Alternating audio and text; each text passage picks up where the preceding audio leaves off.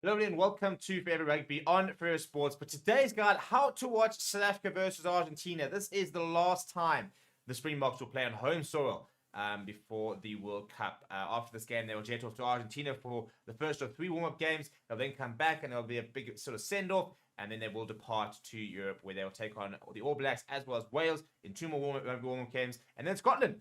So the question is, how can I watch all the action live if you're not going to the game itself? And that's what we're going to show you. So unfortunately, it's not being shown on any free-to-air broadcasters, but it is being shown on Stan Sport, which has a 7-day free trial. So if you're inside Australia, you can access it for free and use that 7-day free trial. However, if you're outside Australia, you can still use that 7-day free trial, but you're going to have to use something called a VPN, which is a virtual private network. Now, we recommend using Bitdefender, who are a global leader in cybersecurity and have a really good, secure, and a very functional VPN. So link in the description. You go and get yourself Bitdefender's VPN.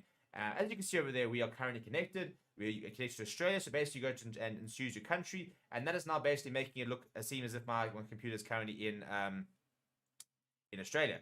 And as a result, thanks to my Stan Sport free trial, I'm currently watching Wimbledon, which is as easy as that. And that's exactly how easy it will be to watch the game this weekend. If you do not have a VPN and you try and access it just won't work. Unfortunately, if you try and access Stan Sport from outside Australia, for example, I'm currently in South Africa and stuff like that, and you go to the website, you won't even be able to log in. So you can try to log in, and you won't be able to register an account either. So I've just turned the VPN off, and I've tried to log in, and that's exactly what happened. So you can see over here, the VPN is off, and we've got an error message. As soon as I turn that on, it'll all start working once again. If you have any questions, put them down in the comments below. Apart from that, smash like on the video, subscribe to the channel as well. We'll hopefully see you on the watch along this weekend, and have a good week ahead. Right, and we are live. Hello, everyone. Welcome to Forever Rugby on Forever Sport. It is a Monday lunchtime, and it is test match week, ladies and gentlemen. It is test week. It is Argentina versus South Africa at Emirates Airline Park, which kicks off this weekend at 5 o'clock. And so, yeah, we are now into full test mode. In fact, there's currently a press conference happening. Well, it's actually just finished up now. Earlier now with Dion Davids and Ches and Colby. And we'll have a little bit of news about that over the next day and stuff. But we are basically a day out from having the team announcement, which will be announced tomorrow at about 1:30, I think it is. And it'll be interesting to sort of see what sort of team we put out. There's a lot to decide with regards to combinations, with regards to game time, for example, as well as sort of seeing which players are in good form, which players are in bad form, how do you reward form while still getting certain amount of players enough game time. So there's a lot to really sort of to work with, a lot to decide with the Springbok management. And they did say that the results hadn't changed the plan, that they've had this very clear plan since sort of February, March, and that they will not be moving away from it. So I'm going to put a poll in the comments. And we'll talk a little bit about Jesse Creel. And, he personally, I think he is going to be named in that side this weekend. I think that, I think we've had Lekanya now for 2 games. We haven't seen Jesse Creel at all. And I think that, he will go to the World Cup. He is our only other 13 option in the squad. And as a result, he needs to get game time. He needs to go out and he needs to, we need to see what he can do. He needs to get himself, well, for example, we'll say he needs to get himself into good form. He had a pretty good Japanese season. So hopefully he is in pretty good form. And if we're being brutally honest here, Lekanya has looked a little bit awkward in the last few weeks, and as a result, I think what we really need to do is we need to give Jesse Creel a bit of game time, and it's 2 things. First of all, I think Lekanya fit, Lekanya starts. Lekanya can't start every single match, can't play every single minute of the World Cup. So we need to look at our other options. Our other options is Jesse Creel. It is far too late to bring in additional players to cover 13, and as a result, he needs to get a run. And personally don't think I don't know what the sort of meltdown is about. To be perfectly honest, at the end of the day, when Lekanya's playing his best rugby, he's the best 13 in the world. We kind of know that. So that is can't be the benchmark though. It's the same as if France leave, Anton Dupont. Yes, they've got some really good scrum halves, but there's going to be a step down. Now, Jesse Creel is a very different player to Lekanya. Lekanya's a very unique 13, to be honest. So he's not quite the same player. He doesn't necessarily bring the same sort of attributes to the party. But he's a good player. He's a very solid. I think solid is the best way to describe Jesse Creel. And the biggest thing is he won't let you down. He's a very good defender. He's a very hard-working player. He's not slow at all. So there's certain sort of, I think, myths that we need to dispel about Jesse Creel. One is that he's not slow. He can play on the wing for good reason and did play at fullback. He's very assured under the high ball, which you don't need to necessarily be at 13. It's not particularly important. But for a team that doesn't play a very kicking-based game, as do most teams in the world, you can put him to use there. He was a fullback back in the day for good reason. He's not necessarily your most dynamic sort of attacking, sort of creative player, but he's pretty hard running outside centre. He's pretty physical. He gets through quite a few collisions, and he's a good defender. And sometimes you need a bit of that. I'll tell you what. In the last couple of weeks, we could have actually probably maybe used a bit of him with some of the abject tackling we did see last weekend and those sort of, or 2 weekends ago, in those sort of first early stages against the All Blacks. So I think he deserves a run. I also think that we really need to start getting behind the players a bit more. We're very, very quick to criticize players who haven't even had a chance this year to play. We've got a lot of recency bias. So a player will play well for one game, and then a player will play in the same position a week later, maybe not have the best game, and all of a sudden the person that played in the first game can't do anything wrong. He's got sent to it's a case of that player needs to be binned, and they don't get another chance. So we've got to look at all our options, and we've got to get game time into all our players, because we've seen that the Tonga are going to be a good side. Romania should be pretty comfortable, but you can afford to play a very second string side against Romania, which we will do, I'm sure, and you should win. But the question is, can we afford to play our second string side against Tonga and get a victory? And now we're sort of sitting there going, we're not entirely sure. Because ideally, you want to be able to go full strength versus Scotland, rotate for Romania, semi-strength versus Tonga. Sorry, full strength against Scotland, full strength against... rotate against Romania, because that's the order. Full strength against Ireland, rotate a bit against Tonga, and then going full strength into quarter semis and finals. Our fixtures actually line up quite nicely, assuming we get through comfortably. Because I'm pretty sure with the way our fixtures look, we don't actually play that last weekend. So we actually will get a weekend off, which is really, really useful. So if we look at our fixtures over here, our last fixture is Tonga on the 1st of October. We don't play in that final weekend. Ireland, Scotland do, for example. New Zealand play on the 5th. France play on the 6th. Fiji, Portugal, the last game on the 8th of October. So we actually have a bit of a week break, which is very useful from a squad balancing point of view. So we probably could afford to play a stronger side against Tonga than we might have because it's our last group game. And by then we'll know what we need to do. You go and beat... funny enough, Jacques Nielba actually said their most important game is the Scotland game. He says, everybody talks about the Ireland game. He says, for them, their important game is Scotland. And I think that the contingency is you beat Scotland, you beat Romania, you can afford to lose that Ireland game, go full strength for Tonga, beat Tonga, you'll get through. You don't have to worry. You lose that Scotland game, you cannot afford to lose that Ireland game. And the nice thing is, again, because with Tonga's our last game, you beat Scotland, you beat Romania. If you go and beat Ireland, for example, then all of a sudden you can sit there saying, right, cool, we rotate for Tonga. We give our stars, proper time off. We rotate for Tonga.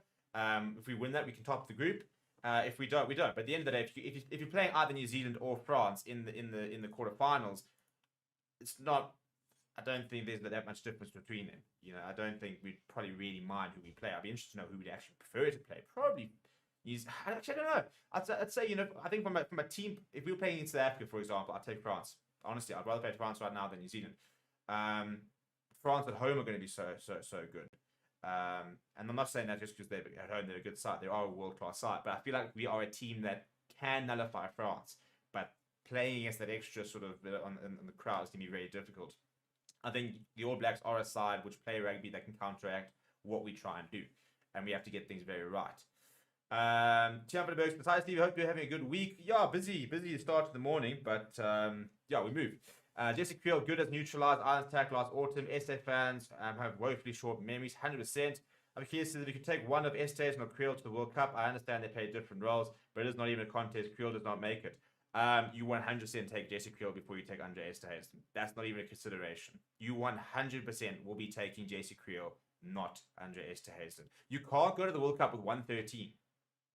Cannot go to the one World Cup with one outside centre. If you go to the World Cup without Andre Esterhuizen, Damien Willems has played 2 seasons of URC at 12. Andre Pollard can play 12 tomorrow. You've got options at 12. You leave Jesse Creel up behind. Yakanya goes down. You've got no options at 13. You have to shift Damien Delene to 13. And if we're being brutally honest, he's not a good 13. When he's playing well, he's the best number 12 in the world, but he's not a particularly good 13. It's a completely different role. You have to take Jesse Creel to the World Cup. You have to take 2 13 options. And he can play wing. So he covers that as well. In a 6-2 split, you can start him at outside centre and shift him to the wing if need be. So, yeah, Jesse Creel to the World Cup for me is not even a conversation. You know, people are asking about, oh, well, you know, Kane Moody might be able to play 13 once eventually. Yeah, maybe he will play 13 eventually. He's never played a professional minute at 13. So he's not going to exactly do that for the box, is he? So I don't think there is a conversation about Andre Esterhuizen or Jesse Creel, to be perfectly honest. I don't think that is a conversation. Then saying, I think Jesse will start at 13. Great player with experience, defense, utility, but in terms of attack, he is not as flashy. I'd like to see him get a chance at 15. I don't think we'll see it now. I'd love to see him at 15 back down this country. But I think that this weekend, I think we're going to see Andre Esterhuizen and Creel as a combination, which should be quite interesting. Look, we can take both, eh? We can very much take both. That would be taking 4 centres. Delende, Esterhuizen, Creel. You know, you then maybe take 1 fewer outside back. We've got that extra spot. So you take 3 scrum halves like normal. You know, you take your 2 flower halves in Pollard and Mani Liebach, and you take Damien as a utility back. You can then take Kirtley, Mapimpi, Billy, and you can and those can be your players. That can be your squad. So, you know, you can afford to actually, you know, we can tweak it around to take both. It's not necessarily a one or the other. I don't think it necessarily is. In fact, I'd be very surprised if it is the case of, do we take Esterhuizen or Creel? For me, it's probably, do you take Esterhuizen or do you take Kane Moody? I think those two are far more sort of against each other, I suppose, for the World Cup squad, which is weird because they're completely different positions, but it's about who can cover where. Now they're both probably more expendable for the box because they're not as flexible. You know, there isn't as much utility to them in the game. Kane Moody is a 14 at the moment. Yes, he might grow into being able to play outside centre, but right now he's a 14. Kirkley Aronson can play at wing and at full back. Chisholm Colby can play at wing and at full back. Billy LaRue can play at 15.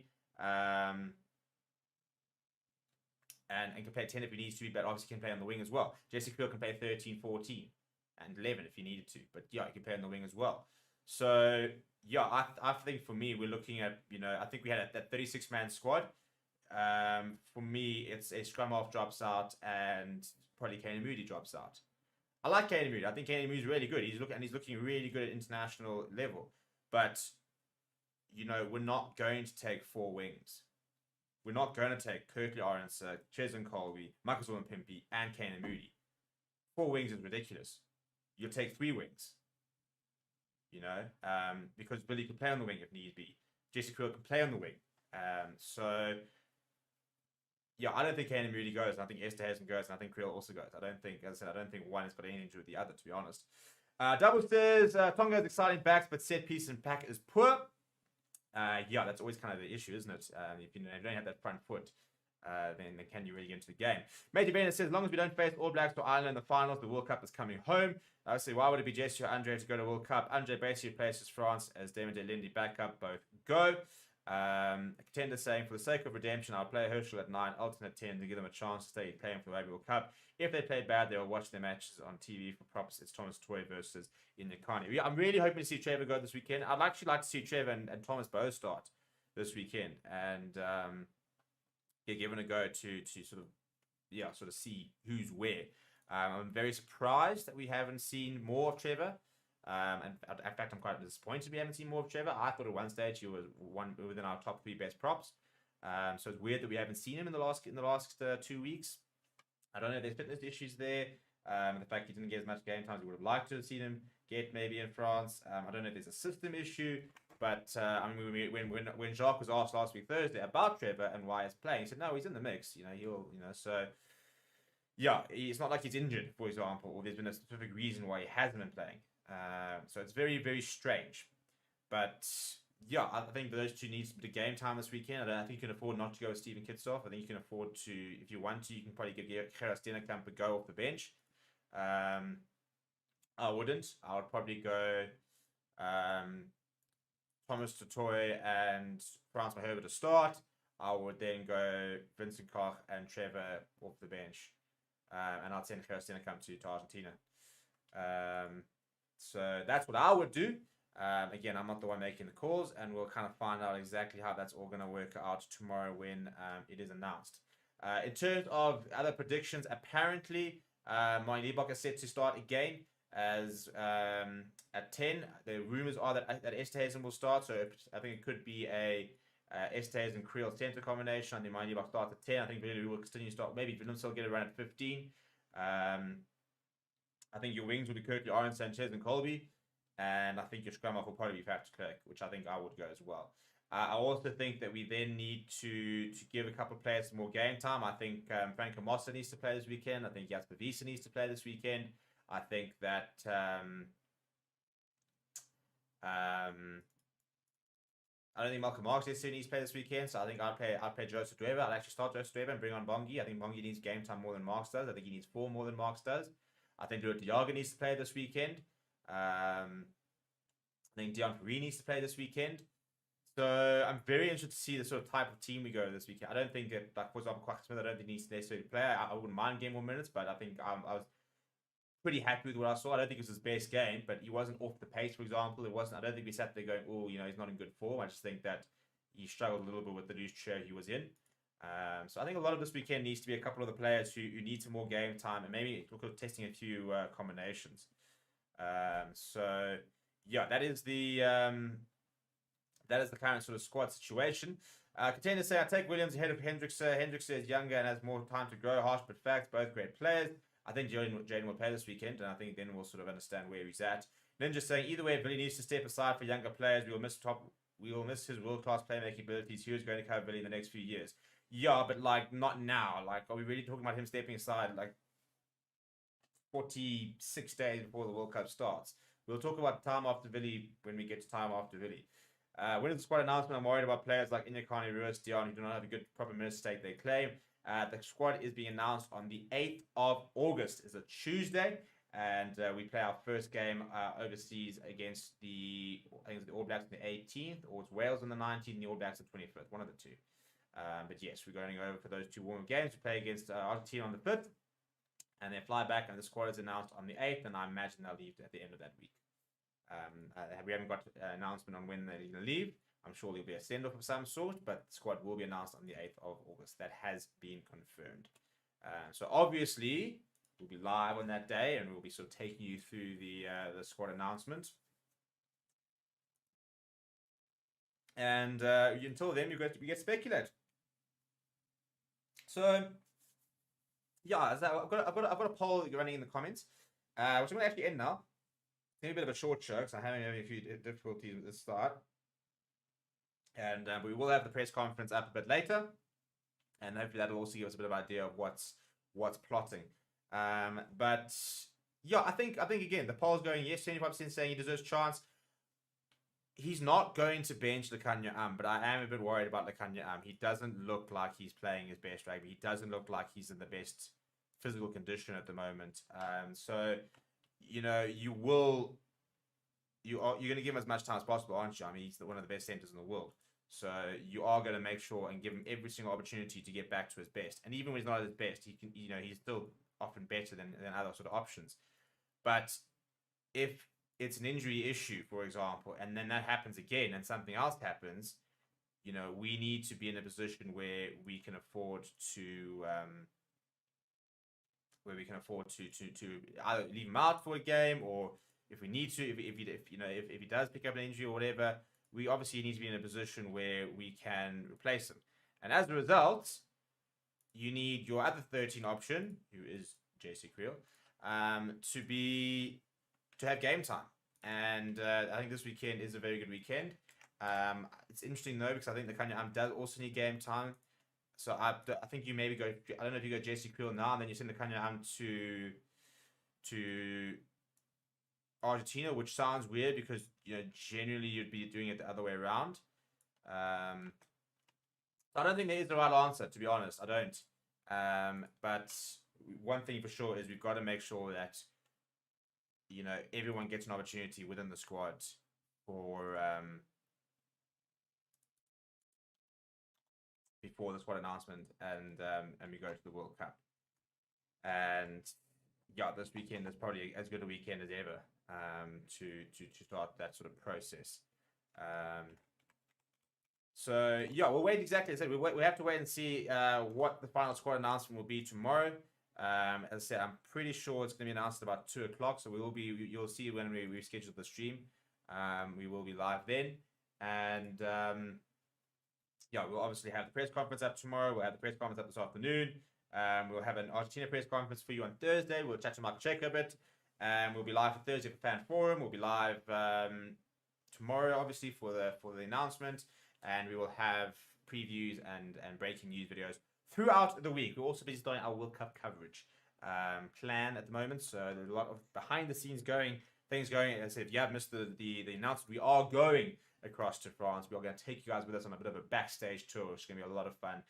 So a lot of planning is happening behind the scenes with regards to that. People, keep well, keep safe. Thank you very much for watching. I will see you guys tomorrow this time for that squad announcement, where we can really sort of pick apart and see exactly what's plotting. Until then, hello and welcome to Forever Rugby on Forever Sports. But today's guide, how to watch South Africa versus Argentina. This is the last time the Springboks will play on home soil before the World Cup. After this game, they will jet off to Argentina for the first of 3 warm-up games. They'll then come back and there'll be a big sort of send-off, and then they will depart to Europe, where they will take on the All Blacks as well as Wales in 2 more warm-up games, and then Scotland.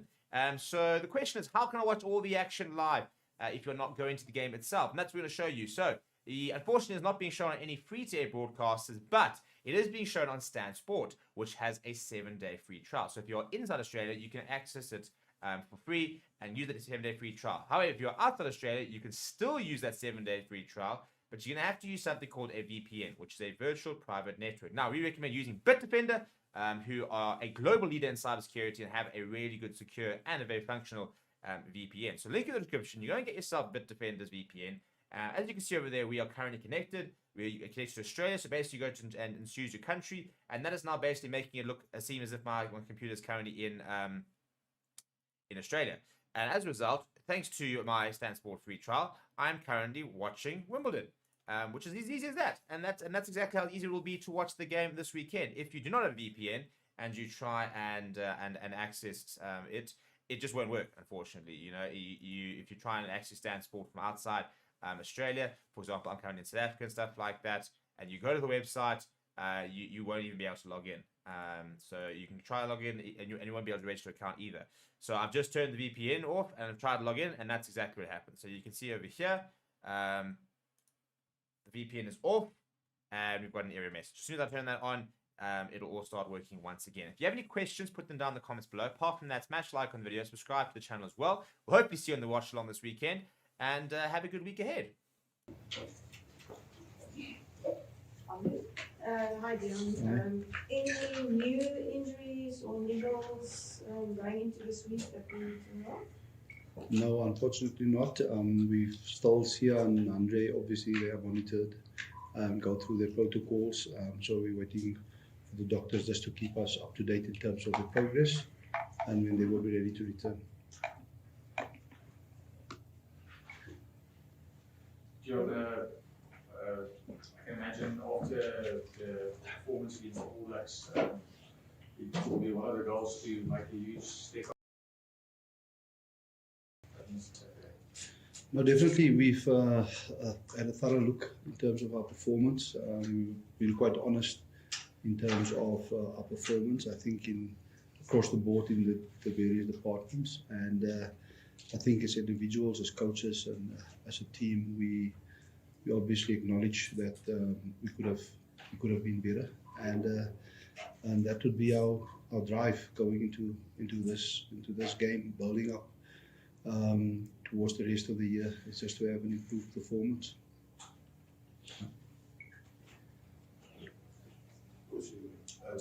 Just in terms of selection, what is the team management geared towards this type of week? Is it finalizing the combinations that you probably already know are going to be the ones you rely on in the World Cup, or is there still room to put a pin on some of the names that have been penciled down, still have a chance of getting on the plane?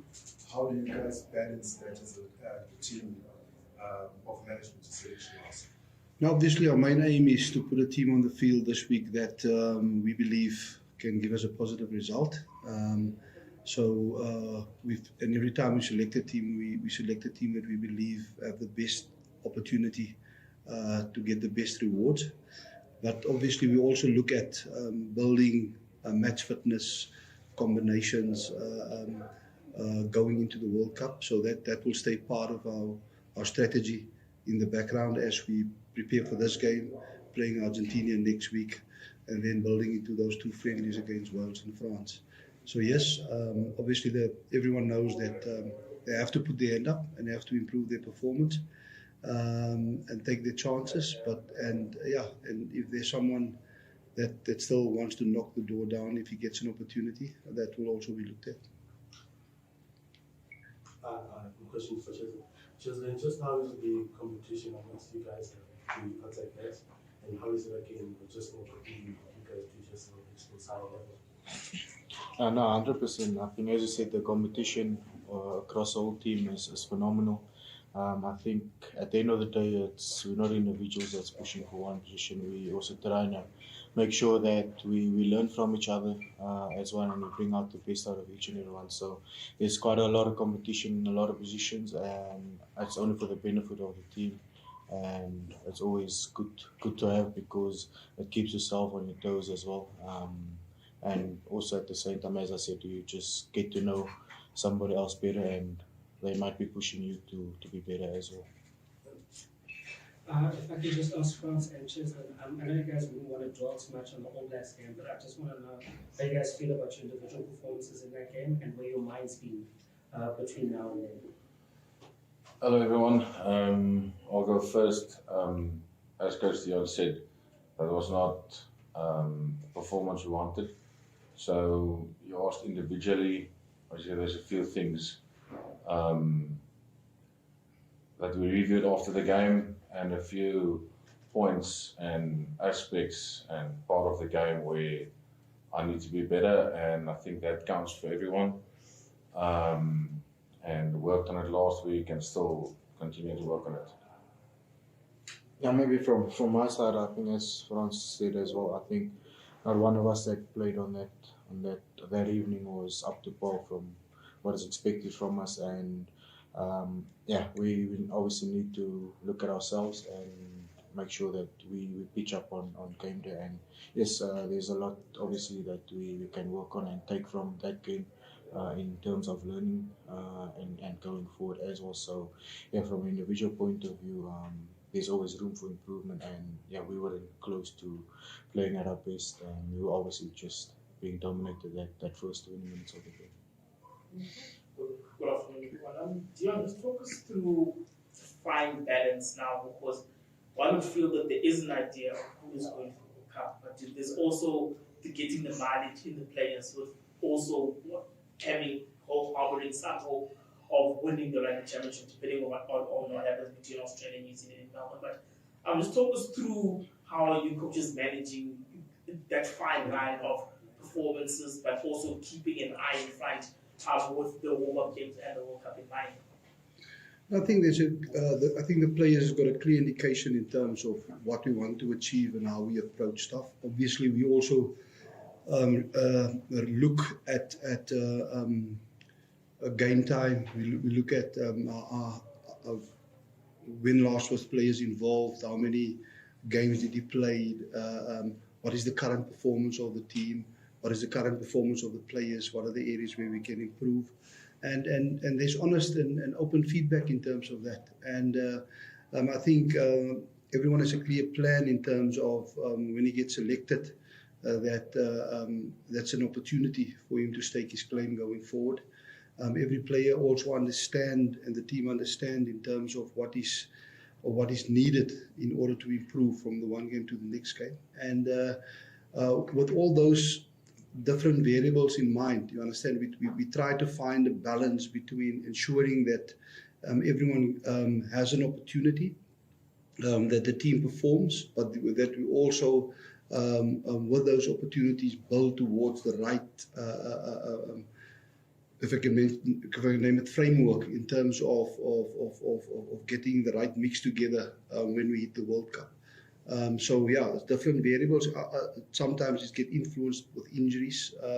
Sometimes it gets influenced with performance. So you have to take all of those things into account in order to get the mix right and get the right message and selection over in order to create a good result.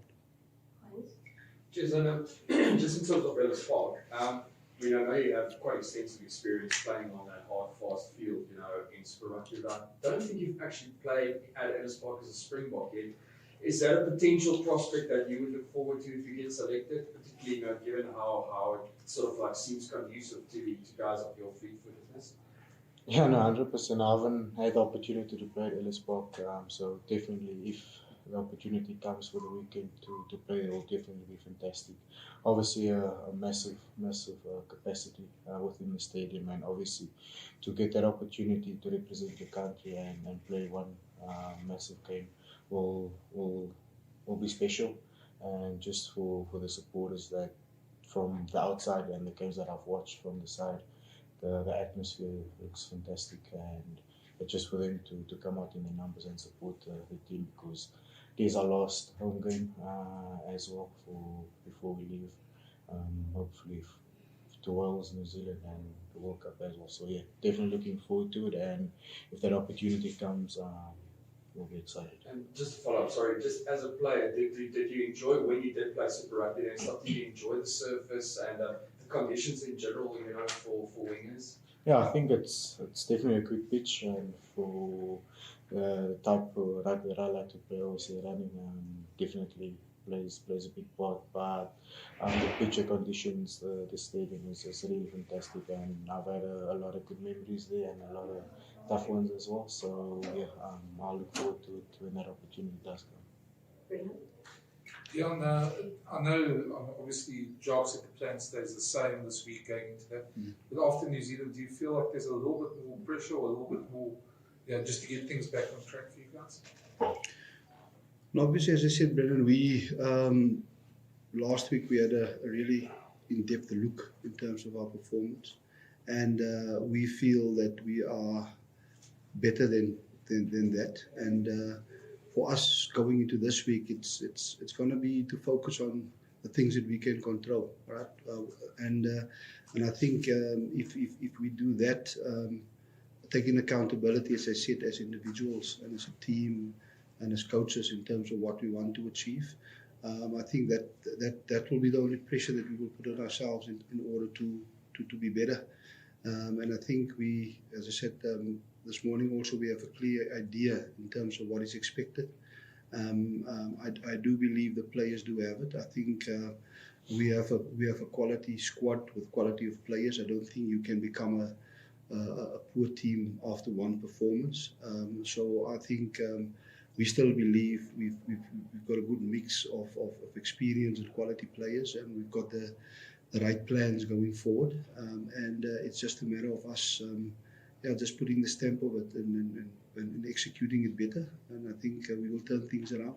Just to follow up on that, was it maybe a good wake-up call in terms of when in this period leading up to the World Cup that it's not in the World Cup, it's not too close to the World Cup, but there was enough time for you guys to obviously have a look and fix whatever needs to be fixed. I think the biggest thing is lesson would be that it shows that how close the margin is between the top teams in the world. If you're just slightly off in terms of your game, you can get hurt. But if you're up to it and the other team are off, okay, you can get good rewards. So I think the most important thing taken from that game is to ensure that from the start that there's laser focus in terms of what do we want to achieve, and have an extreme focus of becoming consistent to strive for excellence, and that is what we're going to do. Dion, what have you noticed from the Argentines throughout this rugby championship campaign? And what are you guys doing, or what are you planning in terms of nullifying them and also trying to impose your game plan on the Argentines? I think from past history and also looking at them now in the rugby championship is that they're a team that plays with a lot of pride. They are a team that just don't go away. If you look at the last game against Australia, they fought until the end to win the game. In the previous game against New Zealand, they had a slow start, but they actually won the second half and came really hard, really back into the game. So for us, yes, we expect it's going to be a grind for us from the start. If you wanna get a certainty in this at this level, it's important that you control momentum from an attack and defensive point of view, and that you play in the right areas. And obviously, also in terms of our skill set, which were one of the areas maybe where we could have been better last week in terms of execution. I think those things needs to be on track, because Argentina has got a good, strong and aggressive set piece, and they've got also some extreme speedsters at the back that when you concede momentum or when you concede position, it can count against you. So for us, it's going to be this week going against Argentina is expecting it's going to be a grind from minute 0 to minute 80, and yeah, that is what we prepare for. France, when you look at Argentina, when you look at Argentina's compared to New Zealand, Australia, will they provide any other different answers that may come in handy for the warm-up games and the warm-up? You know, it's obviously difficult to compare them, but Argentina is a team that, you know, we're going to be faced with their challenges. I think they're a very physical side. As Coach mentioned, they don't go away. They play the full game, as we saw against Australia. And then, obviously, to come back to us, you know, we need to fix certain things that weren't good or good enough on our path. And yeah, I think the focus and the main focus will be on us. Just as a follow-up, a lot of the teams post the New Zealand defeat has been the fast start. How much work has been put into ensuring that the box starts that have been good at some games, haven't been good in others, will be rectified gradually as the World Cup progresses? Obviously, we looked in depth at that game, and what went wrong were certain scenarios, specific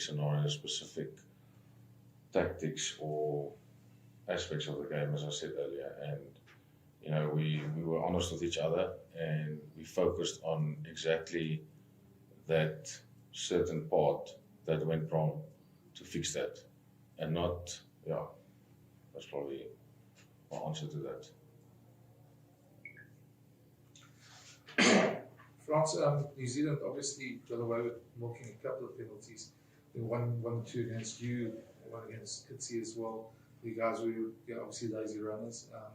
Has that been some focus on that, just to make sure that obviously those easy soft penalties don't get? Yeah, definitely. Those two, well, I can't speak on behalf of Kitsi, but in my case, I just need to get out the way quicker. It's as simple as that. Just in terms of events, like I'm looking forward to Saturday's game, what are sort of the targets that you guys have set with you and Coach Upstick, sort of objectives that you guys want to hit on Saturday? Yeah, obviously, there's a plan and structures in place that the coaches work quite hard through the week, and that we obviously need to go implement on the field. And yes, there is going to be a massive battle between obviously dominance and the aerial contest in this game. And I think just the way the Argentina boys have been performing the past 2 weeks, they've shown what they can do. And just by the outside backs that they have as guys that's been in the 7th circuit, and they bring quite a lot to the team in terms of energy and just a bit of X factor as well. So yeah, for us, our main focus is making sure that we know what is expected from us, what the plan is, and making sure that we don't just execute it, but we do it to the best of our ability. Because test level, you get one opportunity, and that's the opportunity that can either win or lose the game. So we need to make sure that we're well prepared. And yeah, as everybody said earlier, we had a hard look on what happened in New Zealand, and I can see there's a big mind shift from the team as well. So, Chisholm, do you feel you owe the try in New Zealand that maybe want to make right this week? When you missed? No, yes, obviously it does play a big part, but things didn't go our way at all as well. We weren't up to where we need to be up in New Zealand. So I'll just make sure that I can play my part within the Springbok team and make sure when there's opportunities like that again that I've worked on it throughout the week and can capitalize on it on game day. Just whether you'll be kicking for goal or not, we'll see with the team selection on Tuesday. But just talk us through how enjoyably you've embraced the responsibility of goal kicking for the Boks whenever you've been given the opportunity. Yeah, no, something I always work on whenever there's training. So I've continued doing so for even though I wasn't kicking at club level or at international level. I've always just made sure that I've kept progressing in that, and if there's opportunity or injury or something, that if the call is for me to kick, that I'm not just thrown in the deep end, that I have confidence in doing so as well. But yeah, we'll see obviously once the team gets selected what will happen the weekend. So yeah, if it comes to me kicking or not kicking, I'll do my best in terms of helping the team and making sure that I'm more confident basically. Hello and welcome to Forever Rugby on Forever Sports. But today's guide, how to watch South Africa versus Argentina. This is the last time the Springboks will play on home soil before the World Cup. After this game, they will jet off to Argentina for the first of 3 warm-up games. They'll then come back and there'll be a big sort of send-off. And then they will depart to Europe, where they will take on the All Blacks as well as Wales in 2 more warm-up games. And then Scotland. So the question is, how can I watch all the action live if you're not going to the game itself? And that's what we're going to show you. So unfortunately, it's not being shown on any free-to-air broadcasters, but it is being shown on Stan Sport, which has a 7-day free trial. So if you're inside Australia, you can access it for free and use that 7-day free trial. However, if you're outside Australia, you can still use that 7-day free trial, but you're going to have to use something called a VPN, which is a virtual private network. Now, we recommend using Bitdefender, who are a global leader in cybersecurity and have a really good, secure, and a very functional VPN. So link in the description. You go and get yourself Bitdefender's VPN. As you can see over there, we are currently connected. We're connected to Australia, so basically you go to and choose your country, and that is now basically making it look seem as if my computer is currently in Australia.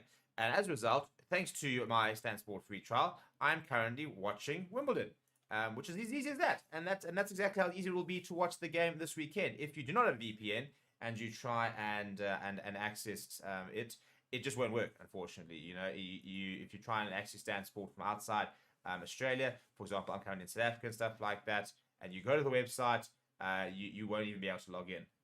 So you can try to log in and you won't be able to register an account either.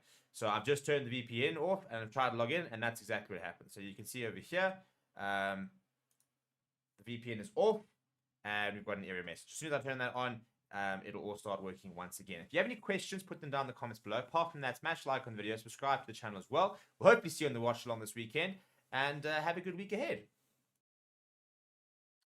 Right, and we are live. Hello, everybody. Welcome to Forever Rugby, and welcome to the Springbok team announcement reaction show.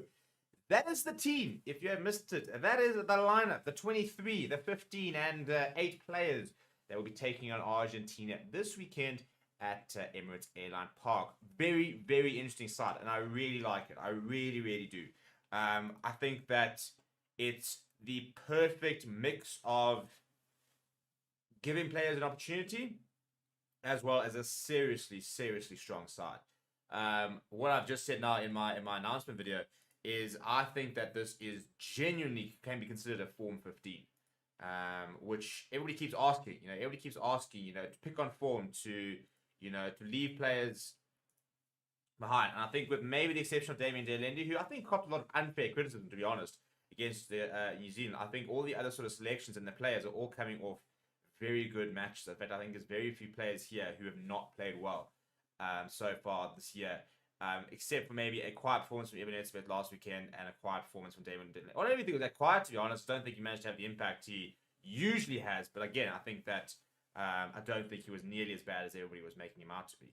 But it's an interesting side. It's a very, very interesting side. And for me, what is interesting is what is this going to mean for the World Cup selections, which will be announced on the 8th of August. We are literally sitting exactly 2 weeks to the day until our World Cup squad is announced. So we've got 14 days before we will know who the players are.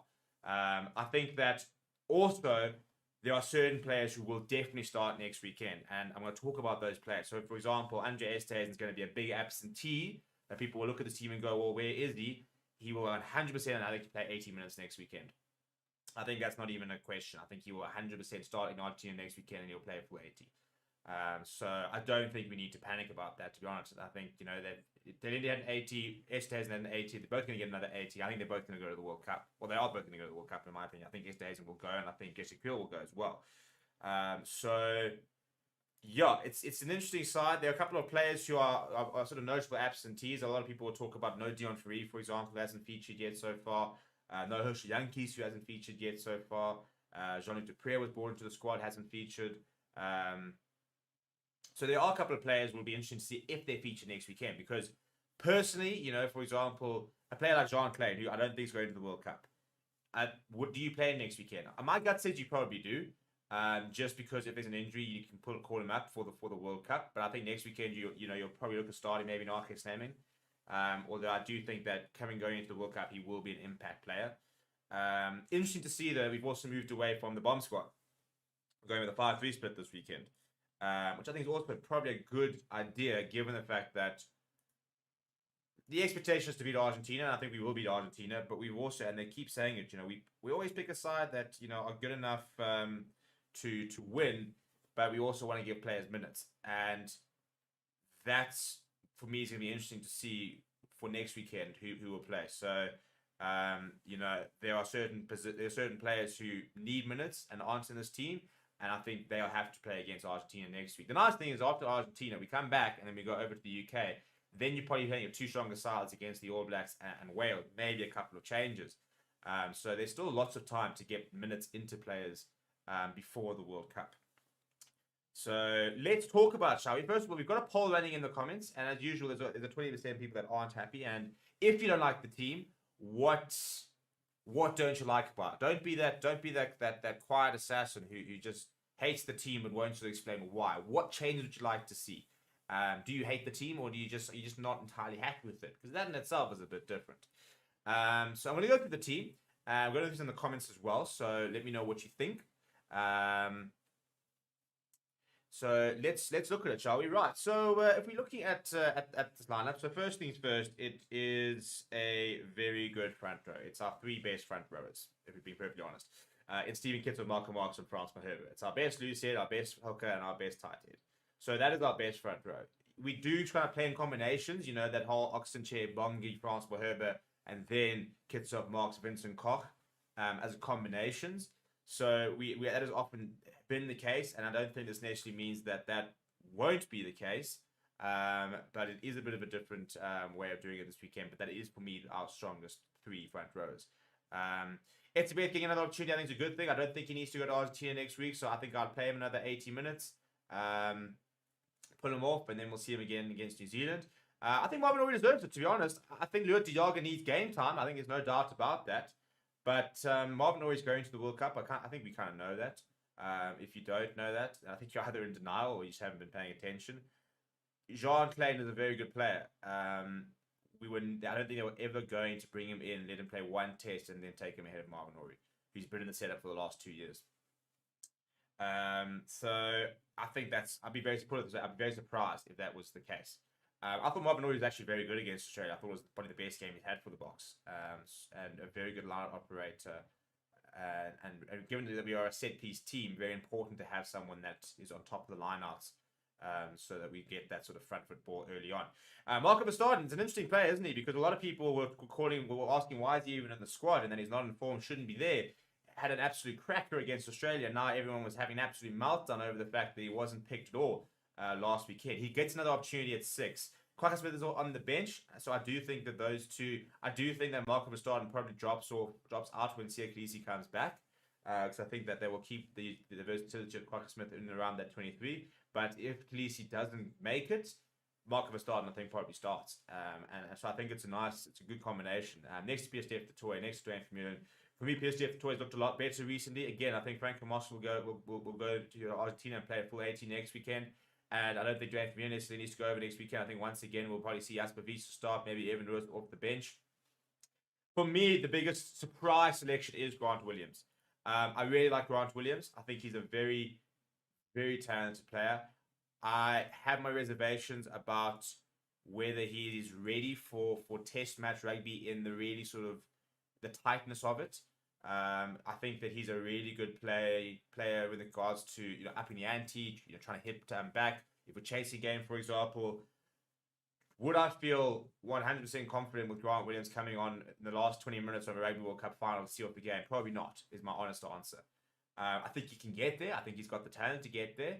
But I think if you look at his tackle kicking is not good enough. Out of the 5, it's probably the worst. And game management, he's still very young, very new to Test rugby. But the fact that they have picked him could be a little bit of a wild card selection, to be honest. Could be a little bit like a Hershey Yankees in the 2019 World Cup, where they are saying, well, we actually want someone with a bit of pace to come on and try and finish off a game. So for me, what is interesting is the fact that Jaden Hendricks is not involved at all, given the fact he hasn't played this year. He has only come back into camp in the last week after having time off to be with his family after the passing of his father. And unfortunately, you start to wonder and it's nobody's fault, obviously, but the fact that he had to leave camp, the fact that he hasn't been as involved, might count against him. And you now wonder, a player who, for me, was, a year ago, was looking to even potentially start the World Cup, might not be making the final squad. They really do rate him, though. So again, it'll be interesting to see next week, do they go with Jaden and Kobus Reinach, for example? Again, even people will be asking, well, where's Kobus Reinach? Why are we not seeing him? But I'm interested to see the fact that they're going to go out with him to start. Marnie Lever coming in, I think that was a pretty safe call. I thought that we all know that Damien Brennan struggled a bit against New Zealand. Again, harsh, because he had a pack that was going backwards, and New Zealand in that first sort of 15-20 minutes just didn't allow us anything. But again, it was a case of giving him minutes, but I think now you also have to start weighing up the options. Right, well, if Andre Pollard is not making the World Cup, if he gets injured, who is our second choice 10? And if it's Marnie Lever, which I think it is, he needs opportunities at 10. He needs to play at 10. So does Damien Willemse, but Damien Willemse is an established test player. Marnie Lever's not. So give him an opportunity at 10 next week. Give him an opportunity at 10 this weekend as well, obviously. And hopefully Pollard's playing against New Zealand and Wales. Kurt Lawrence, the form wing. You can't argue that selection. I think that is our form back 3. Cheslin Colby, Billy joining him there. Damien Dealindi, I'm not worried about that whole Esterhazen thing. I think Esterhazen will take 18 minutes next week. And I think Jesse Creel deserves to go. Off the bench, Bongi Manambi, good to see him involved. I do think he's not playing it at his best, and we need to see him getting back up to that standard. I'm glad to see Trevor involved. Getting a bit worried. I think if we go back 2 years ago, he was one of our top props. So it's a bit weird that he hasn't been involved. So it'll be interesting to see how he goes this weekend. Vincent Cocker is pretty straightforward. Arca, Sam, and Kwagga Smith, I think those are 2 nice impact players to be able to bring off the bench.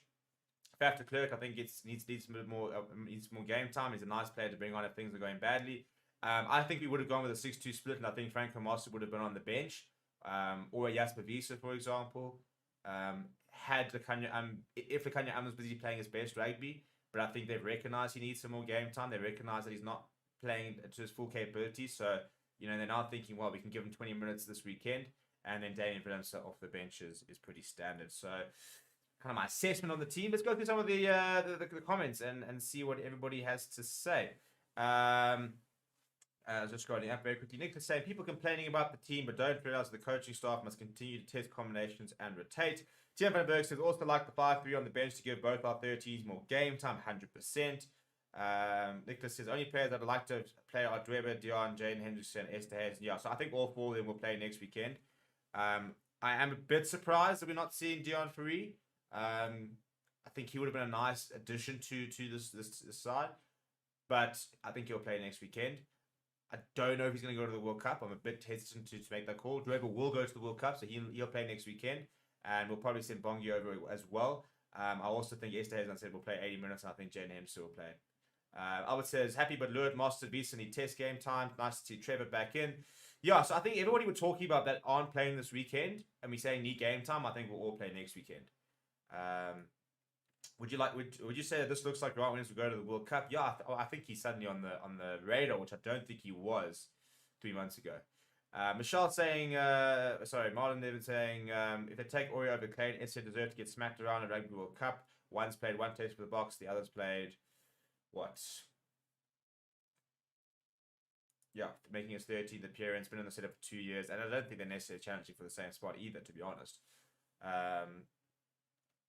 But Michelle's saying 100% rather lose a couple of games now to have answers for the best team, and saying that actually team I would have put against New Zealand for a real challenge. So you say, I'm on the bench is an odd one to me, maybe just trying to get him game time. I think it's exactly like that. BHS says, pretty nice team. Would like to see Jesse and Andre in the midfield, though. I'll be interested to see if we might see the combination next week, actually. Grant takes too many reckless changes. Looks good when he comes off. Can we now agree that Mark van Staden isn't above Dion Fourie in the pecking order? It does seem to be that way, doesn't it? It's interesting how things all change. Krista says, it's a good team, and even though I'm not a fan of Creel, it's worth testing the combo as we don't have many options at 13 apart from Am. He is the only option at 13 apart from Am. And to be perfectly honest, where are they? This country all of a sudden has a problem at outside centre. Ruan now is probably the only other sort of viable option at 13. We don't actually have a lot of outside centres. We've got Henk van Beek, who will be our outside centre in about 3 years' time, maybe even 2 years' time. But he'll start to compete with Lekanya. I'm assuming he can come back from injury, okay. But he hasn't played rugby in like 7-8 months. I don't even know if he's currently fit right now. So we don't actually have options at 13. So Jesse Creel is our other 13. First of all, who else would you put there? I don't think a lot of people are knocking on the door. And at the end of the day, yes, Lekanya will play as much as possible. He'll play in all the big games. But if he gets injured, then what? And you don't want to be in a situation where because you know he's not as good, you don't play him, and all of a sudden he has to play, and then he's undercooked. So as Chris was saying, some people might not like it, but you've got to understand why he has to play. A lot of people are asking about Jaden, and I'm very interested to see what's going to happen with him. I feel very sorry for him. I think a lot of things have gone against him that he had no control over, and I do wonder if that's not impacted his chances. He is coming back from injury as well, which I think is quite concerning. And he needed to get more game time, and then had to leave the squad for personal issues. So it's a really tough one. But TK say, good to see Marty starting at 10. The more game time he gets, the better, especially if Pride doesn't get back in time. He's saying Colby goes through people. Contender saying, I thought as much with off the bench. Between Mapimpi and I would have given the bench role, as even though he has been quiet, he's been more active than Mapimpi. Albert saying Dion doesn't need game time. He will be. I've lost that comment now. He will fill a utility role if he goes to the World Cup. And TK says, yeah, for Grant Williams, hope him and Ebok go full tilt. I feel Esther doesn't deserve a 20-minute cameo. Hope Creel and have a massive impact, and that Talende has a much better game this weekend. But he's also playing every game so far. Would like to see Damien 15 a bit. I think he'll play next weekend. Jan's saying it's a fair team. Let's see how they perform. And he's saying looking forward to the SA in Cardiff in a few weeks. Yeah, so am I. Will David Phillips come off the bench at 15, 12, or 10? You can come in at any, to be honest. I'll be interested to see what he does do. He could potentially come in at 12. You could see a Damien Willems and a Kanye Center combination, which could be quite fun. Yeah, it doesn't look like Jean-Luc's going to play really. Do you think Ruas needs more time? Yeah, I don't think Ruas will go to the World Cup. I don't think he's done enough to actually justify it, to be honest. And that's going to sound very harsh. And it's got nothing. Look, he was phenomenal last year. He really was. And he's had a couple of good moments in the Bok jersey. But has he done enough to displace Kwaka Smith, who's been one of our most consistent players over the last 18 months? Dwayne Vermeulen, who's been one of our best number 8s of all time, and is back to playing some of his best rugby. And Jasper Wiese, who's been one of the best players in Europe over the past 2 seasons. Those are unfortunately Evan Rose's competitions. Jasper Wiese, Dwayne Vermeulen is out and out 8, so those are probably more his competition, to be honest. Kwaka Smith as a utility forward can play on the flank, either flank, is probably not even in competition with Evan Rose. So Evan Rose will play many games for the Boks. I said that. I've been saying that since the beginning. But I don't think that he's had enough opportunity and been at the level we need him to be consistently enough to warrant dropping a Jasper Wiese or dropping a Dwayne Vermeulen. Unfortunately, it's just the way the cookie crumbles. If he was in a different position, then I think maybe he could have snuck in. I mean, for example, right now, I think Bongi's not been at his best, and Joseph Weber has been getting a lot better, but didn't struggle last year. I think if Evan Rose was putting the performances he was in at hooker, for example, I'm not saying he would be playing the same way as hooker, but I'm saying if he had one of those storming seasons, one URC Player of the Year, and he was a hooker, I think right now we go, yeah, cool, into the team you go. If he was operating at 6, for example, given the fact that we see Khaleesi's a bit injured and now Mark Starnes had to come back, I think we always going, yeah, cool, maybe you can have a go, but he's just in the wrong position at the wrong time. But he's young. He's young. We've got plenty of time. The basement says, I understand the desire to give players minutes. As a result, the team really makes me say, wow, I'm concerned that Eben is not 100%. D is also not firing. Tazen would have been better. I like Escom. Yeah, so I think Sabeth will play this weekend, and then based on how he plays this weekend, we'll then decide on what happens next weekend. And I think Andre Tazen will play a full 80 next weekend.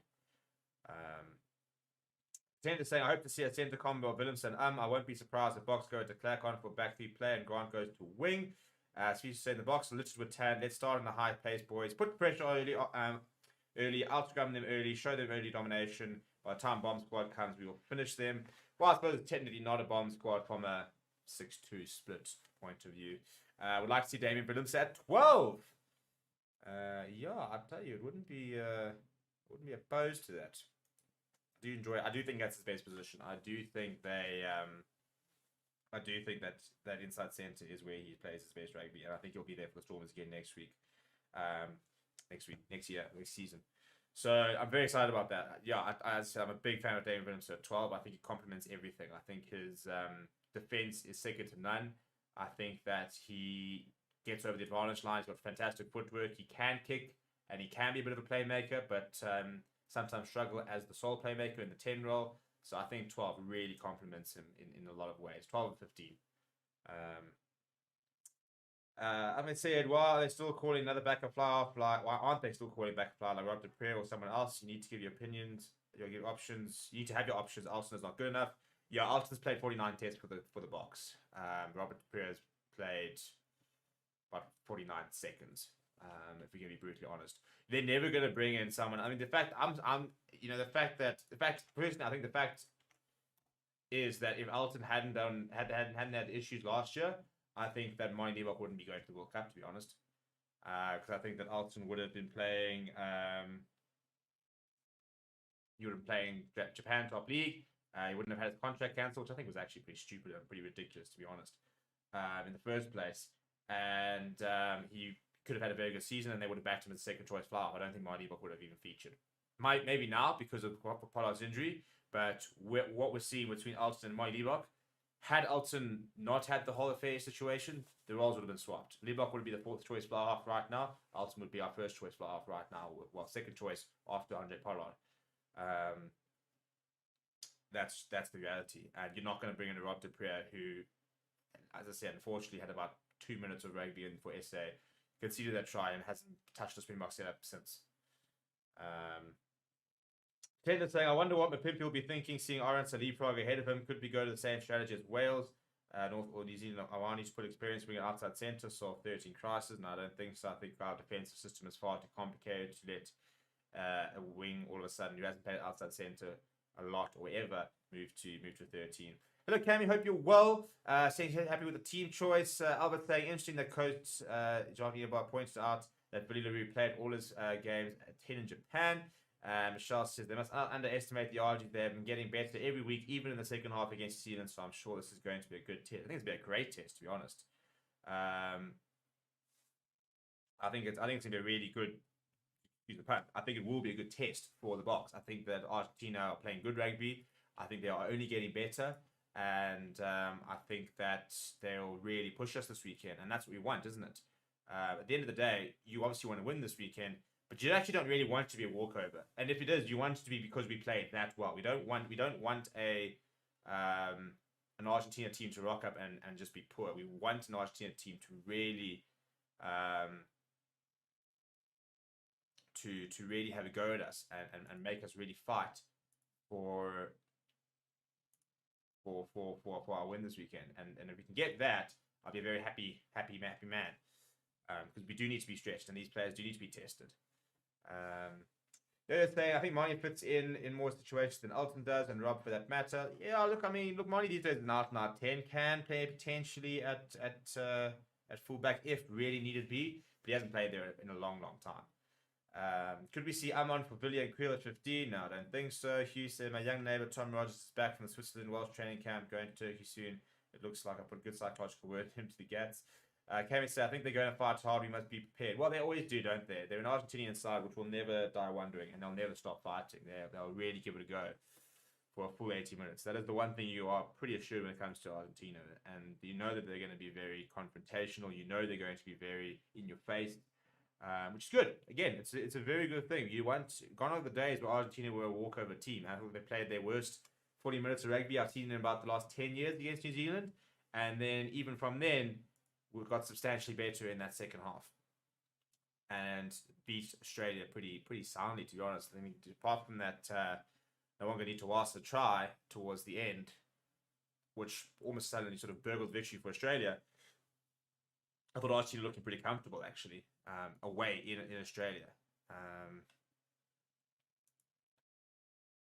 So, yeah, they're definitely not a team that can be underestimated. And also, they've got a very favourable pool, so I think they can go quite far in the World Cup. Dion says, would have loved to see Estes and Creel combination. Grant saying, Money has never looked comfortable at 15. Should be break glass in case of emergency situation. 100% agree. And Cammy says, they've improved immensely indeed. Underdogs of note. And Spirit says, I think it's safe to say Dweba, Ruiz, Moody are definitely not going to make the World Cup squad. Dweba will go to the World Cup. I don't think Ruiz will go. I don't think Moody should go. And my controversial opinion is I don't think either of them should go. Kane Moody as well. I think he's a fantastic player. He's probably going to play 50, 100 tests for the Boks. But, for me, that back three is our best back three. And I think that Mapimpi will go. I think you have to back him. I think you have to take somebody. I mean, you're talking about a try scorer, a World Cup final try scorer. You're talking about one of the top try scorers of all time for the Boks. You're talking about a player who, has an insane try scoring record. And we all wrote him off about a year ago. Remember, it was like, he's looking a bit small, a bit slow. He's not quite where he used to be. And then he went to that Autumn Nations and scored tries for fun. I mean, he's got, I think, 22 tries in 36 matches. I mean, it's an insane strike rate. Obviously, Kurt Lawrence has got a ridiculous one with, I think, 11 in 8 games or 10 and 8 or whatever it is. But Mapimpi is still a lethal finisher. And yeah, I think he deserves to go. I think he's done enough over the years. Yeah, and again, New Zealand maybe wasn't his best game. But again, the Autumn Nations last year, this time, what I said this time a year ago, we were also having similar conversations. And then he played pretty well last year. So I think Irons is probably ahead of him, but I do think that Mapimpi's ahead of Kane Moody, for example. Plus, you've got a Kane Moody who's more of a 14, Irons who's played a lot of 14, Chesn Colby's a 14, Mapimpi's at 11, and now Irons is playing at 11. So, from that perspective, you know, I mean, most wings can sort of play on the other side, but 11 and 14 are very, very different. One is your sort of more out-and-out finisher. The one has much bigger defensive effort, for example. So it is a bit different. What went wrong with Fussy? Yeah, apparently, I think there are also off-the-ball issues. I think from a playing perspective, I think he does need to work on his defense. That we kind of all know that, but I do also think that there were a couple of off-the-field issues that he needs to sort out. Quickest player in world rugby. I don't know, actually. Louis V. Salmon is flipping rapid. I mean, Grant Williams, I think these days is probably up there. Kubas Ranoff's not slow. Flipping Bowden Barrett has got khas. Yeah, there's a lot of very quick players.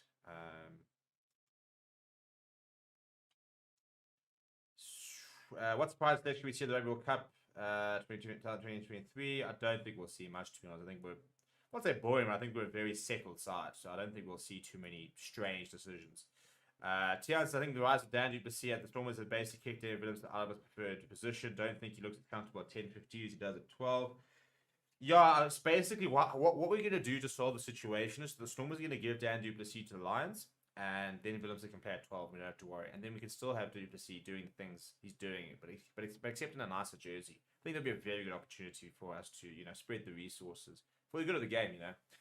Kevin says Estes should go to the World Cup. He needs more game time to show us more. I think he will go. Grant Williams will be the star at the World Cup. I think you might be disappointed with how much he plays, but who knows? It'll be cool if Bok management, if they pick Klein and not utilize him significantly. I think you'll be incredibly lucky if he goes at all, to be honest. I agree, Kane will play a lot more for the Boks. He is very fresh and rough. Mold them into the man for the job. He has great potential. Well, this is the thing, and this, I keep saying the same thing about Evan Rose, for example. He will play a lot of rugby. He will play a lot of rugby for the Boks, but just not yet.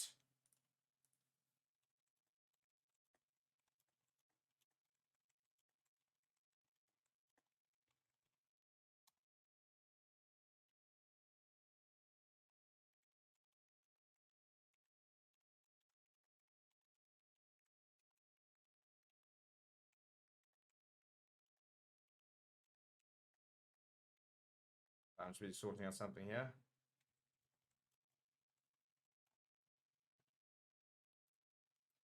But yeah, so exactly. I don't think we need to worry about these young players. We've got plenty of good careers ahead of them. If David Delaney was injured in the World Cup final, would Williams start ahead of Estes? No, I think Estes would start.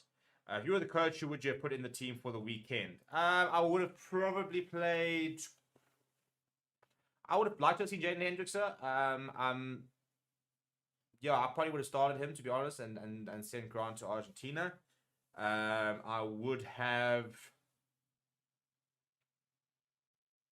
I think I'd actually make too many changes.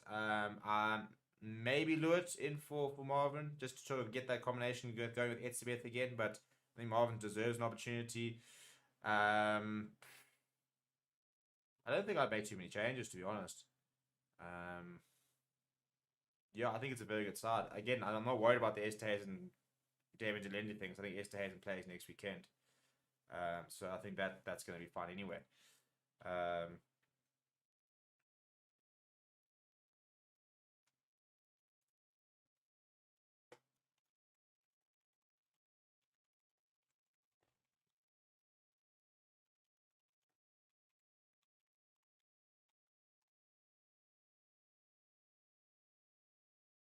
But yeah, so when do you think we will see C on the field again? I'm hoping for the All Blacks, if not Wales.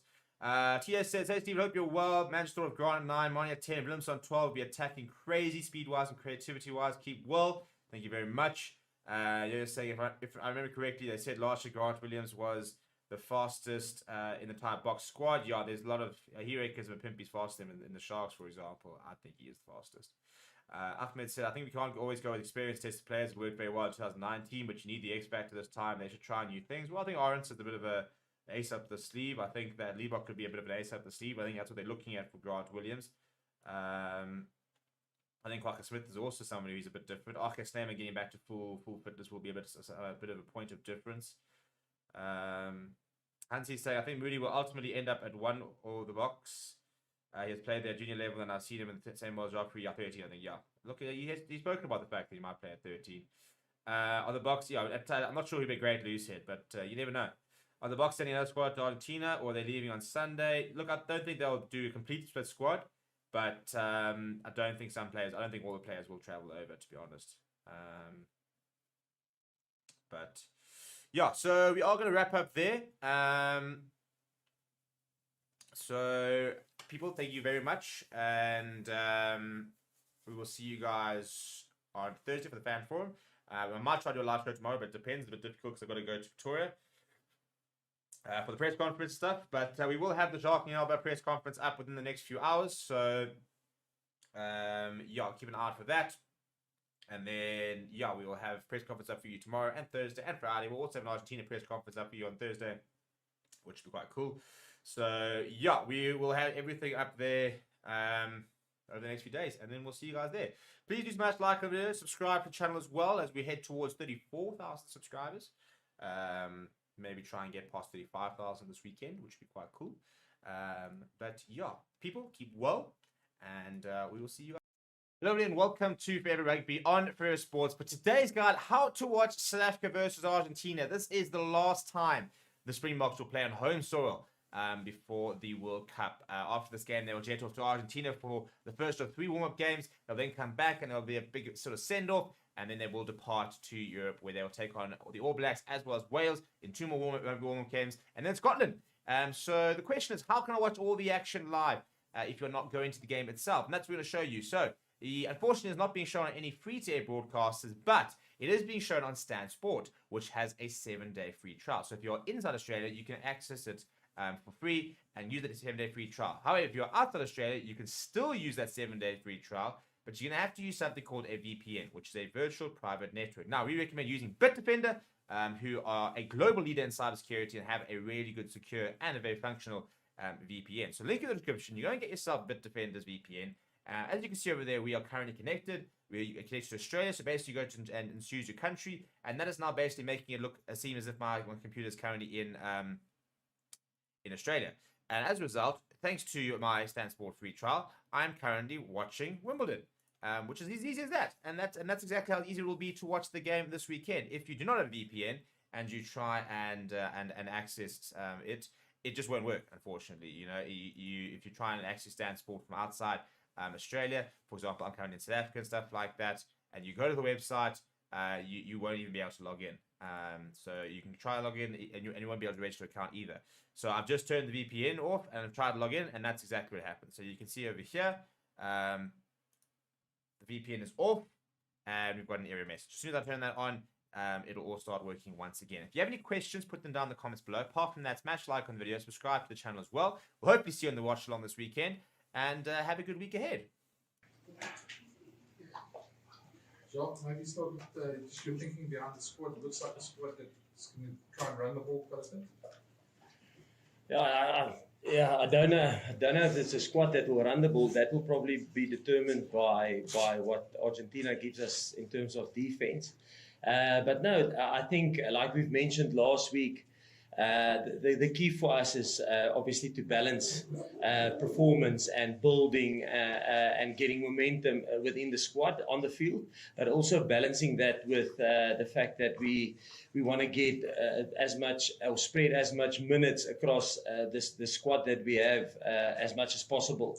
And the key thing for us is to try and balance that between getting performance out of the team and winning matches, but also spreading the load between the players.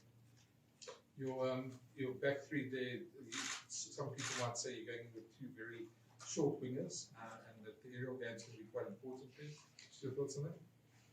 Yeah, no, listen, I think probably one of the big things that we spoke about in our review was our kicking game against New Zealand, and obviously we were found a little bit short, which was probably out of character for us in terms of the contestable kicking game that New Zealand launched on us. And funny enough, that is I would say one of the strengths of Argentina. They've got a very good contestable kicking game. So it's almost a double-edged sword. It's something we want to fix from New Zealand, but also something that we will have to fix playing against Argentina because it's one of their strengths. Just lastly for me, just on your halfback combination and Grant starting as well, just your thoughts on that. Has he played himself obviously into that spot? And then just about the rest of the scrum of Jaden and Virtual with the situation. Yeah, I think firstly let's start with the other scrum halves. I think we're fortunate, that we have 5 really quality scrum halves. And I think somebody asked me also during the week about Grant, and I think Grant, obviously the 2 games that he came off the bench, it's not only that, if last year when he didn't get opportunity, where he was probably number 4, number 5 in the pecking order because the other guys were all fit and they got game time and they got a break, how he trained, how he performed for his franchise. So it's not only, listen, how did Grant do during the last 2 test matches that he came off the bench. It is what he did since he's been in the mix with us, and that probably, and he's always been a guy that gave it his all, and he probably deserves the opportunity. And through things that happened to other scrum halves, he got the opportunity now, and he's definitely putting up his hand there. Can I just also from your side, how please to just get to spot? It's an awesome opportunity. First of all, I think, like Coach Charles has said now, I had to wait my turn, and finally I can go out there on Saturday and hopefully nail my role and help the team get a result. That's the most important thing.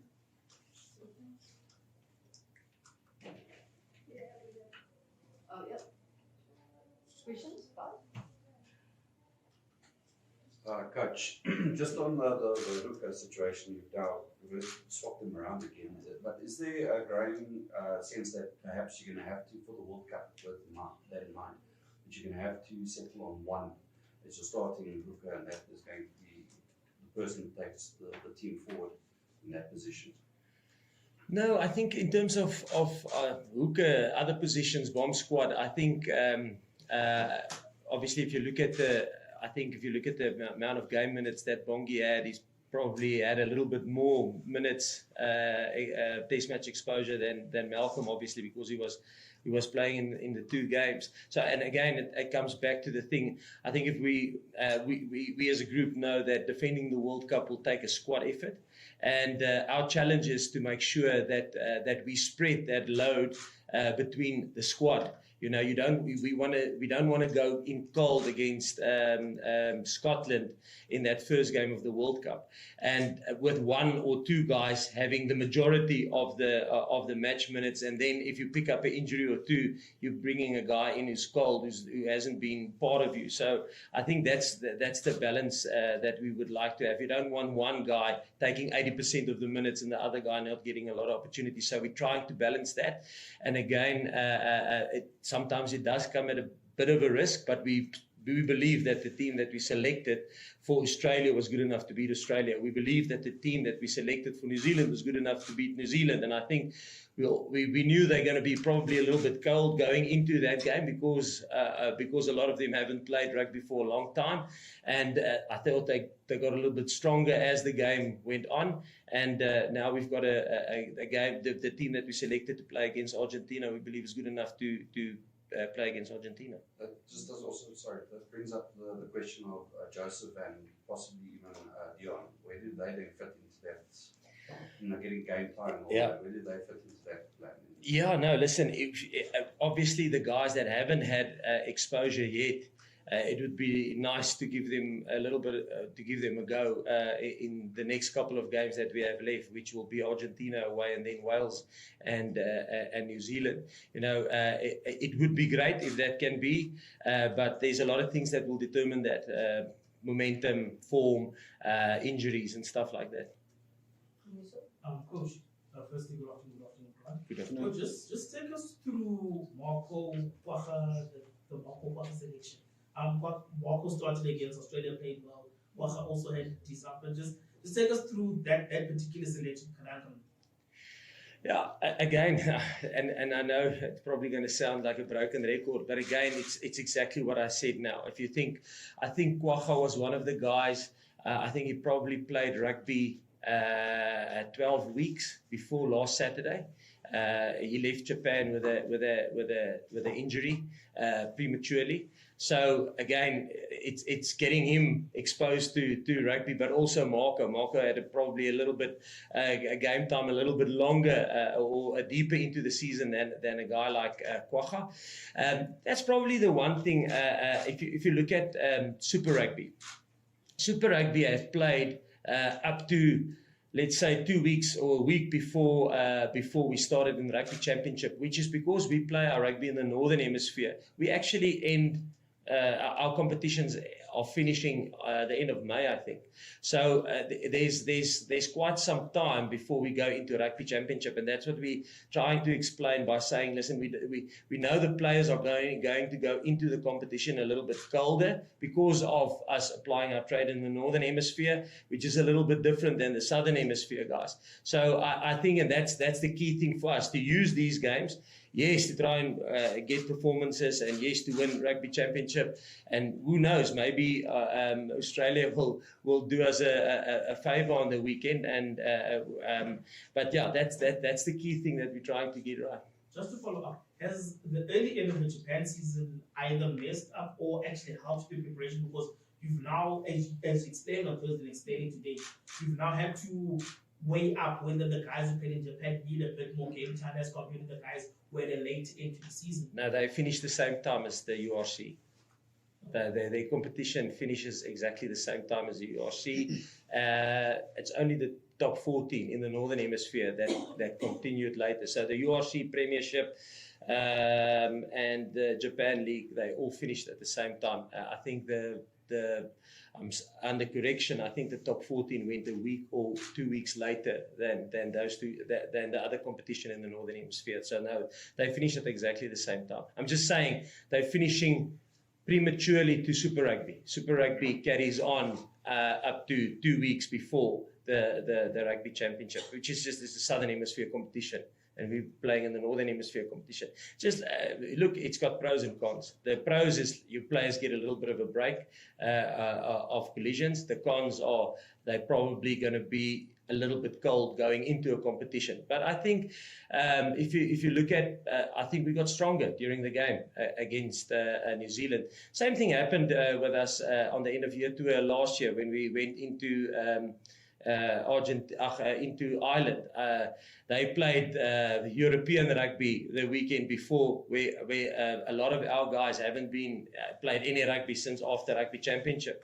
So it's just where we are. And I'm not saying it's a bad thing. There's pros and cons to it. But just to give you a bit of a backdrop.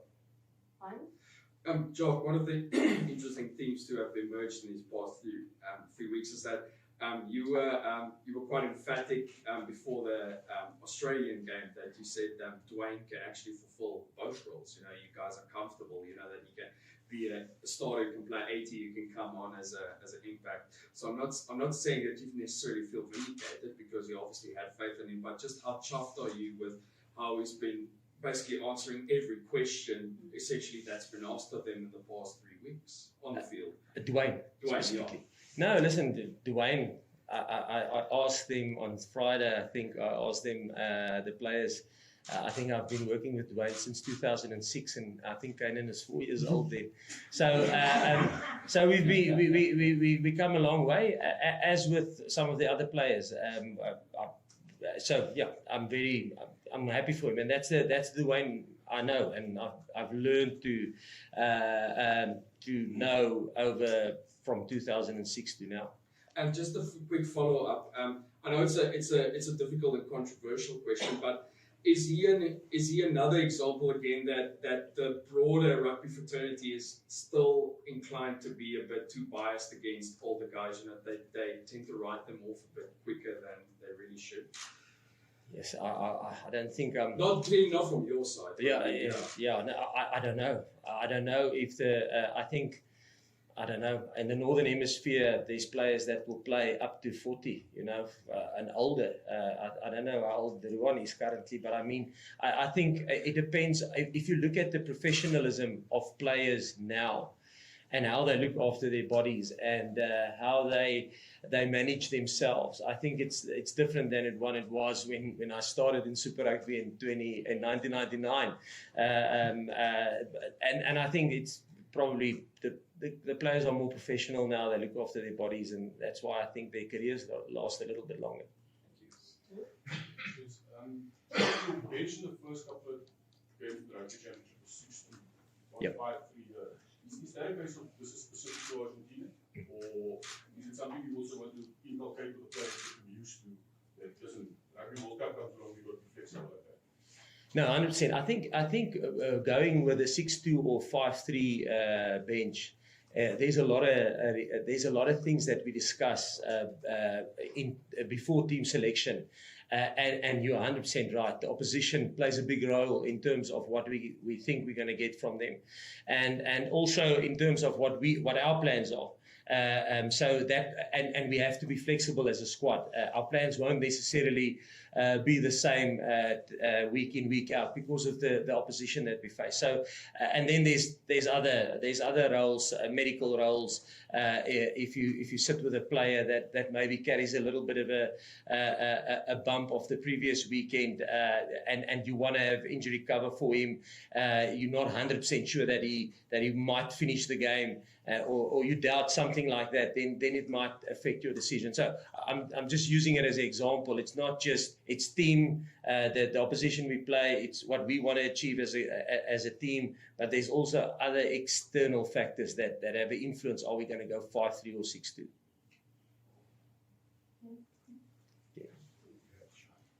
Congratulations, Grant, on your first start. Thank you so much.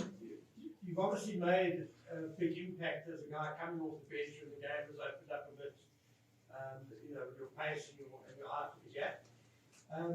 How has it gone this week, though, in terms of preparation for actually starting a game? I mean, there's obviously more game management issues that come into it.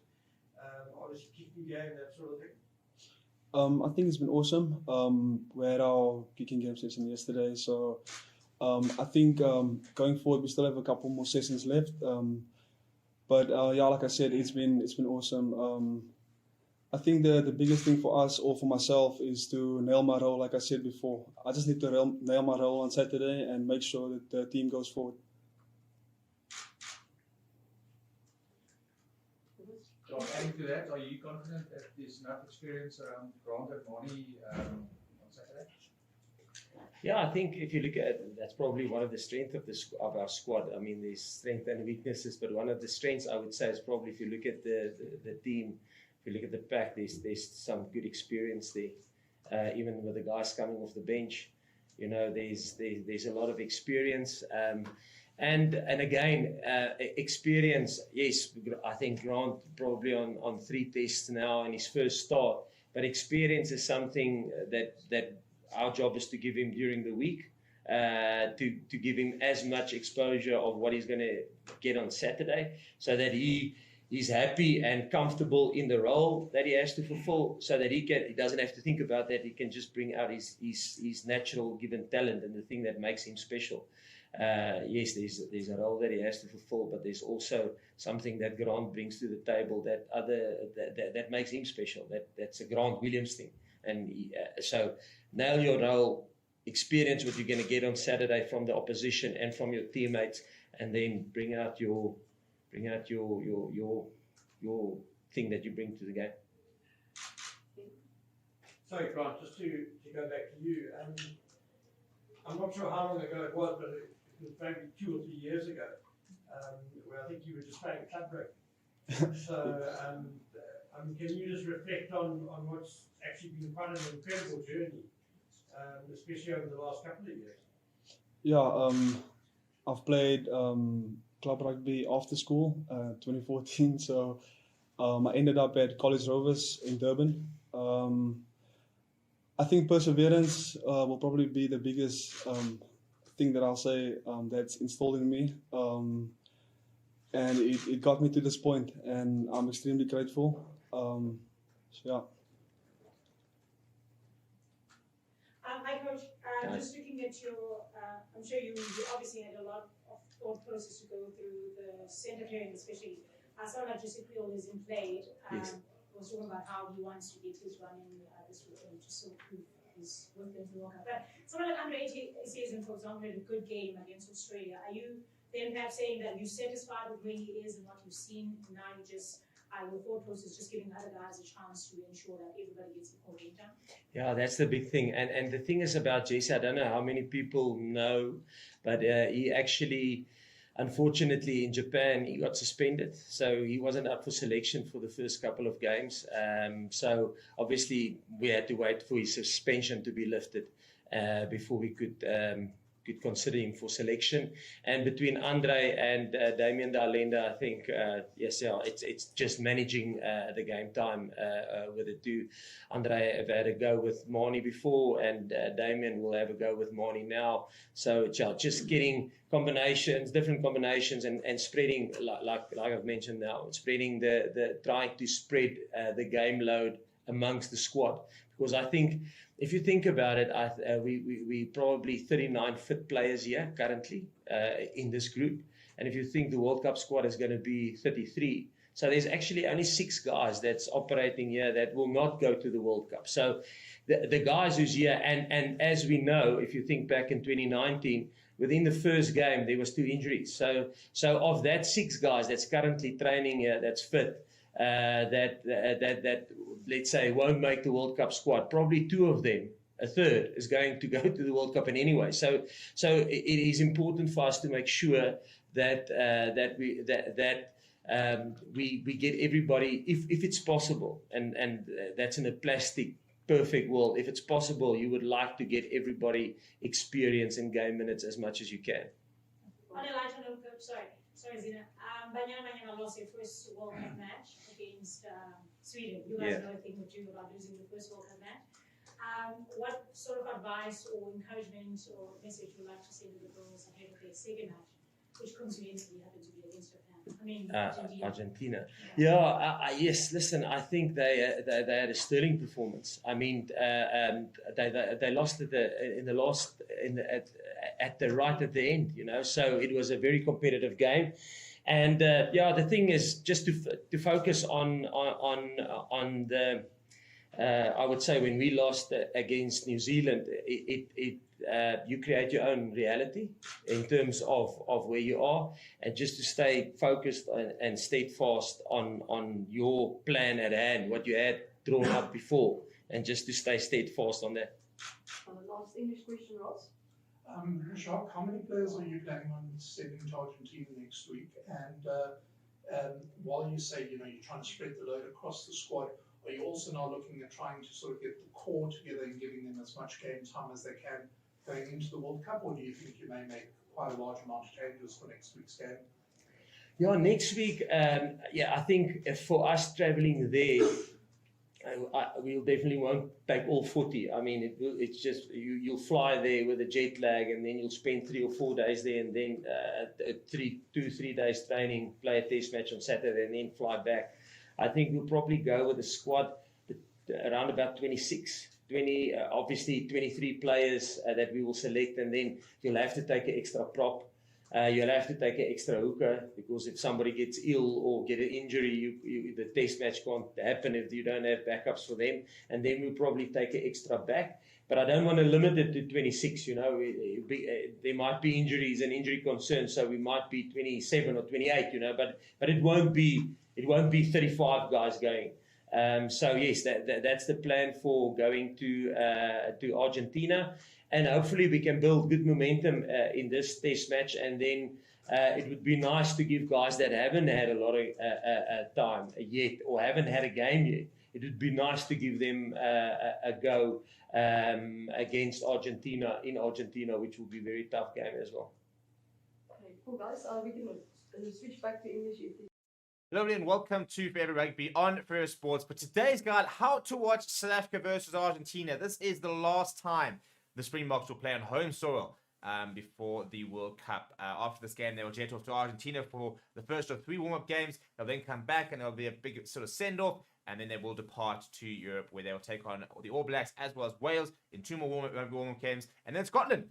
So the question is, how can I watch all the action live if you're not going to the game itself? And that's what we're going to show you. So, unfortunately, it's not being shown on any free-to-air broadcasters, but it is being shown on Stan Sport, which has a 7-day free trial. So if you're inside Australia, you can access it for free and use that 7-day free trial. However, if you're outside Australia, you can still use that 7-day free trial, but you're going to have to use something called a VPN, which is a virtual private network. Now, we recommend using Bitdefender, who are a global leader in cybersecurity and have a really good, secure, and a very functional VPN. So link in the description. You go and get yourself Bitdefender's VPN. As you can see over there, we are currently connected. We're connected to Australia. So basically, you go to and choose your country, and that is now basically making it look seem as if my computer is currently in Australia.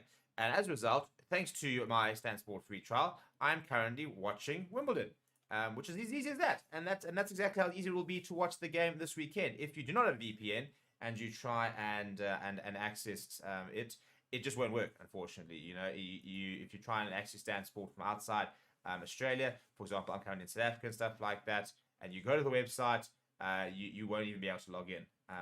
So you can try to log in, and you won't be able to register an account either. So I've just turned the VPN off, and I've tried to log in, and that's exactly what happened. So you can see over here, the VPN is off, and we've got an error message. As soon as I turn that on, it'll all start working once again. If you have any questions, put them down in the comments below. Apart from that, smash like on the video, subscribe to the channel as well. We'll hopefully see you on the watch along this weekend, and have a good week ahead. Thank you, Dan. Damien, hi. Hello. Can you just tell us, before the match against the All Blacks, when was the last time you actually played a rugby match? And obviously, the pros and cons. I mean, presumably you feel quite rested.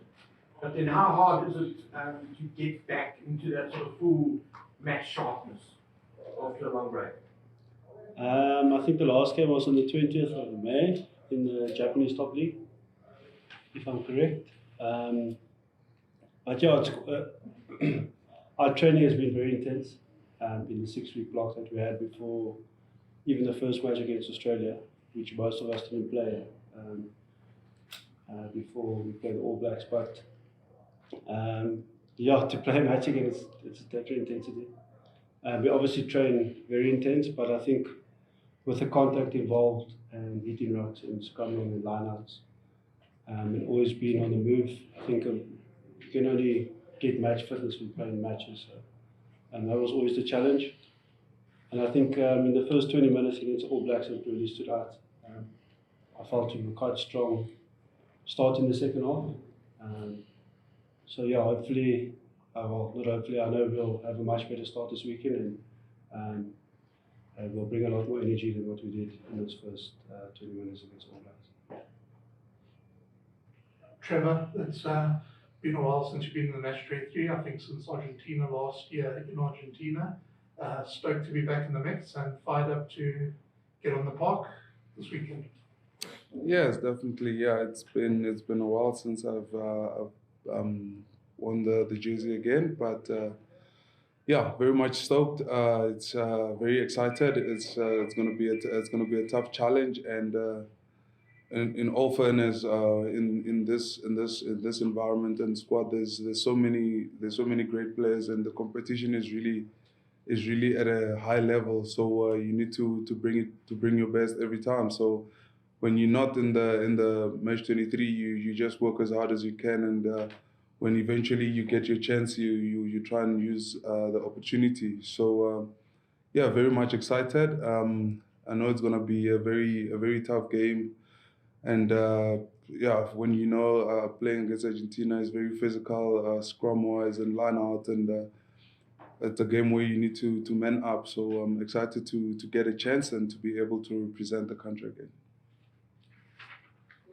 Trevor, how do you enjoy playing in France, and how does rugby really compare to or differ from what you experienced back home playing Super Rugby? Yeah, French rugby is definitely has evolved and has changed. Back in the day when I used to hear French rugby, it was just a slow and physical game that they played. But in my experience lately, it is actually just as quick. No, not 100 fully, maybe 80% as quick as what Super Rugby used to be, but the physicality is definitely second to none. So it is a very tough league to play in. And my experience, that actually the teams that hit you the hardest in the top 14 are the teams that are number 14 and 13. So you don't just go away and think it's just gonna happen. That's where you take the biggest shot. So it's a tough league, but I've learned to embrace it. In the beginning, it was tough, but I'm starting to enjoy it very well now. Trevor, it's interesting that you mentioned that, because it's almost like you can prime yourself for a World Cup group as well. You know, like you just said, you know, it's the middle of the lot. You know, teams that are actually prove the toughest, and you know, it's pretty much the same in your World Cup group. You know, with the Tongans and those guys. Yeah, I think if you ask me, going into a World Cup, I don't really think there's a weak team there. Everyone is there because they've qualified and they've been in the rankings, and teams like Tonga, people might think maybe they're in the lower ranks, but it can be very brutal. And I think most people have seen those who have managed to play against them. It's actually very tough. Where when you come across obviously top tier nations, there's a little bit more of trying to put each other in a trap or luring each other into doing certain things, where those teams will just man up physically, and even if you do manage to beat them on the day, it hurts after. Just a quick follow-up, Trevor. One of your memorable moments this season in France was a 40-meter break against Toulon, where you actually sidestepped the fullback as well. If you were given a gap in the World Cup, would you run and try sidestep again? I think I'll play what I see, and I think at the Springboks, the guys like Dukes, the guys like Chizzy, they will be there for the support. So as quickly as the moment I break the line, I'll start looking left and right, because I know I'll get caught. So I'll just try and look for guys like Damien in them who can and give them the ball and let them do what they're good at. Thank you. Damien, you mentioned how tough it is, you know, having to come in sort of cold after not playing for quite a while, getting match fitness. Has it also been tough with sort of the way the squad has changed match to match so far, in giving guys game time and all that, and playing with different guys around you each game? Has that also been a bit of a tough adjustment to get used to going into games? For me personally, no. I think a lot of us have been playing together for us as a group now, with Coach Yark and Coach Rasi and Stoker and Felix that came in 2019. We've been together for a good 5-6 years almost, roughly.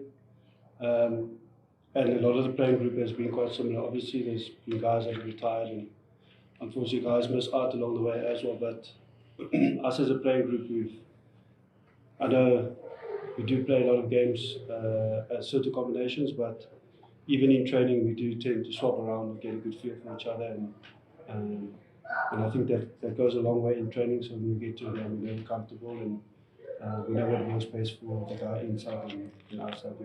And sorry, just to follow up there, sorry, Ken, you know, playing with Marnie and Grant inside you this weekend, it's quite a new and exciting combination. You're looking forward to linking up with them? Yeah, it's going to be very exciting. Obviously, playing rugby in Japan is watching the ULC a lot, and watching how they play in the ULC, it's obviously electric, and they're both not just dynamic but extremely fast players on the field, so and highly skillful. So yeah, I'm looking forward to that.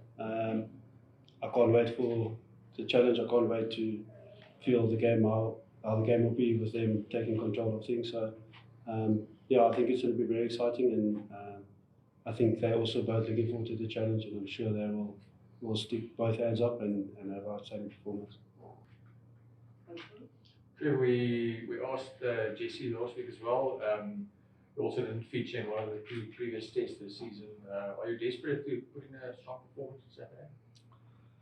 Yeah, I personally think everyone who gets the opportunity to wear the green and gold obviously wants to put up their hand do what's best and have a great performance. Because like we said, the competition is high in the team, which is very healthy. And like I think Marvin mentioned it, it's not just about me and me having a great performance, but fulfilling a role in the team and make sure that the machine that we're working with is well oiled and functioning in the right way. So yes, obviously as a player you would like to go onto the field every day and put out a great performance. But with that being said, is you need to find a place in the team where you fit in, where you can contribute what you're good at and what you can give and offer to the team to make the team better. So yeah, excited for the opportunity and really wanna go out there and express myself and enjoy myself. But yet I'm with 14 other guys on the field who we're trying to achieve the same goal. And at the end of the day, it's not just about Trevor, it's about the whole team. So looking forward to the challenge. Not going to be easy, but it's these kind of games that you get excited about and want to go out there and express yourself.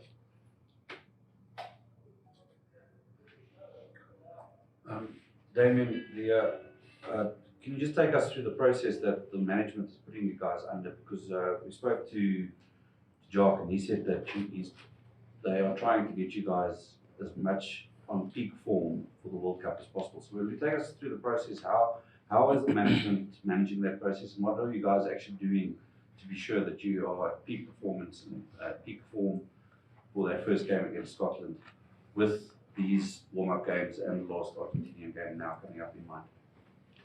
Well, training-wise, I think we put each other under a lot of pressure. I know we put each other under a lot of pressure. I know us as the backline, we're quite lucky. Just to be running all day and we get to look across the field and see how the forwards are getting stuck into each other in the balls and scrum. So I know how hard they work. I know how hard our backs work on getting our detail right and staying on tip-top shape. But yeah, like I said, it's mostly you can train for a year and not play rugby, but the only way you can get that much fitness is by playing consistently. And there will be guys missing out this weekend, like we know, and there will be guys missing out next weekend, but it's just to try and find the balance of getting everyone enough minutes so that when we do get started at the World Cup, that we can fire not just as individuals, but as a whole squad. Damien, I think when a lot of Springbok fans think about the centre pairing, they think of you and Lakanyu, but I mean, you actually established yourself as an international player, and Jesse himself, you two were actually also very, consistent pairing, in terms of playing games together initially and stuff. So how lucky do you feel to have almost like two partners in crime that you trust? I've been incredibly lucky. But yeah, I'm looking forward to the challenge, whether I play with Jesse or Lukey, or if I had to play at 13 and Andre had to play at 12. I think the four of us, the way we put each other under pressure at training, the way we teach each other, the way we learn from each other, I think it goes a long way. And I'm happy for Jesse. Obviously, he was unlucky not to be up for selection against Australia with the red card incident, but he's been doing very well at training, like Lucanio and like Andre have as well. So I know he's ready to go. I know I'm ready to go, and I know the other 30 guys are also ready to go. And we're all looking forward to the challenge on Saturday. Any Afrikaans questions for Martin? Okay, we'll move in. Trevor, just quickly, what are you expecting from Argentina, the Argentina pack on Saturday? They're always physical, and they get stuck in. Is there a change in the approach that you guys have put? Maybe seen against Australia? Yeah, I think when, like as you just said, when it comes to Argentina, it's going to be hard on bone, and it's going to be a tough challenge.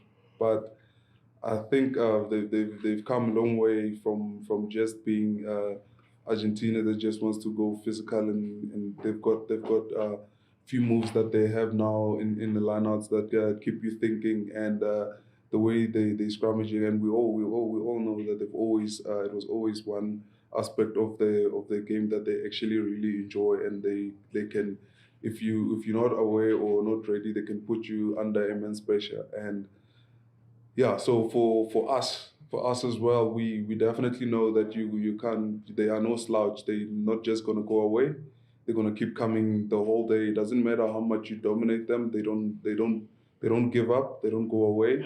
Even if you dominate them in the first hit in the scrum, if you think you've got it, they'll come back at you and it will bite you. So it's a very physical pack, a very forward orientated. They enjoy putting their head in the dark places where most people don't really like being. So I think that's the most difficult part of playing them, because when you play other teams, if you keep imposing yourself physically, sometimes they go away.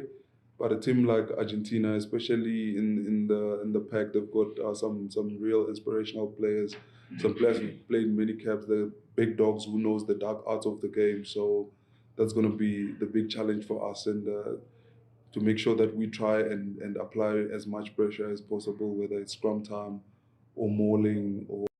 Hello and welcome to Forever Rugby on Forever Sports. But today's guide, how to watch South Africa versus Argentina. This is the last time the Springboks will play on home soil before the World Cup. After this game, they will jet off to Argentina for the first of 3 warm-up games. They'll then come back and there'll be a big sort of send-off. And then they will depart to Europe, where they will take on the All Blacks as well as Wales in 2 more warm-up games. And then Scotland.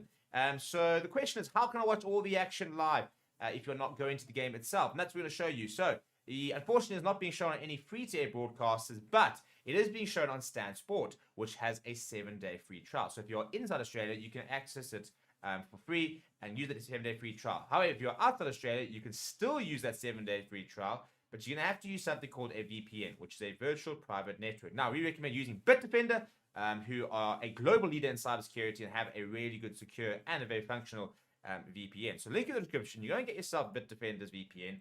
As you can see over there, we are currently connected. We're connected to Australia, so basically you go to and choose your country, and that is now basically making it look seem as if my computer is currently in Australia. And as a result, thanks to my Stan Sport free trial, I'm currently watching Wimbledon, which is as easy as that. And that's exactly how easy it will be to watch the game this weekend. If you do not have a VPN and you try and access it just won't work, unfortunately. You know, if you try and access Stan Sport from outside Australia, for example, I'm currently in South Africa and stuff like that, and you go to the website, you won't even be able to log in. So you can try to log in, and you won't be able to register an account either. So I've just turned the VPN off, and I've tried to log in, and that's exactly what happened. So you can see over here, the VPN is off, and we've got an error message. As soon as I turn that on, it'll all start working once again. If you have any questions, put them down in the comments below. Apart from that, smash like on the video, subscribe to the channel as well. We'll hopefully see you on the watch along this weekend, and have a good week ahead. Marvin, there's quite a lot of competition amongst the Boks at the moment, especially with the introduction of Jean playing. What do you do this weekend to ensure your position is secured for a World Cup selection? Yeah, of course, firstly, 100% a lot of competition, which I think is good for any rugby team. A lot of guys played more than 50 games. JK's played, everyone knows, for the national team in Ireland. So we push each other every day in training, like what Travis mentioned earlier. The level of competition amongst, I think, in many positions is high. For me, I don't want to think about trying to secure for myself a place. I think that's dangerous. That's not what rugby is about. Rugby is about a team. I have to do my job in the team to make the team to be better, to improve the level of the team. I have to try to do that, and of course, we do that in training with the other second rows as well. Marvin, the Argentina locks, Lavanini, Alabama, they're pretty feisty characters. Are those sort of guys you enjoy most playing against? Those are sort of the test matches you revel in? Yeah, of course. They like the coaches have been preparing for us. We try to always to understand the opposition and we've come to the same conclusion about Thomas. I've played when I was playing Super Rugby against him a couple of times. It's likewise with Alemano and Petty. I think Petty's injured at the moment, but yeah, tough guys. Like what you mentioned, feisty. They don't back off, and I think we sort of revel in those contests as well. We like to compete every day in the training is competition, and of course we can't be too feisty in trainings. It's about the match, so yeah, we everyone's excited about it, man. Marvin, playing alongside Ian must be a great moment for you. You know, very experienced player, 112 caps this weekend, and you know, he captained the team against the All Blacks in very difficult circumstances 2 weeks ago. So, does it give you, a sense of confidence and calmness playing alongside a man like that? And does it help you a lot when you're on the field? 100%. For me, I'm incredibly inspired by a guy like Eben for what he's done for South Africa, or what he's done in South African rugby over the last, I don't know how many years, caps, over 110 caps. Yeah, he's an inspirational guy for myself and for the team, hence the captaincy, and hence he's a big leader in the team.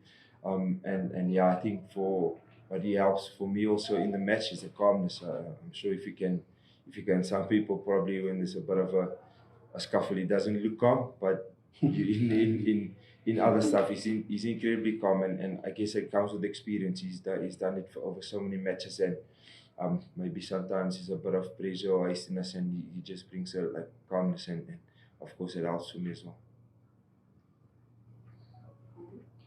Marvin, you know Ellis Park very well, and you've played some very big matches there.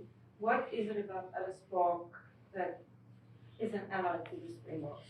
What makes Ellis Park special? Yeah, well, I think probably the obvious one is what happened in '95 with the World Cup. That is what he's done not only for rugby but for the countries. It was incredible, and I think for me, I almost perceive Ellis Park to be the home of the Springboks. In most countries they usually have one stadium where the national team plays all the time. Of course, in South Africa there's many good stadiums, but Ellis Park, it always has that feeling of it's the home of the national team, and to have been there also with Lions, I think altitude is a big thing, of course, for opposition, and luckily for us we've been training up here for a couple of weeks, and hopefully we can take advantage of that. Is that the big difference for the opposition? I'm not sure. I think we'll have to ask them, but yeah, of course, it just feels like the home of the Springboks, and it's an inspirational stadium for us. Hello and welcome to Forever Rugby on Forever Sports. But today's guide, how to watch South Africa versus Argentina. This is the last time the Springboks will play on home soil before the World Cup. After this game, they will jet off to Argentina for the first of 3 warm-up games. They'll then come back and there'll be a big sort of send-off, and then they will depart to Europe, where they will take on the All Blacks as well as Wales in 2 more warm-up games, and then Scotland. So the question is, how can I watch all the action live if you're not going to the game itself? And that's what we're going to show you. So, unfortunately, it's not being shown on any free-to-air broadcasters, but it is being shown on Stan Sport, which has a 7-day free trial. So if you're inside Australia, you can access it for free and use it as a 7-day free trial. However, if you're outside Australia, you can still use that 7-day free trial, but you're going to have to use something called a VPN, which is a virtual private network. Now, we recommend using Bitdefender, who are a global leader in cybersecurity and have a really good, secure, and a very functional VPN. So link in the description. You go and get yourself Bitdefender's VPN. As you can see over there, we are currently connected. We're connected to Australia. So basically, you go to and choose your country, and that is now basically making it look seem as if my computer is currently in Australia. And as a result, thanks to my Stan Sport free trial, I'm currently watching Wimbledon, which is as easy as that. And that's exactly how easy it will be to watch the game this weekend. If you do not have a VPN and you try and access it just won't work, unfortunately. If you try and access Stan Sport from outside Australia, for example, I'm currently in South Africa and stuff like that, and you go to the website, you won't even be able to log in. So you can try to log in, and you won't be able to register an account either. So I've just turned the VPN off and I've tried to log in, and that's exactly what happened. So you can see over here, the VPN is off, and we've got an error message. As soon as I turn that on, it'll all start working once again. If you have any questions, put them down in the comments below. Apart from that, smash like on the video, subscribe to the channel as well. We'll hopefully see you on the watch along this weekend, and have a good week ahead. Right, and we are live. Hello, everybody, and welcome to Forever Rugby on Forever Sport Thursday night, which means the fan forum is back. Which, if you didn't know, actually doubles up as our podcast, which means that if you miss anything tonight, you can stream this on your favorite platforms, you know, your Spotify's, your Apple Music's, your whatever you use to listen to your best podcast. Throw it on in the car on the way to work in the morning and listen to us chat a little bit over rugby and a lot of shit. Because that is what we're here to do. Gentlemen, as everybody can see, I am joined by Wes, Reza, and Rudy. How are we all, lads? Well, I'm getting on. I'm recovering slowly from that New Zealand loss. Yeah, listen, we've got it's tough times, dude. But we're out here, we're moving, and yeah, Rudy's already in full force. Yeah, Rudy's on the Bears. How's the Eastern Cape treating you, Rudy? All good, my brother. Gearing up for a big win on Saturday. Oh, there we go. Well, I've just come from the Argentina press conference. They're pretty confident. Shaker says that they believe they can win, and you know we're going to every game believing they win, and that's the whole point of that's a big focus of the team, is their sort of confidence and their belief and stuff. So lots to talk about. We have had the team named from Argentina and a couple of interesting selections. We obviously saw the box side earlier this week. Also a couple of very interesting selections and plenty for us to talk about. And the Brazil Cup this weekend, very interesting game, because especially it being in Australia, it's like the one time Australia genuinely seems to like pull themselves towards themselves and kind of play like half decent rugby. However, Eddie Jones has decided to put out the nursery school at 9 and 10. So it's an interesting call being made by a lot of coaches this week. But yeah, over the next hour, basically, we're talking about those two games. There's also a little bit of other rugby. Scotland taking on Italy this weekend, so a lot of World Cup preparations are sort of starting. If you missed any sort of transfer news, go and check back on the channel. A couple of interesting moves about some news about Jordan Hendrickson, about Mari Liebach, for example. There's some news about Carlos Kassan going to the Stormers. So just make sure you like this video and subscribe to the channel so that you're always up to date with everything that's happening around the rugby world. But right, this weekend, Emirates Airline Park. I'm going to throw it to the fellow Lions fan, Reza, who I have no doubt has been to the park many a time. Fortress Airless. Marvin Ori even went as far as to say it's basically the Springbok home stadium. The last game on home soil for the Boks. Nothing short of a big win is acceptable. Is that not right? Yeah, I'm a little upset that comment had to come from Marvin, when he ditched Ellis Park. So, yeah. But in either event, absolutely huge game. I mean, as you said, it's the last one on home soil for the boys. It's a chance to the last chance they'll have to be in their comfort zone and to make a really positive impact. I have no doubt they'll do it. I'm sure we'll get into the merits of it in a little bit, but it is a fortress. I mean, when it's Bok games, it is packed loud. It is amazing. It is honestly, the atmosphere is just incredible. It is just a different place. The stadium itself is not so great, but for some reason it seems to bring out just the best in us and in the Boks themselves.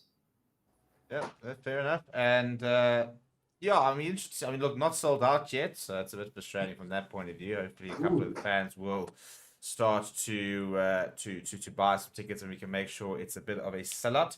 Rude, you were saying before that you still hurt you quite a bit from the New Zealand game. So I suppose psychologically, it's about going out and getting the result this weekend. But how important is the performance in terms of showing that New Zealand was just a bad day at the office and that we need to respond quite well, and just it kind of feel like we always have to sort of reprove everybody that we actually still the quality side and we can deliver the goods.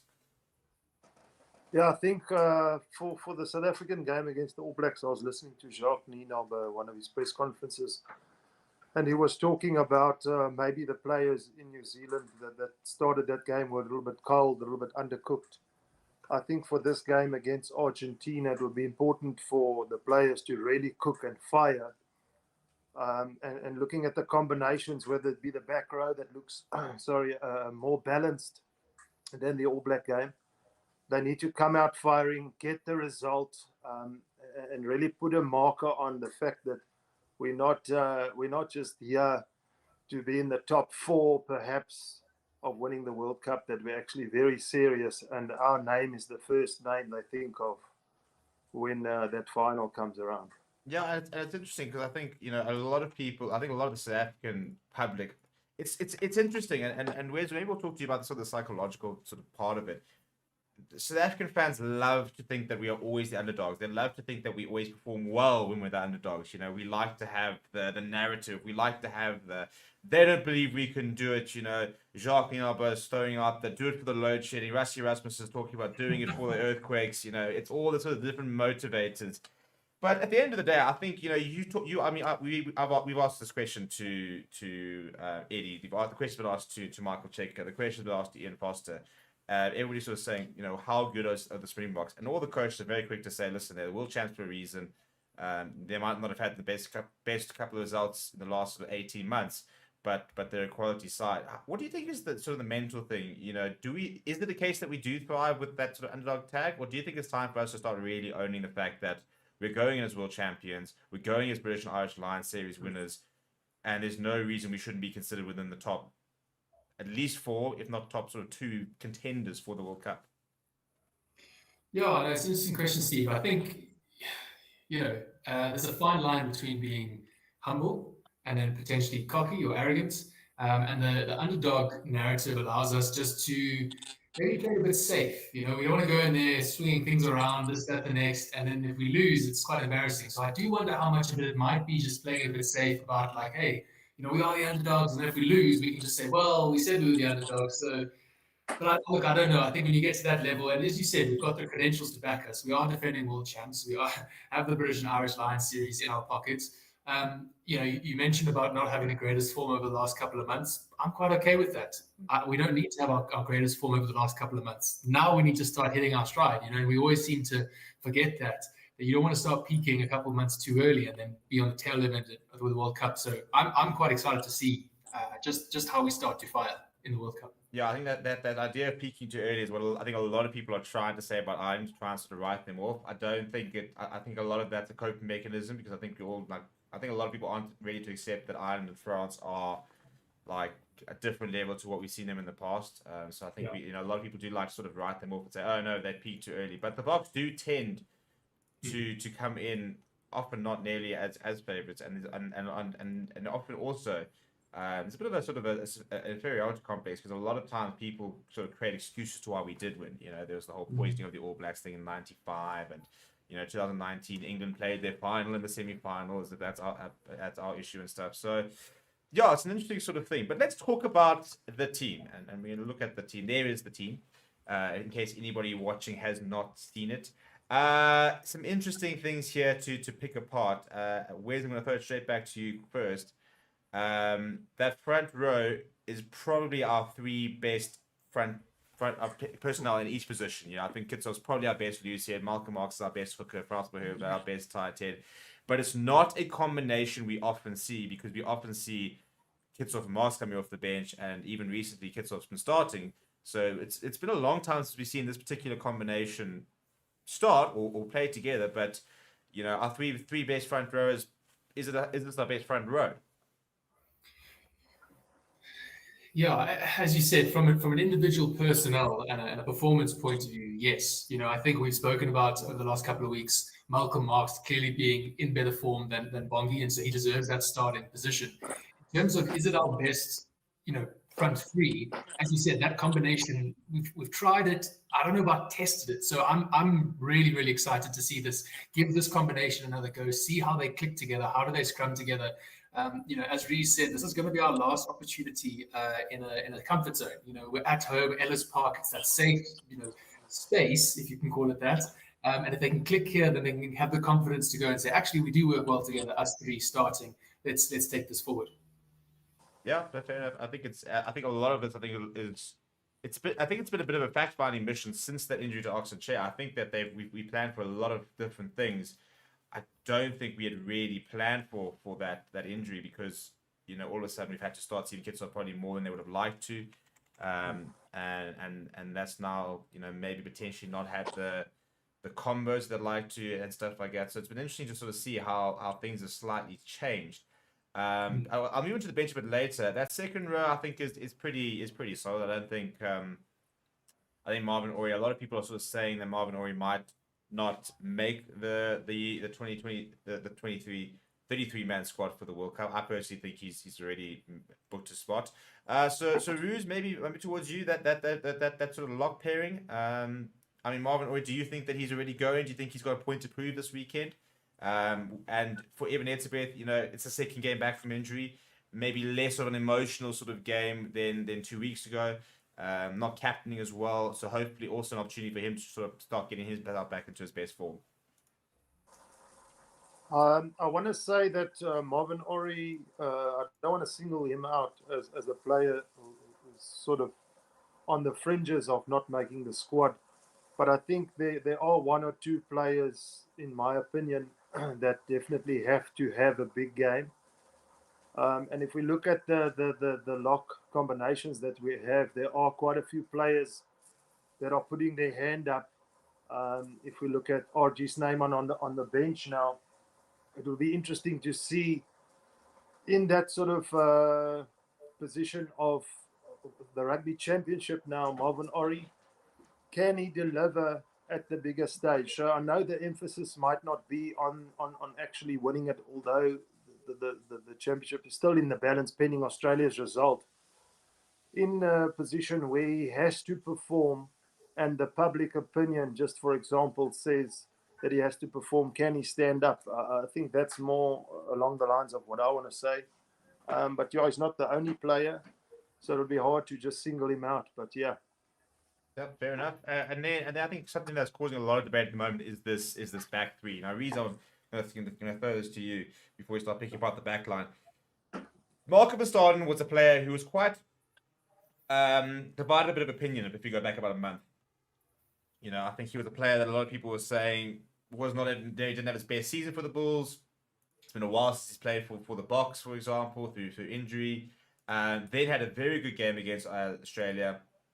All of a sudden, he's our answer to everything. Should have started against New Zealand. Apparently, everyone's sort of demanding more inclusion. Now, I personally think that his inclusion to the World Cup hinges on the fitness of Sia Khaleesi. I think he is our Sia Khaleesi replacement. If Khaleesi's fit, I'm actually not convinced he goes. Because I think Kwaka Smith, for example, is already going. I think your Franklin Masters is already going. Jasper Wiese is still already going. I think there's just not enough players unless we do go use that extra. Those extra two players, unless we use it for him. But from a combinations point of view, I think that for whatever reason, I think the Jasper Wiese, Franklin Master, Kwaka Smith didn't quite work. I think a lot of it was the fact that a lot of those individuals, first game, getting back to it. But this is a combination that worked quite well against Australia. Do you think that this could, if Sia Khaleesi, for example, doesn't make the World Cup, do you think this could be our starting Lucia combination? I probably wouldn't go that far.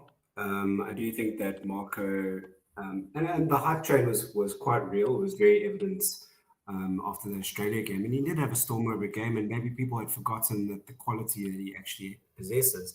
But we've been blessed with VCs for a very long time. And so, a lot of the focus has not been on the mainstays. And at this point, we hadn't really had a look at Marco van Staden, and he's kind of just been grinding away in the background. I don't think he makes a starting lineup, to be very honest. If Sia is absent, I think in particular games where his sort of skill set is needed, and that strength and that physicality and the carry might be more needed, then perhaps he makes a starting lineup. But to say, if we're just going into a blanket game against a blanket team, he makes a starting lineup, I think that's maybe a bit presumptuous. But so who would you go instead if that was the case? Well, it's a tough question because obviously you've got Mostert, you've got Kwaka. They can play on either side. It doesn't really matter where you put them. If you were to say against this Argentina side, I would have liked to have seen Kwaka step in there. I think with Peter Stephan Dwayne on the other side, you've got more than enough beef to kind of carry him where he might fall short. But we've seen Kwaka, and I hate that guys really just kind of pull him apart and say, well, he lacks physicality. And if you've ever seen that guy and watched him week in, week out, play sevens, play now for the 15s, he does not lack physicality. Yes, he might get the odd bump against him, and that's only because he's going just as hard into the tackle as the guy in front of him. And so that collision, obviously, if the guy's got 30 kgs on him, he's going to come off looking pretty bad. But it's a once in a blue moon occasion. It doesn't happen very often. So for me, Kwaka still would have been the starting option there. I think Marco makes a very good addition to that bomb squad sort of mentality for now. And in particular games, he's definitely earned himself a starting point. So for this game, I think it's the right call. I think he's going to fit the kind of Argentina sort of style of play. Yeah, and let's see what he can do. I mean, honestly, I think the jury's still out, and I think this is probably one of the last tests that he's going to get. I think that we might see him start maybe one or two more games before the World Cup, and he's got to perform in all of them really to earn himself that starting place. Yeah, now a player that sort of seems to have fallen to the wayside is Dion Fourie, who I thought a year ago, the couple of good cameos had sort of put himself into the mix quite a bit. Wes, do you think he's kind of fallen out of favor? Do you think he's still got a chance? I mean, for example, I titled this video "The Last Chance for Some Players," and I mean that's obviously to do with the World Cup with regards to a player like Marco van Staden. You know, he's got an opportunity this weekend to make a bit of a statement. But do you think Dion Fourie, the fact that we're now into our third test, we still haven't seen him, do you think it's an indication that he's sort of fallen behind the wayside and is not going, or do you think he might still be in the mix? Yeah, if you were asking me to put money on it, I'd say he's probably out. I think the fact that we haven't seen him at all, he hasn't been on the starting lineup for the last little bit, is a pretty big indicator. You know, as we said, we're blessed with loose forwards, which is fantastic. But when you lose forward, that's not that fantastic. But he's a quality player, but we've just got better. So I'm sure, you know, there's always still that chance. Never write anyone off and say never, you know, never. But yeah, Steve, if you ask me, I think he's not making it. Yeah, fair enough. And that's the pack. It's a pretty good pack. It's a very exciting pack. I think it's a pack that can very much dominate what is a pretty good Argentina pack. I'm very excited for this loose trio battle. I think, you know, Jean-Marc Gonzalez is one of the players to watch for the World Cup from a young player point of view. We all know what Pablo Matera brings on, for example. Thomas Lavanini's been around the block for a long time. Julian Montoya's captain, fantastic. So I think I'm very excited for the individual battles. The big selections for the weekend: Grant Williams, Marnie Liebach. What was your initial reaction when you saw that team? Yeah, excited. Just so excited. I mean, I know it's not a very experienced lineup, but again, this is, you know, I've been saying these fan forums the last couple of Thursdays, like, this is not the World Cup. Let's try combinations. Let's try things. Let's see how guys play together.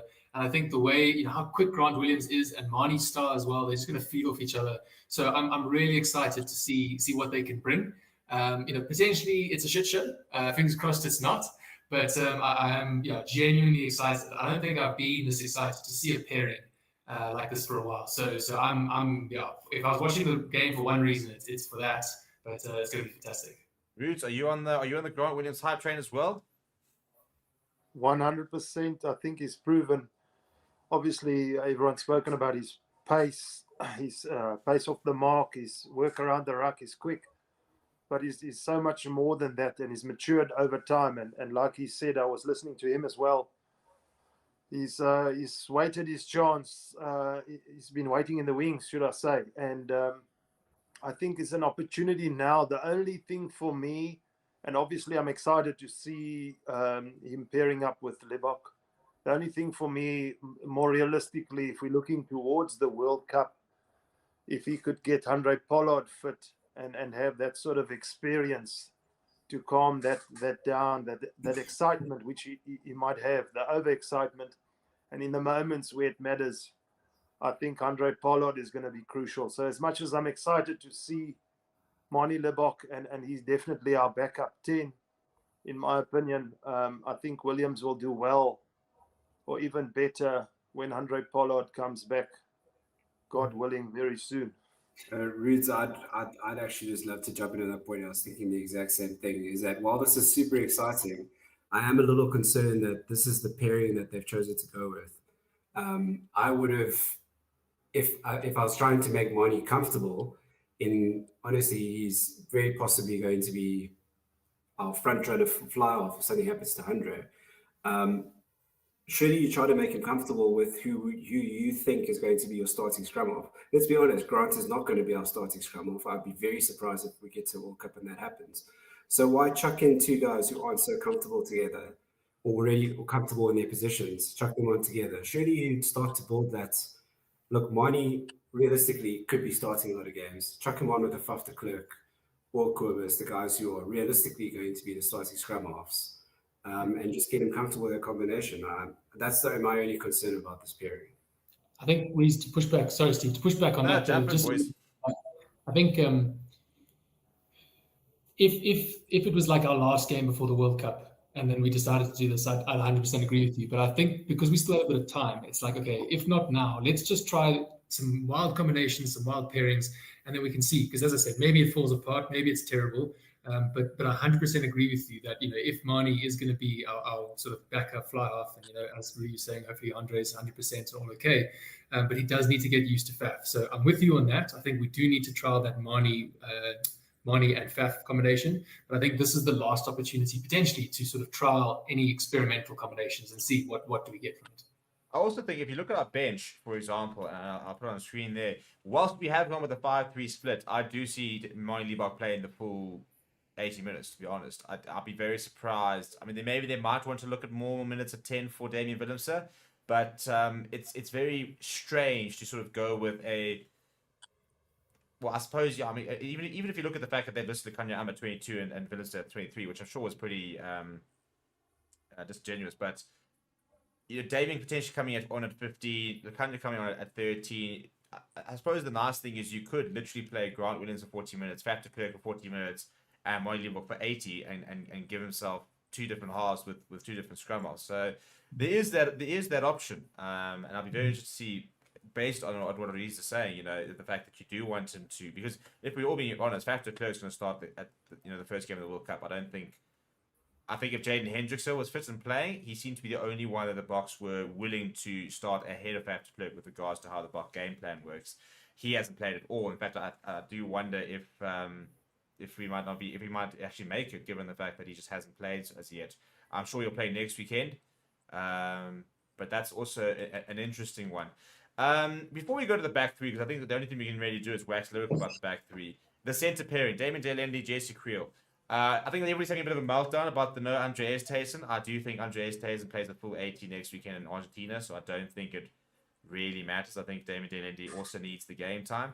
Jesse Creel, which none of them actually mentioned, actually was still serving a red card ban, which is why he wasn't available for Australia and New Zealand. So it sounds like he would have played against Australia.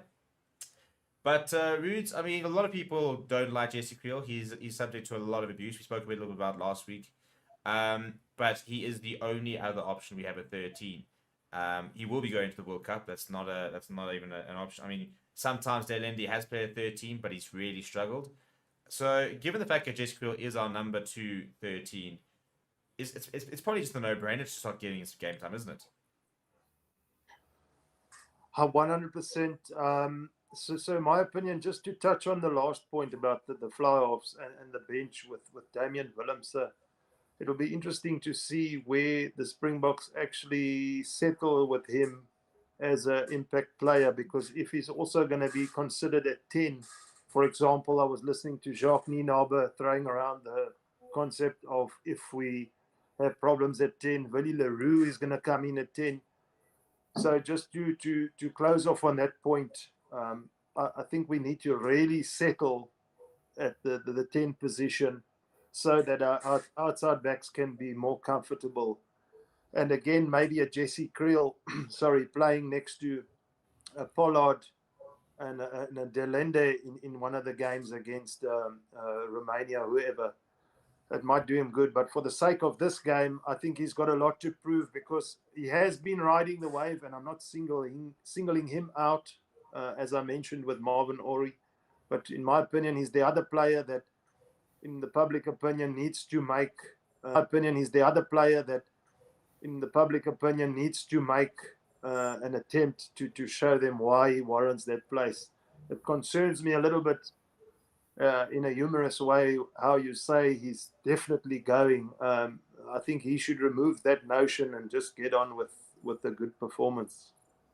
Yeah, no, look, I think he knows more than anyone that he is under a lot of pressure and a lot of public scrutiny. Yeah, I just think at this stage, we if you look at a second choice 13, there's no other real sort of candidates except for moving a Dale out of position to outside 13. Some people call it Kane Moody's never played a professional minute at 13, so I think Well, that but why not Damien at 13? He's done it before. Dale Yeah, no, sorry, Philipsa. Truly, I really think, honestly, I really think that that should have been a call a long time ago. I mean, I don't know why. Reza, sorry, Reza, just to jump in, it's like with Jesse Kriel as well. We need, if we've got the exciting backs that we have now coming through, we need the ability to distribute the ball to them. And sometimes, and I'm not again judging his overall game because he's strong, he's fit, he's been part of the system, but the distribution now. We need somebody that can get the ball out wide. What do you guys think? Well, look, I think you did show some nice handling last year against Argentina. In fact, down in that one try. So it is a point that he gets a lot of criticism for. I'm very interested to see how we play this weekend. I think it's a backline. It's a team that's set up to go wide quite quickly. It's a team that is set up to get our back three firing, and we can now touch on our back three. That back three it's disgusting back three. It's Cheslin Colby, who's one of the most destructive players with ball in hand in the world. Willie Leroux looks to be rolling back the years at the moment, and just conducting everything. And then Curtly Orenser is one of the informed wings in World Rugby right now, and it's got one of the most devastating try scoring records probably ever for a man who's played about 8 tests. So it's an unreal back three. But also at the same time, how important is it, maybe for Delendi and Jesse Kriel, who are quite direct players, to know when to go wide and not to just, we've got Curtly Orenser out there, therefore he needs to get the ball as quickly as possible and let him cook, as everybody will say. How do we find that balance of playing to the physicality of a Delendi and a Jesse Kriel, and then as well as getting our back three involved? I mean, this is where sort of good structures, good systems, good coaching comes in, because as you said, like you look at that back three and you think, right, the game plan is definitely going to be get it out wide as quick as possible. So what is the defense going to do if they cotton onto that? Well, they might start to shift a bit soon. They might turn their hips and start to go that way. And then, Kriel and Dielende should be frothing at the mouth and identifying that turned hip and saying, well, we're big enough. You've got your hips turned. We're running straight through you. So then the defense might go, oh, crap, okay, so we need to actually shore up and we might need to double team these two oaks. And then the defense tightens. And then you have a dummy ball and the ball goes then out wide and you got Aronson. Just how do you defend it? So, yeah, we've got the right players and it's an awesome combination to have that physicality in the center and the deadliness on the wings. But it's about managing that. So about smart play, the first couple of phases, what moves do we pull? How do we make the defense react? And then in that Oz game, I think one of the things I was most impressed about with the Boks was our ability to adapt. We saw what they were doing. We identified weak spots, we identified strong spots, and we adapted, and we actually crushed them. And we need to see that Springbok side again this week, looking to adapt to that and picking out the strong points. Okay, they're bunched here wide. Okay, they're spread straight up.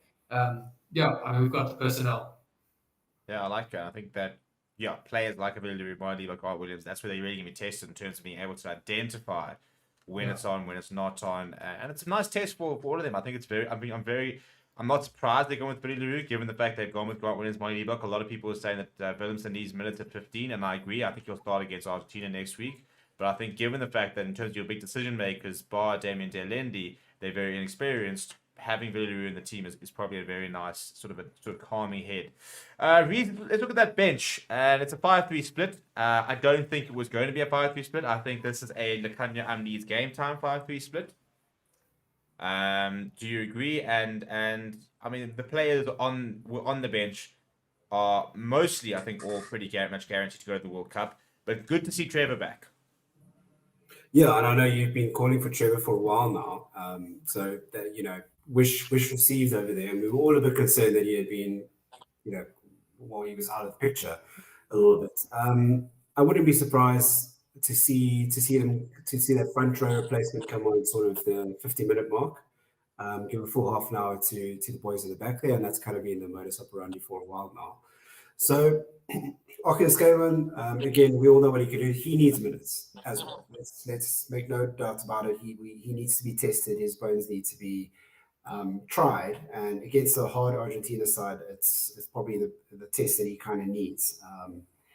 And Quacker Smith, of course, the impact player, he's probably the one who's not so much the concern there. We all know what he can do. He's there to kind of fill a space and be the utility that they need. Faf as well, yeah. I would have actually liked to see if they were going to start with Faf, I would have liked to see one of the other scrummies on the back there. I would have liked to see Kubis maybe. And Okanyo, as we said, needs some game time, and Damien is also needs some game time. One because Lucario looks a bit unfit, and Damien is just not quite in his straps yet, and so he needs that time on there. I'm not going to say it's our strongest bench ever. I don't think that's the truth. I think that for once we kind of like, oh no, it could possibly be better, which is weird to say because a lot of those guys are starting players, but they're on the bench just simply because they need the time, as we said. If I could quickly run back to the back three chat, I wouldn't be surprised if you see Chesy stick to his wing, and I wouldn't be surprised if you see Arendse coming off the shoulders of JC and Damien quite a lot. I think that's kind of his sort of sweet spot. He loves those little inside plays and that kind of thing. And so with the hands, JC does display some decent hands at times.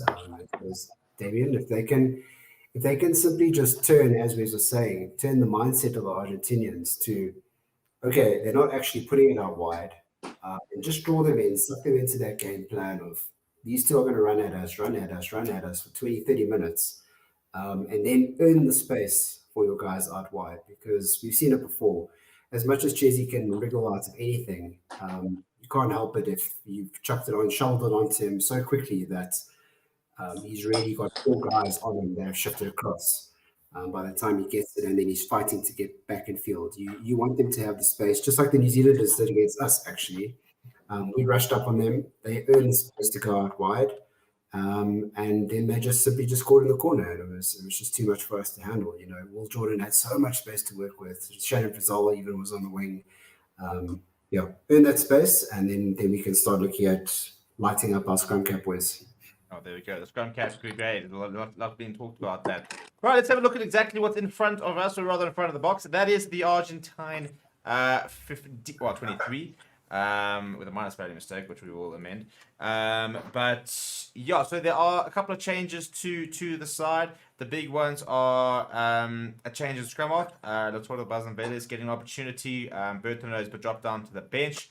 Santiago Chocobaras gets his first outing in the centres there. Juan Imhoff is back from holiday, as is Jean-Cruz Malia. So a couple of big players coming back for Argentina. Michael Cheika spoke about the fact that they needed a bit of a holiday, and he was forcing them to go out and have that holiday and to rest, so they are fully prepared and fully ready. So I think a lot of people haven't given enough credit to the fact that Argentina have been playing with a lot of big absentees. I think if you look at their best starting lineup, I think, still a lot of players who are coming back. I mean, even if you look at the bench, for example, Thomas Albanor's making his return. That's a big player for them to have back. So it's they're sort of slowly getting everybody back and getting closer to a full strength side. But really, you're looking at that Argentinian side. What areas should the Boks be concerned of? I think Argentina always come to play with intensity.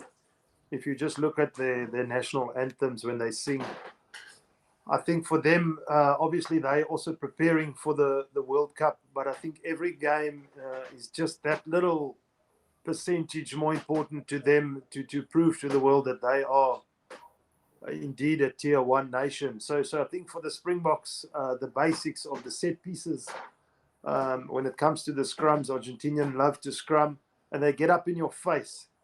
So for that sake, we also don't want to get sucked into off the ball things, because Argentina are also prone to that sort of thing, especially when the game tends to fall apart. So it also depends on how the game plays out. But I think for South Africa, they have the firepower to control Argentina. But I think Argentina are definitely coming spoil. And for me, also again, high alert, because any injury now is very costly for us to the World Cup. So Argentina coming to play, but South Africa definitely can control it. They just need to show up and put them in their place as it is. Yeah, and Wes, yeah, it's always sort of very, very physical. That's, I mean, we all know that they love to try and go out there and provide that physical challenge. But for example, the rise of Santiago Carreras at fly half, who's not a he's a very atypical fly half. I think you can almost sort of say very much likes to play off the cup. They like to kick a lot, but a lot of very different types of kicks, little chips over, little cross kicks. Jean-Cruz Malio as well, very attacking natured.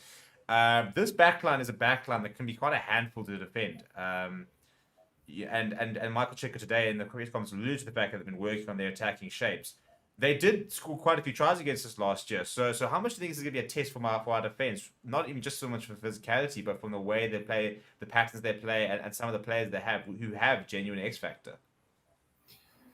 Yeah, no, they as Rudy said, they're coming to play, they're coming to win. They believe they can win, and I think if they get under our skin and start to give us a bit of trouble, you know, they're going to feed off that, right? They're a very emotive side, passionate side. They build up that momentum. So I think for our defense, you know what I'm really looking forward to? I mean, I hope they kick. I hope they kick a lot, because, you know, in that New Zealand game, we were left wanting under the high ball. Oaks weren't in the right positions. We just didn't look confident. And so I'm really hoping that they can actually prove to us and say, no, this is something we've worked on. We've stamped it out. Check at us. So I'd be looking forward to those kicks, but I think the boys need to be awake. You know, again, as you said, Creel gets a lot of flack for being selected, but he is supposedly our, you know, one of the stronger 13s on defense. You know, he's a big body, he's strong, he's physical, and let's see him put in that work this week. He also needs to be quick as well with those you know, creative Argentinian players, the fast wingers. So yeah, I think if Creel wants to sort of not shut up the haters, but just give evidence to the contrary and stamp a reason why he should be there. This is I think his game to sort of make that point. Yeah, I think 100% agree. And yeah, I just think it's going to be a nice. I think this Argentina side is a good side. I think they've progressed a lot in the last two games, and I think that they're trying to get away from that sort of mentality and that kind of stigma of the fact that they're not consistent, which Michael Checker alluded to. The fact that they do tend to, you know, beat the All Blacks, lose to, you know, an Italy type thing in the next week. They kind of always had that potential to go from 0 to 100 and back to 0 very quickly. I do think the consistency is what's stopping them from being a truly top side, because we all know that on their day they've beaten the All Blacks like twice or 2 or 3 times in the last couple of years. They've beaten us quite a few times. So they've got results that sort of back up their prowess and their ability. But Reza, I mean, how do you get to that sort of balance, right, of understanding and being very happy to admit that they are a top side, and yet if we are to win the World Cup, you know, we have to have the mentality of it doesn't actually matter. They can have the best game of their year, the best game of the last 2-3 years. These are games we have to win. You know, you can't afford to be losing at Ellis Park. It's Jacques Nienaber's last game on home soil. It's Dwayne Vermeulen's last game on SS soil. It could be quite a few players' last sort of home game. So I suppose it's a case of it doesn't matter what they throw at us. It doesn't matter. We've got to go out and get a big result. Yeah, you know what I love about these Argentina games is because they have that such big potential. The reason they lose games is because they also have a lot of holes in their game. And so for me, this is quite a technical test, as much as everyone thinks it's a physical one. The guys that go out there and beat them are the ones that are able to identify where they fall short and exploit them fully. So we understand a few things about the Argentinians. We understand that they lack discipline. We understand that they're quite easily goaded. We understand that once you are out in front of them, you generally stay in front, right? If they start slow, you start fast. That's kind of them done for the most part, except for, of course, that Australia game. But there's a lot of weaknesses in particular that need exploiting. So if we can get it right from a technical side, we have the players to carry out that mandate, that instruction from our coaching staff, then there should be a walk in the park, because Michael Checker has not had enough time to be honest, to cover up all of the holes. They're still showing gaps. They are constantly improving. But when you go to the likes of Ireland and of France and in New Zealand at this point, even, the reason they've been so hard to beat for so long is because they did so many things well. Argentina's not there yet. So this is really a technical, for me, a technical battle. Can we get the tactics done right? Great test for the coaching staff. Yeah, I like that. I think, as I said, I think the big thing is we keep talking about the fact that our ability to be able to adapt, our ability to be able to identify the opportunities and take them and stuff like that. So I think a lot of it, we're talking about is the fact that certain players are under the microscope to a certain degree. And a lot of that, I think, comes down to, as a team, identifying where we can and can't exploit teams and the individual standing up. And when things are getting tough, being able to stand up and be the difference. And when things are going well, being able to really sort of hit home and force the advantage. So that game will kick off at 5 o'clock on Saturday at Emirates Airline Park. The weather up here has been pretty gorgeous. I was in a t-shirt all day. It's nice and warm up here. The altitude will definitely play a part. And then, we get to talk about that in the build-up a lot to try and throw them off. But it should be perfect conditions for some really nice rugby. But before that, we have got a Bledisloe Cup match. And Rudy, what was your first reaction when Eddie Jones decided to reveal that Tate McDermott would partner Carter Gordon in Carter Gordon's first ever start in an Australian shirt at number 10 against the New Zealand side, who are looking back to close to their best? Before I touch on that, I just want to say, guys, I don't want to be married to Willie Leroux because that guy chirps everyone. I don't know if you've noticed in all the games. So a lot of guys give him grief for his play sometimes. But I think the fact that he's always in everybody's faces, it does make a difference in terms of experience. I actually think, just touching on that point, that Willie Leroux will actually play every minute of every game. So just coming back to the bench, I would love to see Damian Willems at 12. I'm just going to leave it at that. Coming to your point of the new combination for Australia, I think Eddie Jones is throwing caution to the wind now. I don't think it's much about New Zealand. Obviously, he would love to win. But I think with the new combination, it's a big risk. I think it's more for them to check their combinations in preparation for the World Cup. What can those sort of players do in the highest pressure situation? So I mean, the All Blacks doesn't get much bigger than that. The All Blacks have named a strong side. So much like the Boks with Argentina, the Boks not focusing so much on Argentina, but what can the players that were selected do in high pressure situations where Argentina come at you. It's the same with Australia. I think the fly of Carter Gordon, I think he came off the bench. He debuted against us. He scored a try.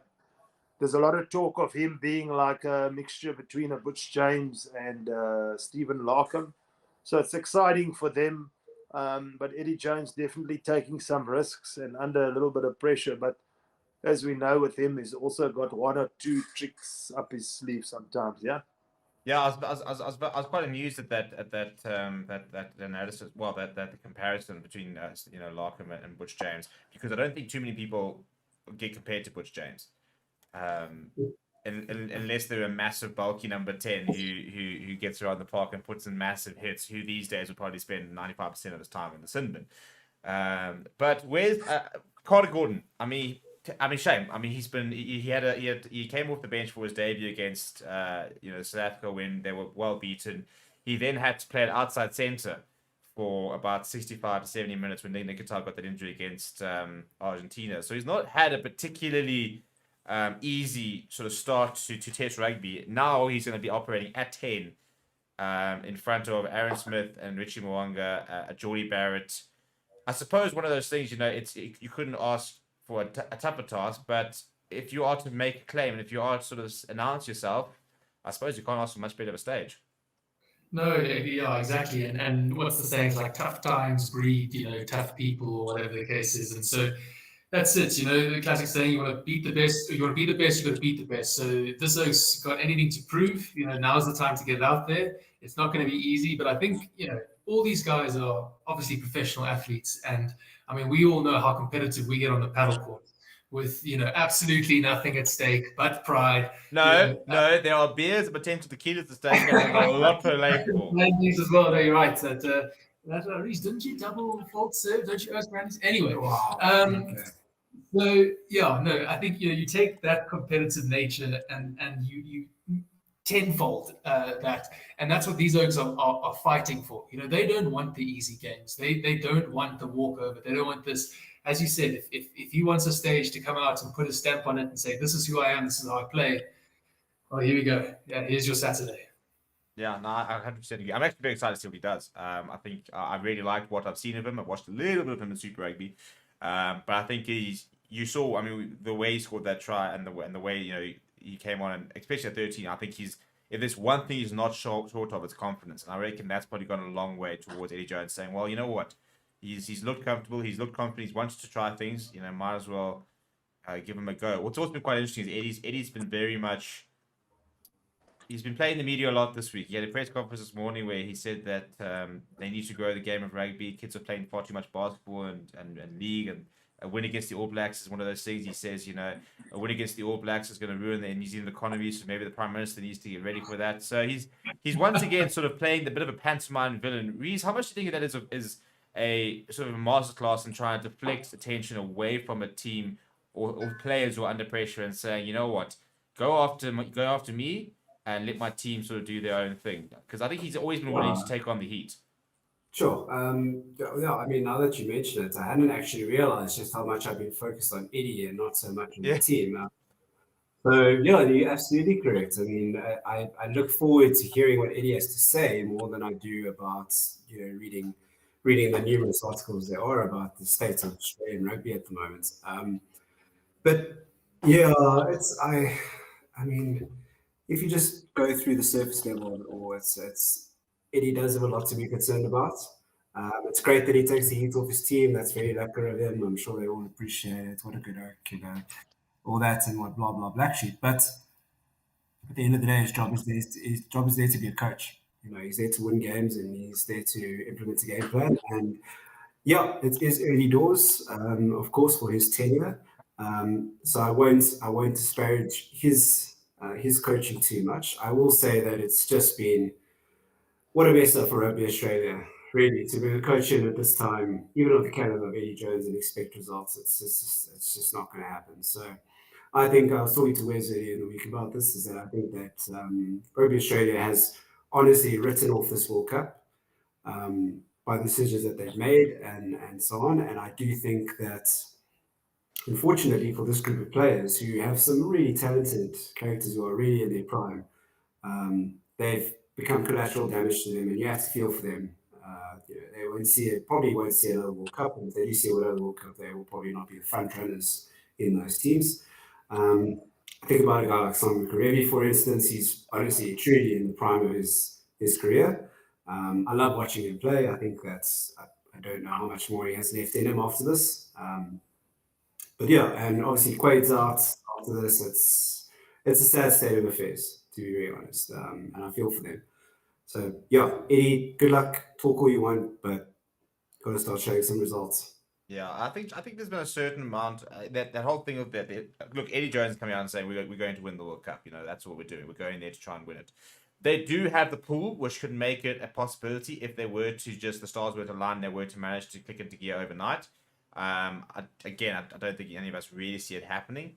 But it's a very big 4-year cycle for Australia because they've got the British Irish Lions coming up in a couple of years' time, and in 2027 they're hosting the World Cup. So this is a pretty important sort of 4-year cycle. So I suppose that might have been sort of the thinking, right? Well, we can have a shot at the World Cup, but also, we can start building towards a British and Irish Lions series win, a 2027 World Cup win. And Eddie Jones keeps talking about the fact that, it's about getting kids playing rugby. It's about sort of saving the game itself, which I think is quite a fair chat. I think they are struggling with numbers and they are struggling with the league competition. And you look at some of the squads and the fact that Eddie has been playing quite a few new players and bringing a couple of other players back and stuff. So, That's all a very interesting sort of dynamic to it. But we've got 10 minutes left, and I would like to talk about Ian Foster giving us a pretty boring, straightforward. You can't even like be. There's no controversy. It's a great 23, but it's just so like. It's a good team. It's like where's the I want a cool selection here or there, but it's just he's gone with a pretty stock standard team. He's replaced injured players, and it's a good This man 23. is not letting go of Glenn Slow. Under his watch, he's like, no chance. I'll experiment off because the nice thing, I suppose, though, is that if they win this weekend, they retain it. So you win this weekend, you're in Australia, and you then go back to New Zealand and say, right, boys, who wants a game? I mean, it's pretty terrible for Australia, isn't it? I mean, even in a regular season, they have to beat New Zealand twice to win it. I mean, they may as well just keep it in New Zealand at this point. Well, I think it's 22 years or something. 2002 or 2001 when Australia last had. Look, to be fair, it's like us in the Freedom Cup, but we've also got the same issue. I was in grade 9 when Australia last won the Bledisloe Cup. I don't even know if I was at school. 2002. Yeah, I was just at school. I don't think I made a tackle in my career stuff yet. Australia, because they've got the side of the draw where they play against Chile and San Marino and Paraguay. San Marino. Listen, that draw is childish. In fact, Bill Beaumont actually came out this week and said that the time of the draw will change for the next World Cup. Because of the issues that we're having. So hopefully when we get to 2027, things will be a little bit better. But let's look at this New Zealand 23. There's not much to pick apart because there's not that many changes. But where's that Joy Barry Rico-Wani combination still getting game time? I think is quite a significant one. And Ian Foster has dared to bench Sam Whitelock. Not something that happens very often. Also, Antonina Brown back in, which I love watching him play, so I think that's a very cool selection. But then a youngster in Cam Roygaard getting a cap. Your take on a pretty, I wouldn't say predictable, but a pretty sensible 23. If it's not broke, don't fix it. Yeah, like very, very straightforward, and I think what I would look forward to seeing is the All Blacks doing what they did to us again and just controlling the game. So taking that pace, controlling the pace of the game. They were masters of it, against us, and that's what we used to see with the All Blacks being able to. They would play their game, and they would just expect everyone else to adapt to it. So yeah, looking forward to seeing a fantastic All Black side, hopefully firing on all cylinders and really scaring those Northern Hemisphere teams, because I feel like they're getting a bit cocky up there. So we just need to let them know, which is the better hemisphere. Well, big call, going around the figurative table here, the virtual table. Who do we think is going to win the first game of the World Cup? I want to throw it out now because we're talking about that. New Zealand or France? Who are we going with here, people? Yeah, sure. France. There we go. So one for France. Anybody back in New Zealand to do it? I'll tell you what, I've got a sneaky suspicion that if there's one team that could just absolutely ruin the occasion for France, it's probably New Zealand. I back the boys. I back the boys to Blackburn. I mean, they're just too good. You know what I'm concerned about? So we've still got to play the All Blacks. I don't want to put them under the spotlight too much, but they're playing well at the moment. Psychologically, what does it mean for us if we lose the game at Twickenham against the All Blacks going into the World Cup? I think it means that we've lost to the All Blacks twice in a month, and I don't think that's going to be too lacquer. I think it's more important how we lose. Yeah. No, fair. But just before we move on, I'm not going to let you get away with it without a prediction. Are you going France or New Zealand? Look, I think the French in France, is massive. I mean, and we know they love to play the All Blacks because they have upset them before. However, if you ask me to put money on it, and I'm so grateful Chris isn't here, so I don't have to. I would have to back the All Blacks. I think in form, the way they played against, the way they played against us last week, they would have taken any team. That intensity, that precision, the clinicalness. It was fantastic. So, yeah, I'm going to go with the All Blacks against France. All right, cool. We're going to clip that third up. And in 43 days, this time, we will be sitting there. Wes will be stressing over that $50 he put on New Zealand, and yeah, we'll have to wait and see what that's going to do. So we're bringing things down to a bit of a close. So I want to do a couple of quick fire predictions eventually at the end. But I want to talk a little bit about who does I want to talk about? Rico Awani as a 13. It's a very controversial topic, and a lot of people still are very undecided. Rees, do you think that 13 is, well, first of all, I think probably everybody's kind of sort of saying that he is their best 13, but do you think he is their best 13, and is 13 where he's best at? Wow.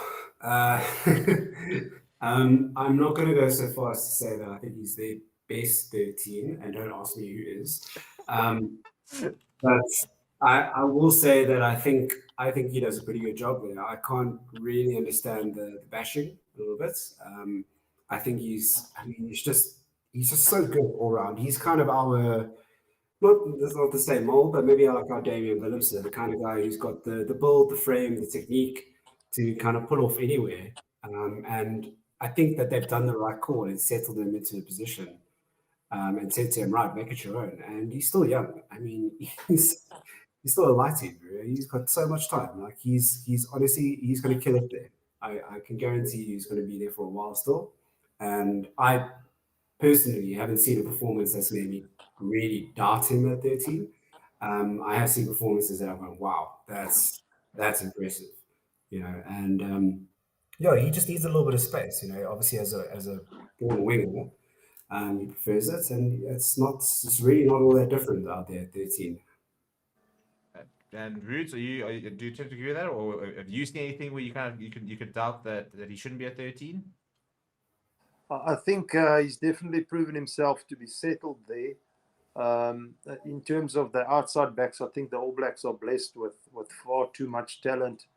Not that he can't command a position at 11, but to have someone at 11 like Mark Talaya and then Rico Ioane at 13, I think is just extra dynamic. And then you have Bowden Barrett at 15. I don't know if there's anything faster or any background that's faster going to the World Cup than that bunch, to be honest. Or Jordan, Caleb Clark. I mean, I don't think he starts if he was still a winger. I think he does. No, I think he does. I think if he moves back to 11, I think he becomes one of the, if not the best winger in the world. I've always just thought he's on the wing. I think he's absolutely mental. Sure. Interesting. Hot take. Clip that. Yeah. Look, I mean, maybe after Curtly Arendse, I'll give it to him, but you know, but it's I don't know. Like I think that his try scoring record is absolutely mental. But it's an interesting one that continues to cause a lot of controversy.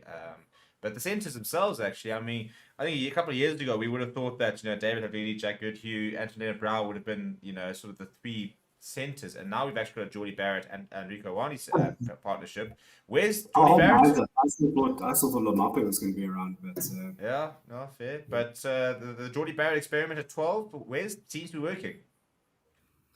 Not broke, don't fix it. Yeah, no, absolutely. I think, and again, it's just so versatile, and he's so comfortable under the high ball. You can shoot it up, get him up there, catching those high balls. His distribution's fantastic.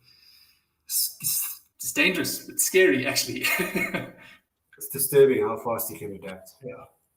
Yeah, he's just, I mean, those Barretts just disgustingly talented. I mean, Geordie, they were saying, first of all, if you've seen Bowden and Geordie play cricket, they both very good cricketers. And then apparently, whilst they were down in, I think it was in Argentina or whatever, they played a round of golf and Geordie Barrett shot like 77 apparently. So, one of those just people that just whatever he picks up, he can do. It's not fair,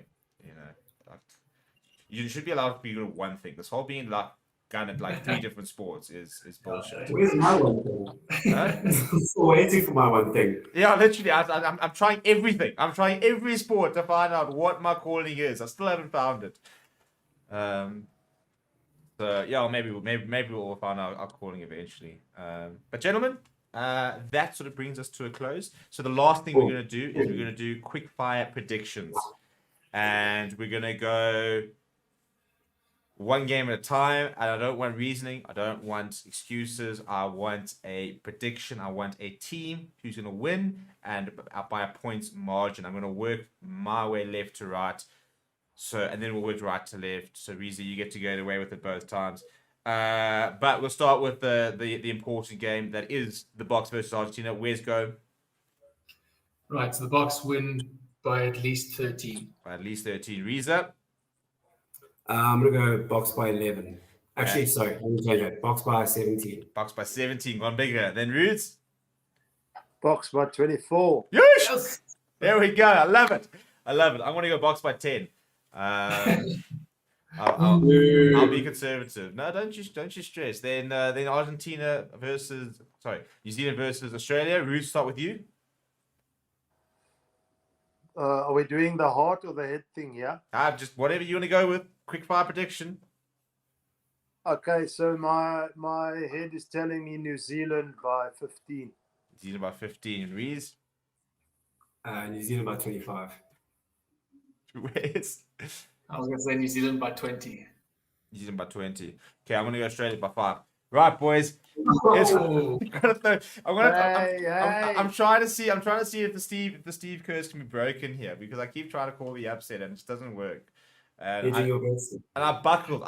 I wanted to say Argentina. In fact, maybe did I say Argentina was going to be Australia? I actually need to go check that, because I actually You're a might do. genius. You did. I did. You said, yeah. There we go. Well, that means I'm 1 for 1, because I thought Argentina would upset New Zealand. So I'm always gonna back one upset a weekend. So that'll be my upset. It'll actually probably be Italy beating Scotland, though, to be fair. Which is a very cool game to watch. But anyway, gentlemen, that brings us to the end of the show. To everybody who's watching, thank you very much for jumping on. Thank you very much for all the support. As mentioned earlier, this will be up on your favorite stream platform, so you can stream it on the way to work, and wherever. And gentlemen, I believe we'll see all 3 of you over the weekend on various fan cams, halftime shows, before shows. I will be with everybody for the Watchalong. Kickoff at 5 o'clock, and so set your alarm, set your reminders, go and stock up on the beer and the biltong and all the booze and stuff tomorrow. And the last things to look out for tomorrow is we will have our captain's press conference. Ray Vermeulen and Zwantile Stick, good old Stockers, one of the most entertaining people to watch press conference. So that'll be up tomorrow. And we'll also have the captain's press conference from one of the press conferences out of Australia. Lads, enjoy the evening and enjoy the preparation for the weekend. And everybody else, we will see you guys all next time. Cheers. Hello and welcome to Forever Rugby on Forever Sports. But today's guide, how to watch South Africa versus Argentina. This is the last time the Springboks will play on home soil before the World Cup. After this game, they will jet off to Argentina for the first of 3 warm-up games. They'll then come back and there'll be a big sort of send-off. And then they will depart to Europe, where they will take on the All Blacks as well as Wales in 2 more warm-up games. And then Scotland. So the question is, how can I watch all the action live if you're not going to the game itself? And that's what we're going to show you. So, unfortunately, it's not being shown on any free-to-air broadcasters, but it is being shown on Stan Sport, which has a 7-day free trial. So if you're inside Australia, you can access it for free and use that 7-day free trial. However, if you're outside Australia, you can still use that 7-day free trial, but you're going to have to use something called a VPN, which is a virtual private network. Now, we recommend using Bitdefender, who are a global leader in cybersecurity and have a really good, secure, and a very functional VPN. So link in the description. You go and get yourself Bitdefender's VPN. As you can see over there, we are currently connected. We're connected to Australia, so basically you go to and choose your country, and that is now basically making it look seem as if my computer is currently in Australia. And as a result, thanks to my Stan Sport free trial, I'm currently watching Wimbledon, which is as easy as that. And that's exactly how easy it will be to watch the game this weekend. If you do not have a VPN and you try and access it just won't work, unfortunately. You know, if you try and access Stan Sport from outside Australia, for example, I'm currently in South Africa and stuff like that, and you go to the website, you won't even be able to log in. So you can try to log in and you won't be able to register an account either. So I've just turned the VPN off and I've tried to log in, and that's exactly what happened. So you can see over here, the VPN is off and we've got an error message. As soon as I turn that on, it'll all start working once again. If you have any questions, put them down in the comments below. Apart from that, smash like on the video, subscribe to the channel as well. We'll hopefully see you on the watch along this weekend, and have a good week ahead. Hello and welcome to Forever Rugby on Forever Sports. But today's guide, how to watch South Africa versus Argentina. This is the last time the Springboks will play on home soil before the World Cup. After this game, they will jet off to Argentina for the first of 3 warm-up games. They'll then come back and there'll be a big sort of send-off, and then they will depart to Europe, where they will take on the All Blacks as well as Wales in 2 more warm-up games, and then Scotland. So the question is, how can I watch all the action live if you're not going to the game itself? And that's what we're going to show you. So unfortunately, it's not being shown on any free-to-air broadcasters, but it is being shown on Stan Sport, which has a 7-day free trial. So if you're inside Australia, you can access it for free and use that 7-day free trial. However, if you're outside Australia, you can still use that 7-day free trial, but you're going to have to use something called a VPN, which is a virtual private network. Now, we recommend using Bitdefender, who are a global leader in cybersecurity and have a really good, secure, and a very functional VPN. So link in the description. You go and get yourself Bitdefender's VPN. As you can see over there, we are currently connected. We're connected to Australia. So basically, you go to and choose your country, and that is now basically making it look seem as if my computer is currently in Australia. And as a result, thanks to my Stan Sport free trial, I'm currently watching Wimbledon, which is as easy as that. And that's exactly how easy it will be to watch the game this weekend. If you do not have a VPN and you try and access it just won't work, unfortunately. You know, if you try and access Stan Sport from outside Australia, for example, I'm currently in South Africa and stuff like that, and you go to the website, you won't even be able to log in. So you can try to log in and you won't be able to register an account either. So I've just turned the VPN off and I've tried to log in, and that's exactly what happened. So you can see over here, the VPN is off and we've got an error message. As soon as I turn that on, it'll all start working once again. If you have any questions, put them down in the comments below. Apart from that, smash like on the video, subscribe to the channel as well. We'll hopefully see you on the watch along this weekend, and have a good week ahead. How's my time there? You mean this week or the whole time? Yeah, mate, I love it. I think you can see from I think there's a lot of over time. There's been a lot of pictures of me maybe being angry or slamming with my stick in the box or whatever, but you don't get many pictures of that with these guys. You know what I mean? I'm really enjoying my time, and they're good people. Most importantly, they're lovely people that they've become friends, close friends. You know what I mean? Which is not easy sometimes as the coach, because you've got to make hard decisions often. But these guys they're class. I love them. In terms of where is the team cutting to in sort of football powers, picking ahead of World Cup? Oh man, I don't know if I can actually pick a place on the graph where they are. It's so. You know why? Because you don't know where everyone else is. That's the thing. Everyone's charting a different course. Wanju, for example, is coming back. Hasn't played rugby for maybe 7 weeks now. When we played our first game against New Zealand, the majority of our team hadn't played for 8 weeks. We'd had time off. I wanted them to have time off. Our players, as you would know, the South African players who are playing in Europe, they don't get a lot of time. They go from season to season with no breaks mentally. So the temptation would have been come straight in and let's get training, but they needed to have the time off. They didn't want to, I had to force them. I wasn't to buy them the tickets to the holiday islands they were going to, but they need to have a break mentally. And then get back into training, thinking about themselves a little bit, the athlete, just work on themselves, and then work their way to the team environment. While that's happening, we get to blood a few different players as well. So this week we've got at least half a dozen guys who are playing their first game for the season as well. So we're trying to time it right. Complications come, obstacles come, but that's all part of it. When those obstacles come, you enjoy those issues and you get on with, try to be better. And that's something that we have tried to be very good at, is when the tough times come, try and enjoy them, and get into the game. I think last year's game in Durban with South Africa, there was a bit of that going on. It was a tough game and it was swung, and we stayed. We stayed in it really well. I think even though a lot of things went against us, I'm sure we'll do the same this week. Hi Michael, Stephen here, Freighter Sports. The Springboks have had 2 pretty different games so far in this Rugby Championship, and some people say the game plan itself has been quite different. How does that difficult to make it to prepare for this weekend in terms of what you expect from you guys? Oh, no, like, what the one thing you know you'll get from South African team is high quality players. Like, you guys have got, like you said, you can ship teams around everywhere and they're all the same quality. You know, fantastic players. They're very high quality.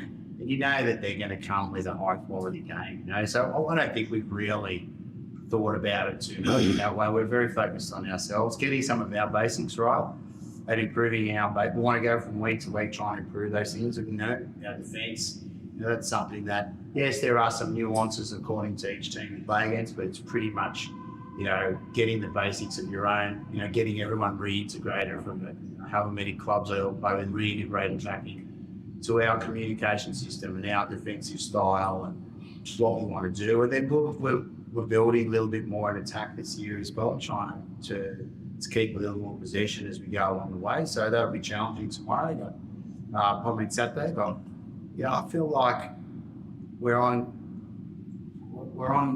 a good track. You know, we've still got a lot of work to do, but you know, we're thinking about ourselves mainly, and we're coming into this game extremely pumped for playing at Ellis Park. South Africa hasn't played here. I mean, Argentina haven't played here for a long time. And I explained to the boys how, you know, what it's going to be like, and I think they're super excited. And, you know, when it gets louder, I hope that's going to activate us to work harder. You know, we're going to work harder, we're going to work real hard the louder it gets. So it's going to be a great experience for everyone. Speaking of that sort of journey, we saw Mark's improvement even from the first half and Zoom game to the second half. How important is this weekend to continue getting better and continue taking a step forward? And is it more important, even sometimes do it more important than the result itself? No, the result's pretty important. You know, like, we're not here if we don't like winning, mate. You know, and that's obviously we know not many people think we're going to win. I think on Saturday, you know, we've got strong self-belief, or we're building strong self-belief, you know, and we like to be more consistent in our game. So that means trying to improve, yes, from week to week. And we came across like the first half in New Zealand, red hot team, but we were pretty poor as well. Improved a bit the second half, improved a little bit more in the next. You'll never get a consistent upward chart, like that's Wonderland, you know what I mean? But if the fundamentals are there and they're working, things that are important to us, important to our identity, then yeah, we'll go. Michael, just from a mental perspective, how do you use it to win in Australia, but in the manner which you guys won, not allowing the circumstances at the end to get all in that? Yeah, no, like,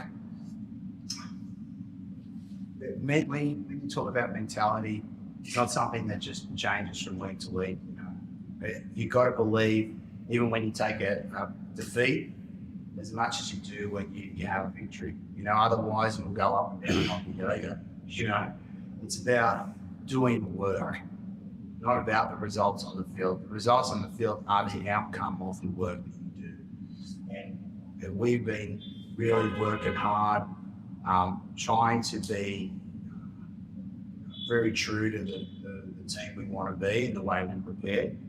And then we do all that and we get to the whistle and, you know, the counts are full where they do, because we've done the work, and then it's up to us to perform on the day. You know, that's what footy is. And I don't think that, you know, one result here or one result there will, yes, they will build, they'll help add on, but it's because confidence can come and go, but self-belief is never present, you know, and that's something we're trying to build through the way we prepare and the commitment we make, and the time and the professionalism we put in to try and be the best we can. And just looking at the Springboks now, Michael, do you feel as if they're looking as formidable as they ever been? Yeah, I think so. Like, they look pretty good. They're a pretty formidable team all in all, you know, like, but they've had a long period now of being very strong, having a lot of players that they can call on to jump in and take the great competition inside their team. So, yeah, look, they're not the world champions for nothing. So, you know, I don't think they're going to be right up there yet. Michael, we're into this World Cup year. Of course, it's always a long preparation season between World Cups. Looking at what the Springboks have done so far, and how they come into this final year, well, into the World Cup year, what have you picked up? Similar, perhaps, to 2019, or any differences?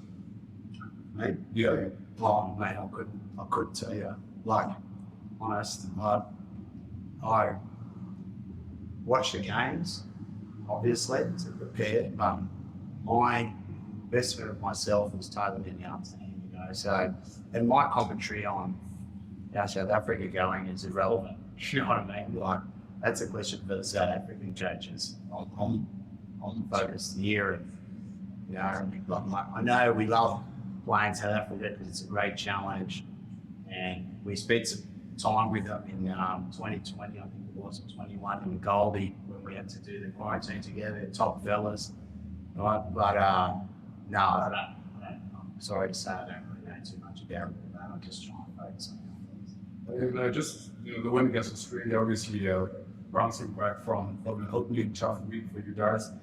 You still shoot a shot. You say that nobody thinks you can win, but if the cards fall right, you lost it within a shot. How has that done for your team's mentality this week, and how's the preparation been with the extra week as well? Well, like we just were saying before there, you know, we don't want the results aren't going to manage our sort of mentality. We've got a certain mentality about how we're trying to prepare to get ourselves, not just for the World Cup, for our team, not now and in the future as well. And you know, I think we're just working towards that. You've got to roll with the obstacles that are put in front of you, or the challenges that are put in front of you, which, you know, Springboks Dallas Barn is a big one, but, you know, like, that's why you're playing, that's why you want to play the game, sure. But once she's busted, you can play, you know what I mean, in that environment. So, yeah, let's go. Lastly, for our changes this week, just talk us through it. Just your answers on.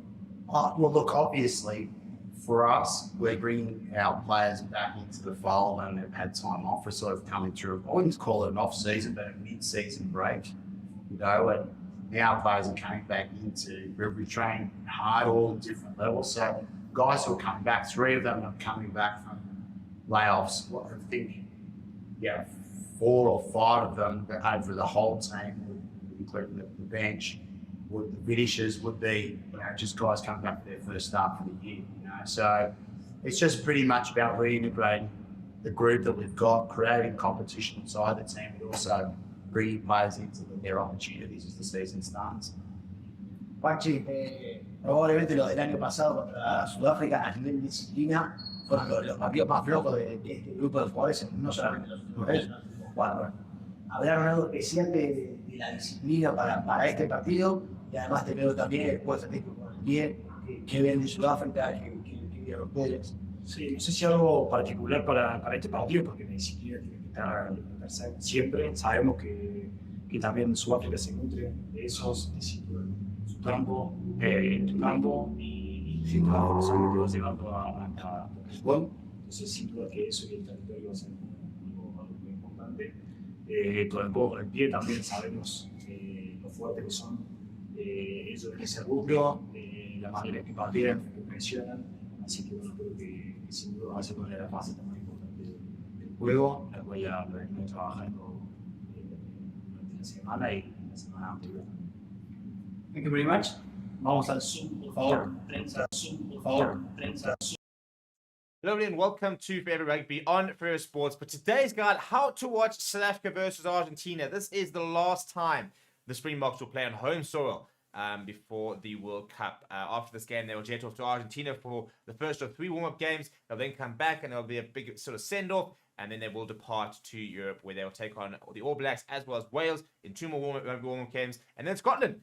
So the question is, how can I watch all the action live if you're not going to the game itself? And that's what we're going to show you. So, unfortunately, it's not being shown on any free-to-air broadcasters, but it is being shown on Stan Sport, which has a 7-day free trial. So if you're inside Australia, you can access it for free and use that 7-day free trial. However, if you're outside Australia, you can still use that 7-day free trial, but you're going to have to use something called a VPN, which is a virtual private network. Now, we recommend using Bitdefender, who are a global leader in cybersecurity and have a really good, secure, and a very functional VPN. So link in the description. You go and get yourself Bitdefender's VPN.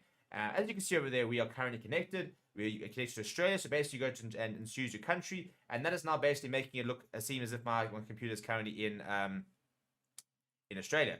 And as a result, thanks to my Stan Sport free trial, I'm currently watching Wimbledon, which is as easy as that. And that's exactly how easy it will be to watch the game this weekend. If you do not have a VPN and you try and access it just won't work. Unfortunately, if you try and access Stan Sport from outside Australia, for example, I'm currently in South Africa and stuff like that, and you go to the website, you won't even be able to log in. So you can try to log in and you won't be able to register an account either.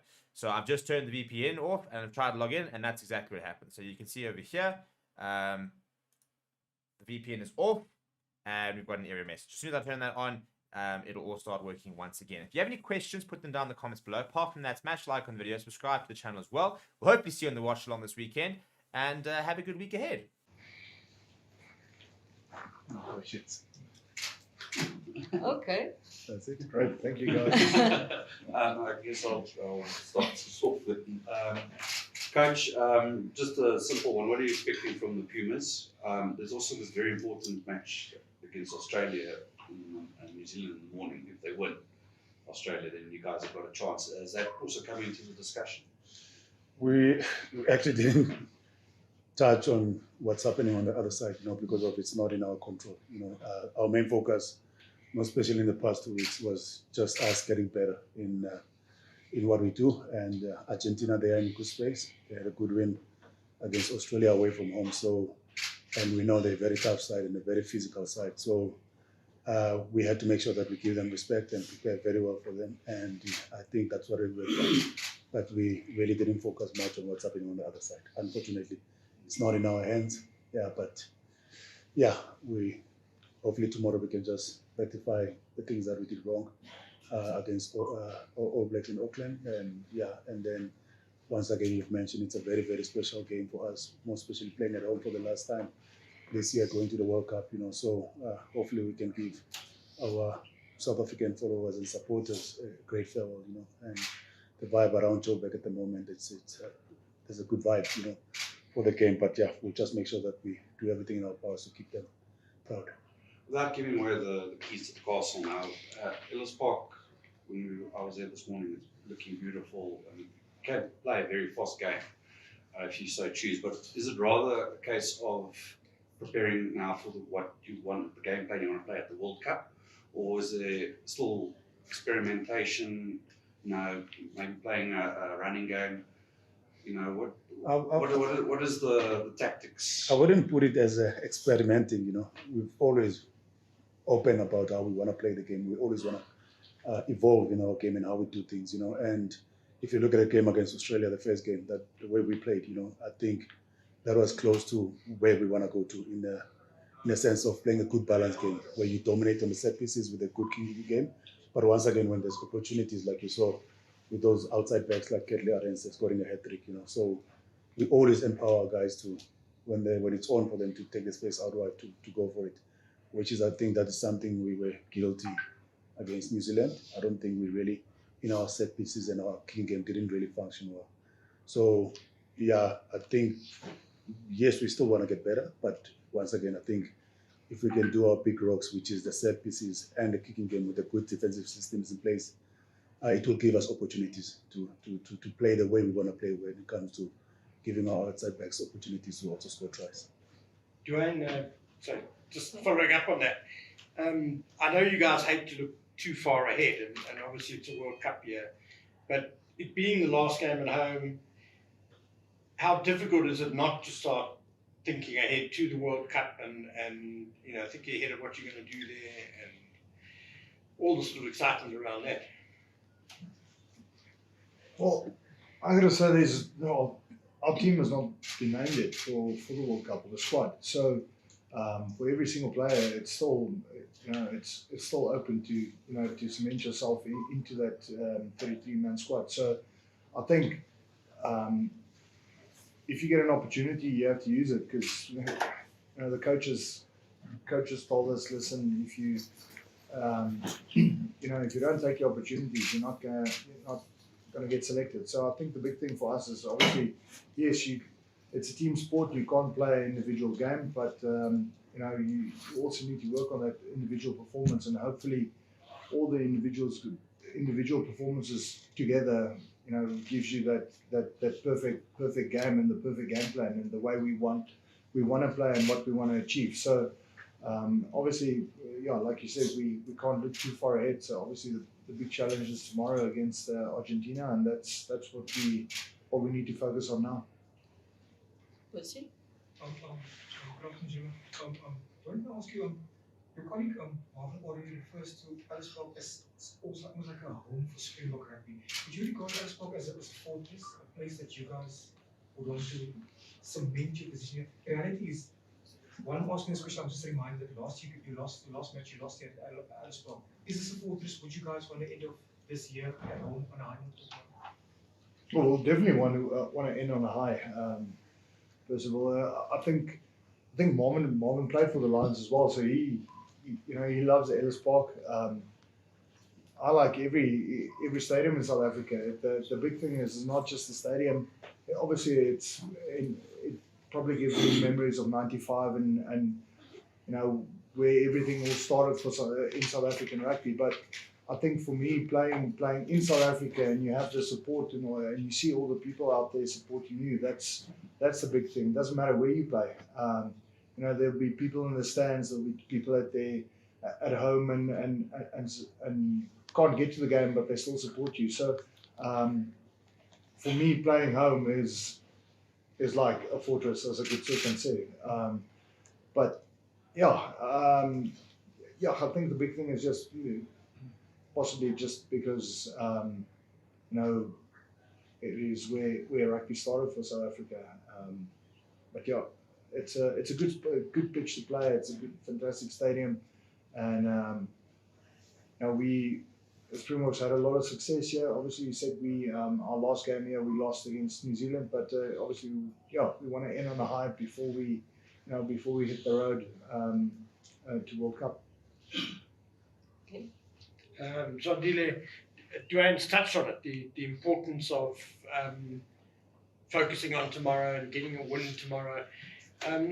For you guys as coaches, though, I mean, heaven forbid the result doesn't go your way. How much of a spanner in the planning would that put? So, I mean, how much of a disaster would it be if you don't get the result? Listen, not performing and getting results, it always dents you as a team, even us as coaching staff, you know. And what happened in New Zealand, again, I'm also going to talk about it. What happened in New Zealand also, it really dented us, and we were disappointed with that performance because we know the amount of work that we have done as a team, you know, between us and the players, you know. And the results tomorrow, yes, every time when we represent our country and as a Springbok, you know, it's always important, irrespective of you playing at home or you playing away from home. But once again, for the sake of confidence and having confidence going towards the World Cup, you know, I think the results will be important, you know, and the performance of the players, like Dwayne said now, when it comes to individuals, you know, we don't have that final squad of 33 players at the moment, you know, so, and if you look also from the past two games, majority of the players that are playing tomorrow is probably the players that are in form. You know, if I look at the outside backs and I look at the loose trio that we selected, it's the same loose trio that played against Australia and Pretoria, and they felt like as coaching staff, they really performed in that game.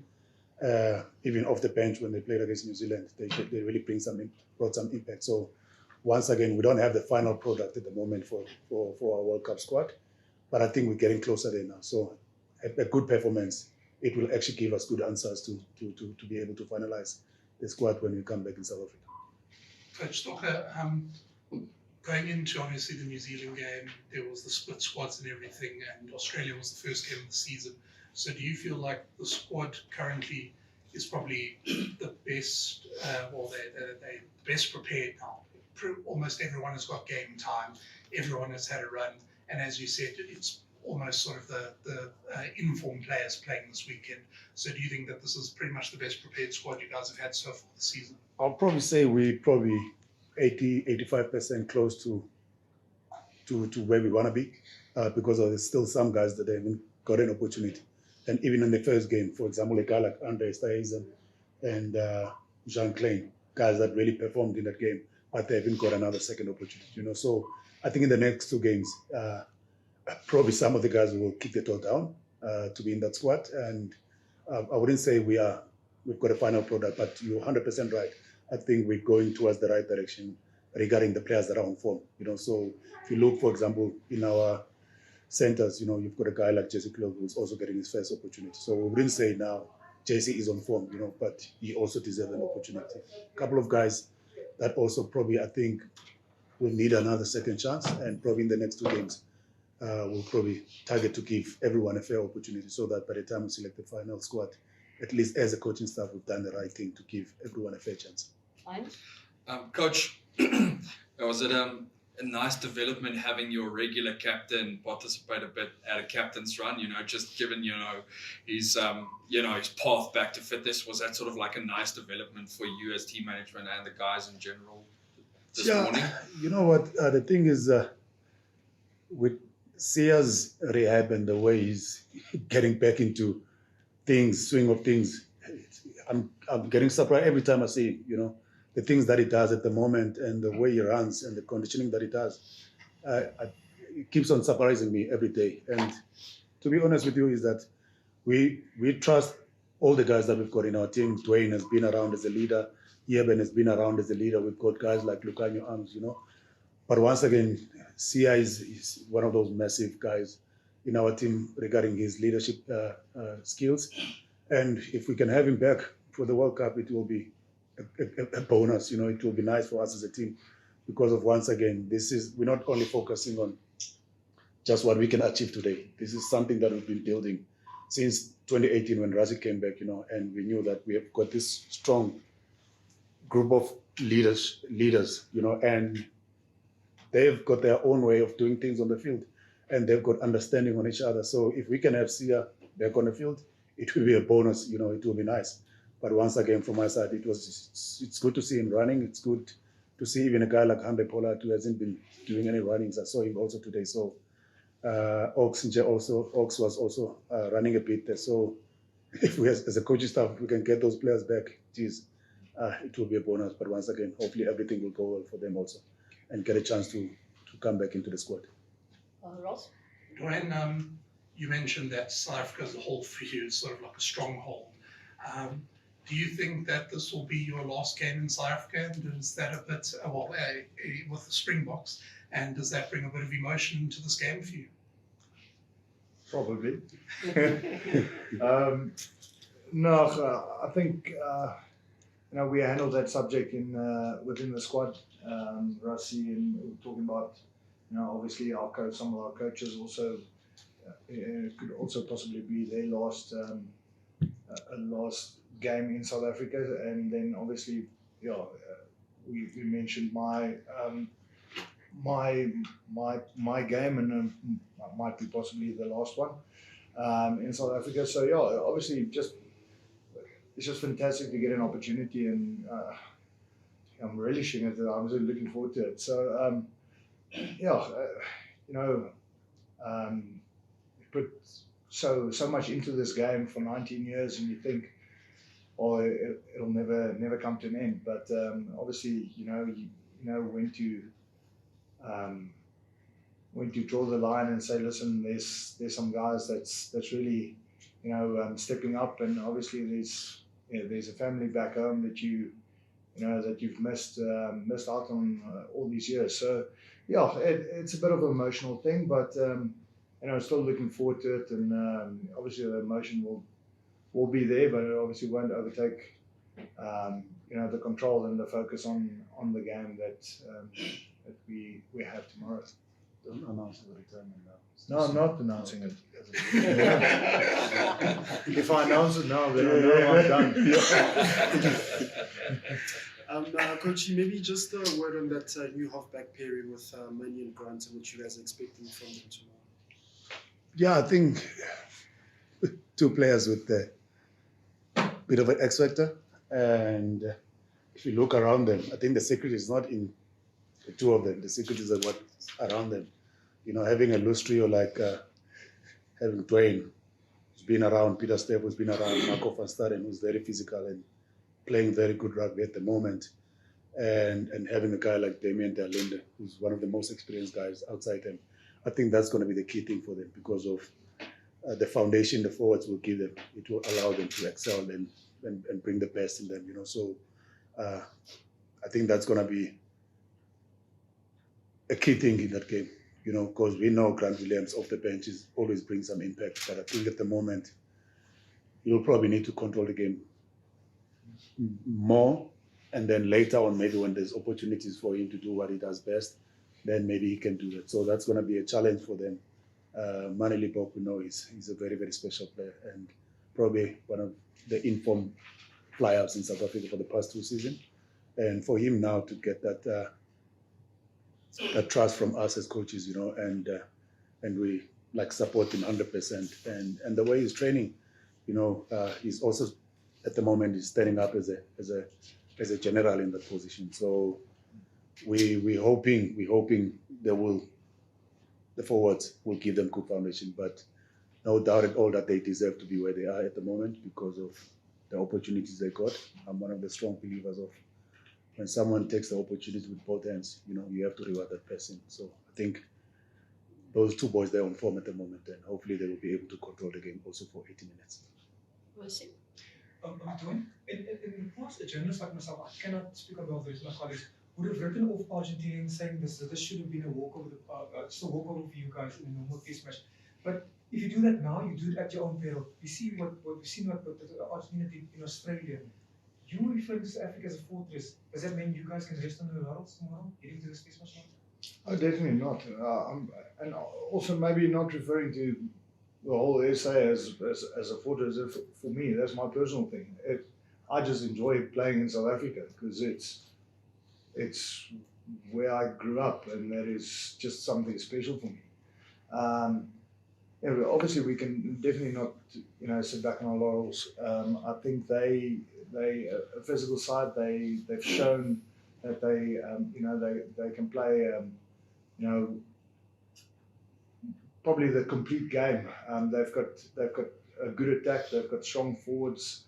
They've got a massive work rate. We've looked at some of their games, and there's no guy on that team that will just stand back and give up. They work for what they want, and obviously it's going to be a physical matchup for us. So yeah, obviously not saying we can sit back and relax. We also want to do want to perform, and we want to finish our last game in South Africa on a high, and and obviously play the complete game. So yeah, still a lot of work for us to do, and it's going to be a tough one. I think it will be stupid, Percy, to write them off because of what they've done in the last game against Australia. And if you look also in the history in the past 2-3 years, like I always say, when it comes to the top 8 teams in the world rankings, on a day, if a team is not at their best, you can lose to anyone in those teams, And Argentina, they've proven many times they've beat the All Blacks away from home. Now they beat Australia away from home. So you can never write them off, most especially where they are at the moment. They're in a good space. They just had a good win against Australia. And once again, like you saw with us, for 20 minutes where we're not in a game against the All Blacks, and then All Blacks, they managed to put 17 points. So no doubt Argentina, they've also got a potential. If you're not at your best, they will punish you. You see, so I think the most important thing is that we have to give them respect. We have to give them respect because of Dwayne knows very well those guys that will play for 80 minutes. That is one thing I enjoy about Argentina, and you can see they play from the heart. That's why I always say they've got similar things to us, and with the experience that is in that team and some of the X factors also with their backs. So we'll have to be at our best to make sure that tomorrow we win the game. Guys, we take another 1 or 2 English questions, and then we need to go to Afrikaans and Sequoia. Dwayne, Coach touched on it very briefly about the half period and the work that you guys are going to have to put in as a pack to give them the momentum to go forward. As captain as well, got to keep them motivated and focused. So just give us indication how you're going to go about that, how the pack is going to, I don't want to say protect them, but how they're going to protect the inexperience, and also how you're going to keep them motivated as the captain. I think our big thing is obviously we looked back on our game against the All Blacks in Auckland, and obviously Faf didn't get clear ball. It was a bit of a mess at the breakdown. So obviously we worked really hard on it, and all the forwards are pretty revved up for this game. We really want to give Grant a proper opportunity to showcase what he's got and what he can bring to the table and to the team. And we have to give him that ball on a platter so that he can show his skills and obviously then distribute to Mane as well. So if we can give them a ball on the front foot, they can play their game, and they can play their magic trick or their party trick. They can bring their party trick to the table. So there's a big thing on the forwards, and we just have to step up and make it special for them as well. Guys, can we first go to Afrikaans and isiXhosa, and then we'll come back if there's time to English, please. I'm just worried about time. Percy? Self maak jy maar praat 'n bietjie oor hy persoonlike ervarings. Môre was hopelik waarskynlik jou laaste wedstryd op tuisbodem en julle hoop op 'n hoë noot af te sluit, maar julle opponente kom hier om partytjie te kom te veel moois. Ja, dis wel vir ons die groot ding is, ons het laas naweek of teen die All Blacks nie 'n great vertoning gehad nie. Ek dink coach Stok het gesê, daai eerste 20 minute was regtig nie goed nie, en as jy vir Nieu-Seeland so groot voorsprong gee, is dit moeilik om terug te kom in 'n game. Maar hulle het die perfekte 20 minute se rugby gespeel en ons was glad nie ontsang nie. So die groot ding vir ons is net om weer terug te kom en te reset en ons 'n bietjie gaan werk aan die dinge wat nie goed verloop het vir ons nie. Bietjie meer fokus ingesit op daai spesifieke areas. En ons weet môre gaan 'n tawe game wees teen die Argentina. Hulle is op 'n high, hulle het vir Australië gestamp, so ek dink hulle is baie positief, hulle kan ons ook hierso kom wen. So kyk van ons kant af, ons kan regmaak wat verkeerd gegaan het en hopelik kan ons hier wegstap met ons laaste game op tuisbodem met 'n goeie wen. Ek dink almal is ingestel daarvoor, almal se koppe is reg daarvoor, en ek dink as mense hom in Suid-Afrika so kan afsluit, gee dit die coaches ook 'n goeie geleentheid om te kan sien wat se manne hulle kan kies vir die Wêreldbeker. So ek dink daai ouens is al daai span is al ingesement nie. Daar's nog 'n geleentheid vir die volgende 2 weke vir ouens om hulle hande op te steek. So ek dink dit gaan 'n ongelooflike span vertoning moet wees om vir ouens te laat wys hoor die manne is lus en die manne gaan saam staan en dit vir hulle 'n bietjie moeiliker maak om te besluit wat 'n manne moet saamgaan. Die emosie van die laaste wedstryd, nee, wat kyk, ek is baie gelukkig om 'n geleentheid gegee te word om net te kan speel. So is dit nou die laaste in Suid-Afrika? Ja, heel moontlik. Ek sê nie ek retire nie, so ek sê dit nou weer. Maar ja, ek dink net die ding is as jy sê jy retire, dan sal 'n switch in jou kop wat afdraai en dan wil jy nie meer nie. So ek wil nog my alles gee en ek dink dit sal spesiaal wees en dit sal regtig seker maar 'n groot emosionele ding wees. Dit sal lekker wees, my familie en almal is in die stand, so ek sien uit daarvoor, so dit gaan seker vir my seker maar taaf wees. Maar dit na kant toe geskuif, ek dink ou moet daai emosie gebruik tot 'n positiewe ding en jy weet die span gaan goed gaan lei en jy weet en die regte besluite maak en jy weet as jy die wedstryd wen en jy loop al weg en die ouens is gelukkig en ons het goed gespeel, dit is eintlik al waar dit gaan. Dan gaan hy emosie net nog meer oorborrel. So ek is in 'n bevoordeelde posisie. Dwayne, jy het hom al voorheen 'n bietjie ervaar as 'n spanmaat op nasionale vlak, maar met die hele COVID ding het jy toe uiteindelik as bulle, jy weet, staatmakers saam met Marco, jy weet, aansienlik meer met hom te doen gehad, jy weet, en dinge. Net hoe ervaar jy hom as 'n spanmaat en 'n speler in die geheel? Ek seker jy is nie regtig verras dat hy regtig hard aan die deur nou klop nie. En dan die tweede deel van daai vraag, jy weet, geniet jy op die oomblik die dinamiek tussen jou en Pieter-Steph en hom as 'n lostrio? Ja, kyk, ek het so 'n bietjie teen Marco gespeel op 'n tyd en toe soos nou spanmaats en toe kom ek agter hoor hierso 'n oefening, die man is nogals, hy's hard. Hy's 'n interessante mannetjie van die veld af, hy het lekker, jy kan lekker gesels met hom en so aan, so dis 'n lekker energieke man. Maar Jessie, ek moet sê, hy het my verbaas, kyk, hy was so half in en uit in die mix by die bokke en nie regtig altyd 'n kans gehad en so aan.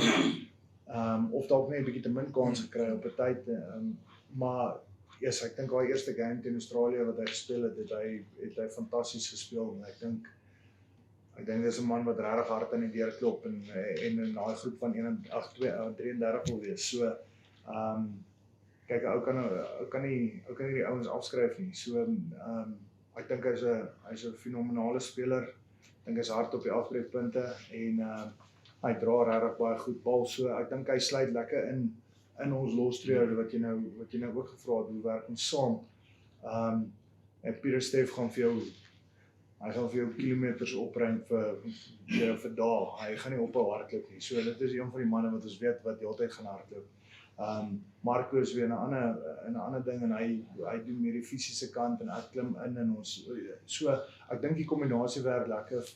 Het lekker gewerk teen Australië en ek dink wat coach Stokke gesê het, hulle was gelukkig met hoe ons gespeel het en hulle gee ons weer geleentheid. So ek dink ons kan daai cohesion wat ons nou tans het net bietjie meer aansterk en hopelik vir hulle bietjie meer moeilikheid gee om besluite te maak. So ja, ek dink dit gaan 'n lekker wedstryd wees vir ons. Is it goes on Afrikaans questions left? Because then we can take one more English question. Okay. English. It goes on. Duane, you mentioned the breakdowns being a mess last weekend and you guys want to clean things up there. Is it fair to say, though, that Argentina probably want to make it a mess again? I mean, that's a lot of their game plan revolves around, I think, really, so we say, slowing down ball at the breakdown. How do you handle that when your opposition's got a very different sort of objective at the breakdowns than maybe you guys do? We had a look at it, and obviously we worked really hard in the week because exactly what you mentioned. We know they make it a menace at the breakdown and then make it difficult and stuff like that. But the only way you can really change that picture is if you are dominant in your carries, and that was one thing that obviously that stood out against the All Blacks for us. We weren't dominant in our carries and in our collisions, and then everything becomes a mess. So now once you're a bit more dominant and you're on the front foot, it's easier for the cleaners to get in. It's easier to to clear any debris around the breakdown. So we had a really good chat about it during the week, and obviously the guys worked hard on the field, and obviously we got sent out our clips and the guys discuss it and make plans so that we can give a Grant and a Faf and guys like that just really good clear ball and quick ball. Ross, last question. Thanks. Coach, obviously you guys have spoken a lot about how you can't underestimate Argentina. They don't ever go away and stuff like that. So how important is it, I think, from your guys' side to have a sort of statement win this weekend and also maybe next weekend ahead of the squad announcement? Obviously a lot has also been said about how the Boxing are playing sort of as underdogs and we're not as much as expected of them. But do you think that over the next couple of games it's very important to get a couple of big statement wins, and maybe Dwayne can also step in on that? And is it important from the players' perspective to get a nice statement win this weekend? I think first things first, the statement that we'll probably need in this game is the players themselves uh, uh, lifting their hands up, because of, like Dwayne said, we haven't actually selected our final squad of 33 players, so that will be the big statement for any player that performs at the moment.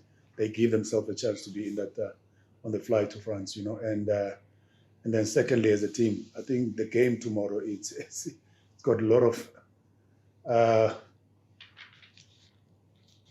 motivation behind it. Like Dwayne mentioned, it might be his last game in South Africa in a Springbok jersey. And for someone who has served, our country, like you said, a lot of time he was away from his family, so I think also as us, it will be fair for us as a team to make sure that if he decides not to continue, in the future, I think it will be a good thing for us as a team also to give him a good farewell, and then guy like Jacques, he's been around, Felix 2019, and they've been massive, in our system, and the fact that it's also the last game at home before we go to France, I think it will be a good statement for us to get good results. And we know in South Africa, once again, I always say, there's a lot of negativity amongst what's happening in the country.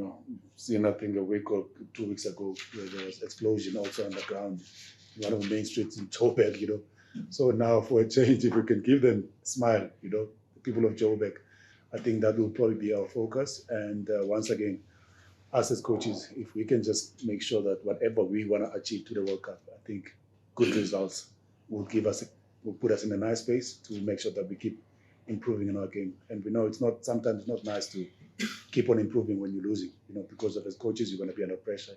Players, they're going to be under pressure where they don't get selected. So I think it's always a good foundation when you're still developing your game while you're winning. And I think it will put us in a better space as a team going to the World Cup. But once again, the game tomorrow is massive.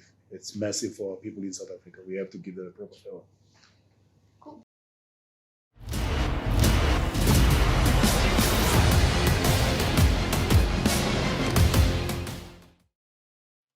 Hello and welcome to Forever Rugby on Forever Sports. And it is South Africa versus Argentina this weekend. It should be a really interesting game because Argentina are on a bit of a different path to the Boks. They haven't been together as long and are only now getting certain players back into camp. Certain players now sort of getting their first minutes in an Argentina shirt, which there are a couple of South Africans in the same boat, but through choice as opposed to through sort of extended layoffs from sort of postseason stuff.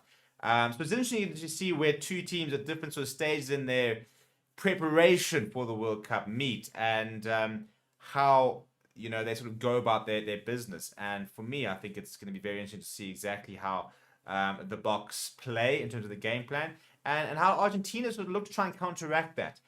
Michael Cheika says they believe that they can win, and they've definitely got the players to do it. But at the same time, the last game on South African soil for the Boks before the World Cup, this is kind of their send-off match, and they really can't afford, therefore, to sort of let it slip. So we're going to look at the two teams, we're going to look at the lineups and exactly sort of what you can expect this weekend. We will be live for the game, as well as the Bears Cup game between Australia and New Zealand. So come and join us over the weekend. Before you do that, please do smash like on the video. Please do subscribe to the channel as well. That is the Springbok lineup. And a couple of changes, some very interesting changes. So it's actually not the Springbok line. I'm trying to get the right one going here. Because Stephen Kitsop is starting, not Thomas the Toy. But we'll get there. So as soon as I pull that up, it's an interesting game for a lot of players. And we've been talking about it a lot with regards to... we actually have a fan forum sort of episode, and we're talking a little bit about, is this the last opportunity for certain players? And it's interesting to sort of see what the general feel is about some of the players who are under a bit of pressure. The likes of a JC Creel, for example, who is in the starting lineup this weekend and hasn't played yet this year, but is up against the Kanya and as a result, sort of the general sort of feeling is that, he's not good enough. But he's our only sort of option at 13. And he does start this weekend. There is the team. So he's one of the, I think, a couple of players who've got a bit of a point to prove. If we look at the front row, though, Stephen Kitshoff, Malcolm Marks, France Malherbe, for me, those are our 3 best front rowers in terms of each of his positions. But not a combination we often see. So it'll be interesting to see how they do go. Evan Etzebeth gets another opportunity. He starts in back-to-back tests. But he's got a new lock partner, Marvin Ory, who was very, very good against Australia. And I think probably needs one more good performance to sort of get that sort of ticket onto the plane. Marco Van Staden, P-Step the Toy, and Dwayne Vermeulen are the loose trio that did decimate Australia. Marco Van Staden has a chance to sort of increase his stocks this weekend. Grant Williams, the first ever test start next to Manie Liebach. This is the combination that has everybody talking. It's 2 very exciting players, 2 very attacking natured players, and but 2 very inexperienced players at the same time. And I think, they complement the way that the Springbok public would like the Springboks to play, and to a certain degree, I think how the Boks would like to evolve. But a lot of it, when it comes to international rugby, is understanding when and when not to bring that sort of attacking flair. And this weekend, they've got an opportunity to sort of hone in on those decision-making abilities. Kurt Lawrence, the Chesney Colby, Billy LaRue. It's a 4 back 3, isn't it? A lot of people have been asking for that Kurt Lawrence call up ahead of Mapimpi. They do get it this weekend. Damien Delendi in inside centre, Jesse Creel outside centre. I think it's a good combination. I think they need to give Jesse Creel time. I think Damien Delendi as well. I wouldn't say it was off it, but hasn't played rugby in a while. I think it'll be good to see those 2 as a combination this weekend as well. And then off the bench, a couple of players who need a bit of game time. Bongi Manambi not playing his best rugby, so I think he could use a bit of extra game time. Trevor Nyakani, we haven't seen this yet. I'm a massive Trevor fan. I think at one stage he was one of our best props. Seems to sort of fall down the pecking order, so it'll be interesting to see how he goes on tomorrow. Then Vincent Koch, tight head, no issues there. Arcus Snyman, Kwaka Smith in a 5-3 split. Arcus Snyman covers both locks. Kwaka Smith covers the entire back row, so pretty self-explanatory why you go with those 2 players specifically for the off the bench. Patrick Clerk gets an opportunity off the bench. Lekanyo I don't think would have been part of this team if he was playing at his best rugby at the moment, but he does seem a little bit impeded by that knee injury, and so I think they'll want to get some more game time into him. And then Damien Williams caps off that bench. If we look at Argentina, a couple of new players into the side, a couple of experienced players, or an experienced player that will not play in the likes of Augustin Creevy, who would have played his 100th game this weekend. I think probably a reason he's not playing is that they would like to have him to hit that milestone in Argentina. Be the first Argentinian player ever, in fact, to hit that milestone. So in the front row, it's unchanged. Thomas Gallo, Julio Montoya, captains aside, and Francisco Gomez Cordella. There is an injury and force change. Lucas Palos, who I thought was pretty good coming off the bench against Argentina, does partner Thomas Lavanini. He's a big boy as Palos, and so it's a very good tight 5. And they'll provide a very stern task and test for that Springbok tight 5 as well. And then it's the loose trio that excites me so much. We all know what Pablo Matera is about. Santiago Grandona has an opportunity to sort of continue to work his way into sort of the framework, whilst Marcus Kremer is currently suspended. And then Jean-Marc Gonzalez, one of the most exciting loose trio or loose forwards in the world rugby, in fact. It gets another opportunity at 8. Off the bench and into the starting lineup does go Latoro Bazin Velez. So Gonzalo Bertino drops down to the bench. Santiago Carreras continues to fly half, but a lot of other changings to the backline as well. Juan Imhoff gets his first outing of the season. As a result, Mateo Carrera switches the 11 for the 14.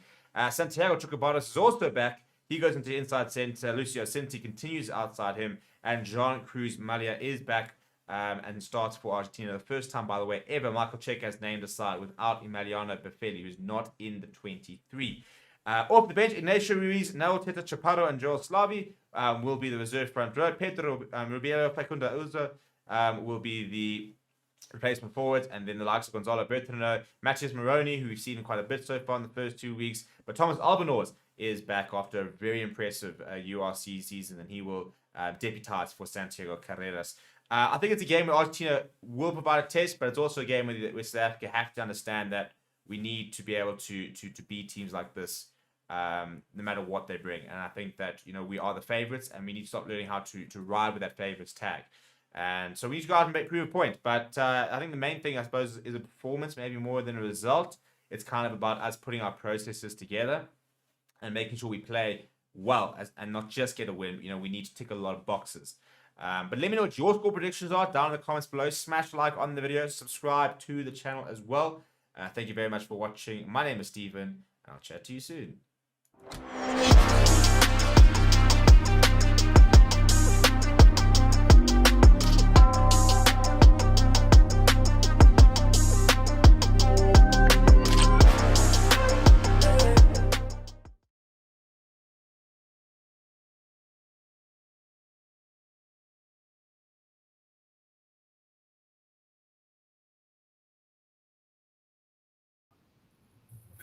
Right. Hello, everyone. My name is Wes Hartman. Welcome to Forever Sports. Today, we are looking at the Springboks in Argentina. I'm joined with my colleague and co-host, Riza Byte. Riza, how's it going?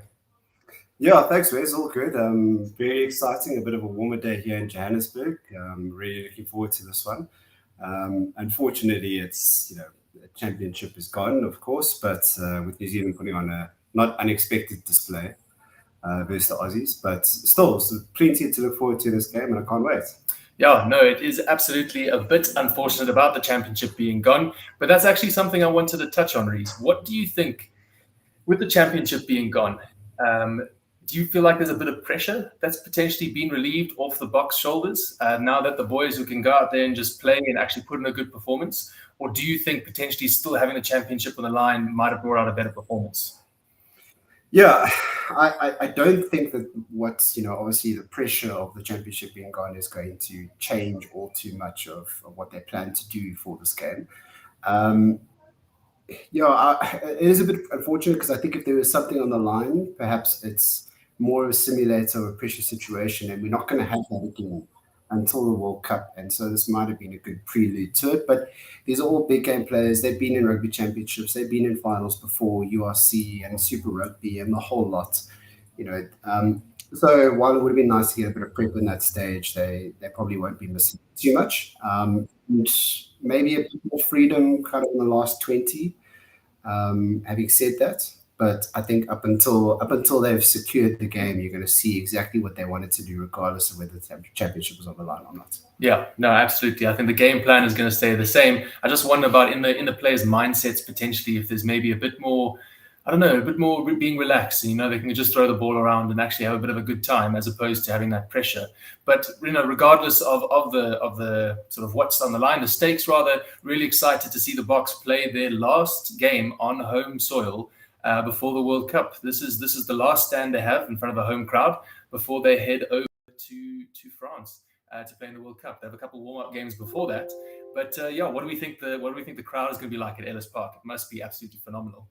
Yeah, I mean, we were talking a little bit in the week, and for South African supporters, it's quite a point of pride that we kind of sell out tickets very quickly, especially Bok games. They always sell out. And coming up to this week to Ellis Park was kind of the first time that it wasn't looking sold out. I'm not too sure if it has sold out as of dates as today. I'd be surprised if it isn't. But having said that, Ellis Park is a fortress. It always has been. There's always a good vibe there. And regardless of what we've said about Ellis Park in the park, or I should say Emirates Airline Park, but it's always a vibe, and the crowd's always going to bring it, and it's kind of a central point where guys come from all over the country to watch a game at Ellis Park. So Johannesburgers are fighting for tickets all the time. Yeah, no, I'm very jealous. We've got a few mates who are going to be out there today, and hopefully it's going to be like a time. Hopefully no Pretoria brawls like we saw at Loftus a couple of weeks ago, and only just good results and good times for all involved. No, that's what only Bulls fans. Gosh, well, there goes some subscribers. Thanks, Reese. Anyway, for those of you still around, really looking forward to it. And let's get into the team a bit. I know we looked at it in the fan forum. If you don't know about that, guys, please tune in on Thursdays. We do an hour dive into the games that have come from the week ago, and we look at the games that are coming up in the week ahead. But just to recap that team, Reese, overall thoughts. I don't want specifics. I just want your gut feeling about the team. Let's start with the Bok team. The Bok team that's been selected for this week. Yeah, so we did do a deep dive. We won't go too deep into all of it. Obviously, of maybe concern is the change of Malcolm Marx for Bongi Mlambi. That's kind of the big one that's been out there. Bongi's been the incumbent for a long time. So you must feel that Jacques Nienaber and Rassi are playing around with the fact that Malcolm might be the starting hooker coming into this. But I'd be very surprised if that is the case. They maybe just want to test it out and see how it goes. As for that, we've got a few not strange ones, but Marvin Orie partnering with Eben Etzebeth. Marvin Orie is not perhaps the most exciting of players, but he is very stable. He does win his lineouts. He's very decent on his defense, and so we shouldn't expect huge things out of him. But I said the same thing about Marco van Staden at the beginning of the Rugby Championship, and he proved us all wrong. Talking about Marco van Staden, he of course has made the starting lineup for a second Rugby Championship game, which should be very exciting to see. Peter Steff, we know all about. Dwayne, we know all about. And as we head towards the back, Grant and Marty Liebach, the dream partnership in some people's minds. Very interesting to see how they go. I'm really excited to see Liebach partner, especially with someone that he's worked with before, and hopefully that he can kind of lock down and shut all the haters up, that he definitely deserves his spot. I think he really does. I think he is an out-and-out fly half, and he is our answer at the moment to the 100 Pollard crisis. And hopefully I do hope that he doesn't have so much pressure on them that Pollard gets injured and stays out, whatever, and he's always going to be involved, but we'll see. Damien Delendi, Jesse Creel, we've talked about it before.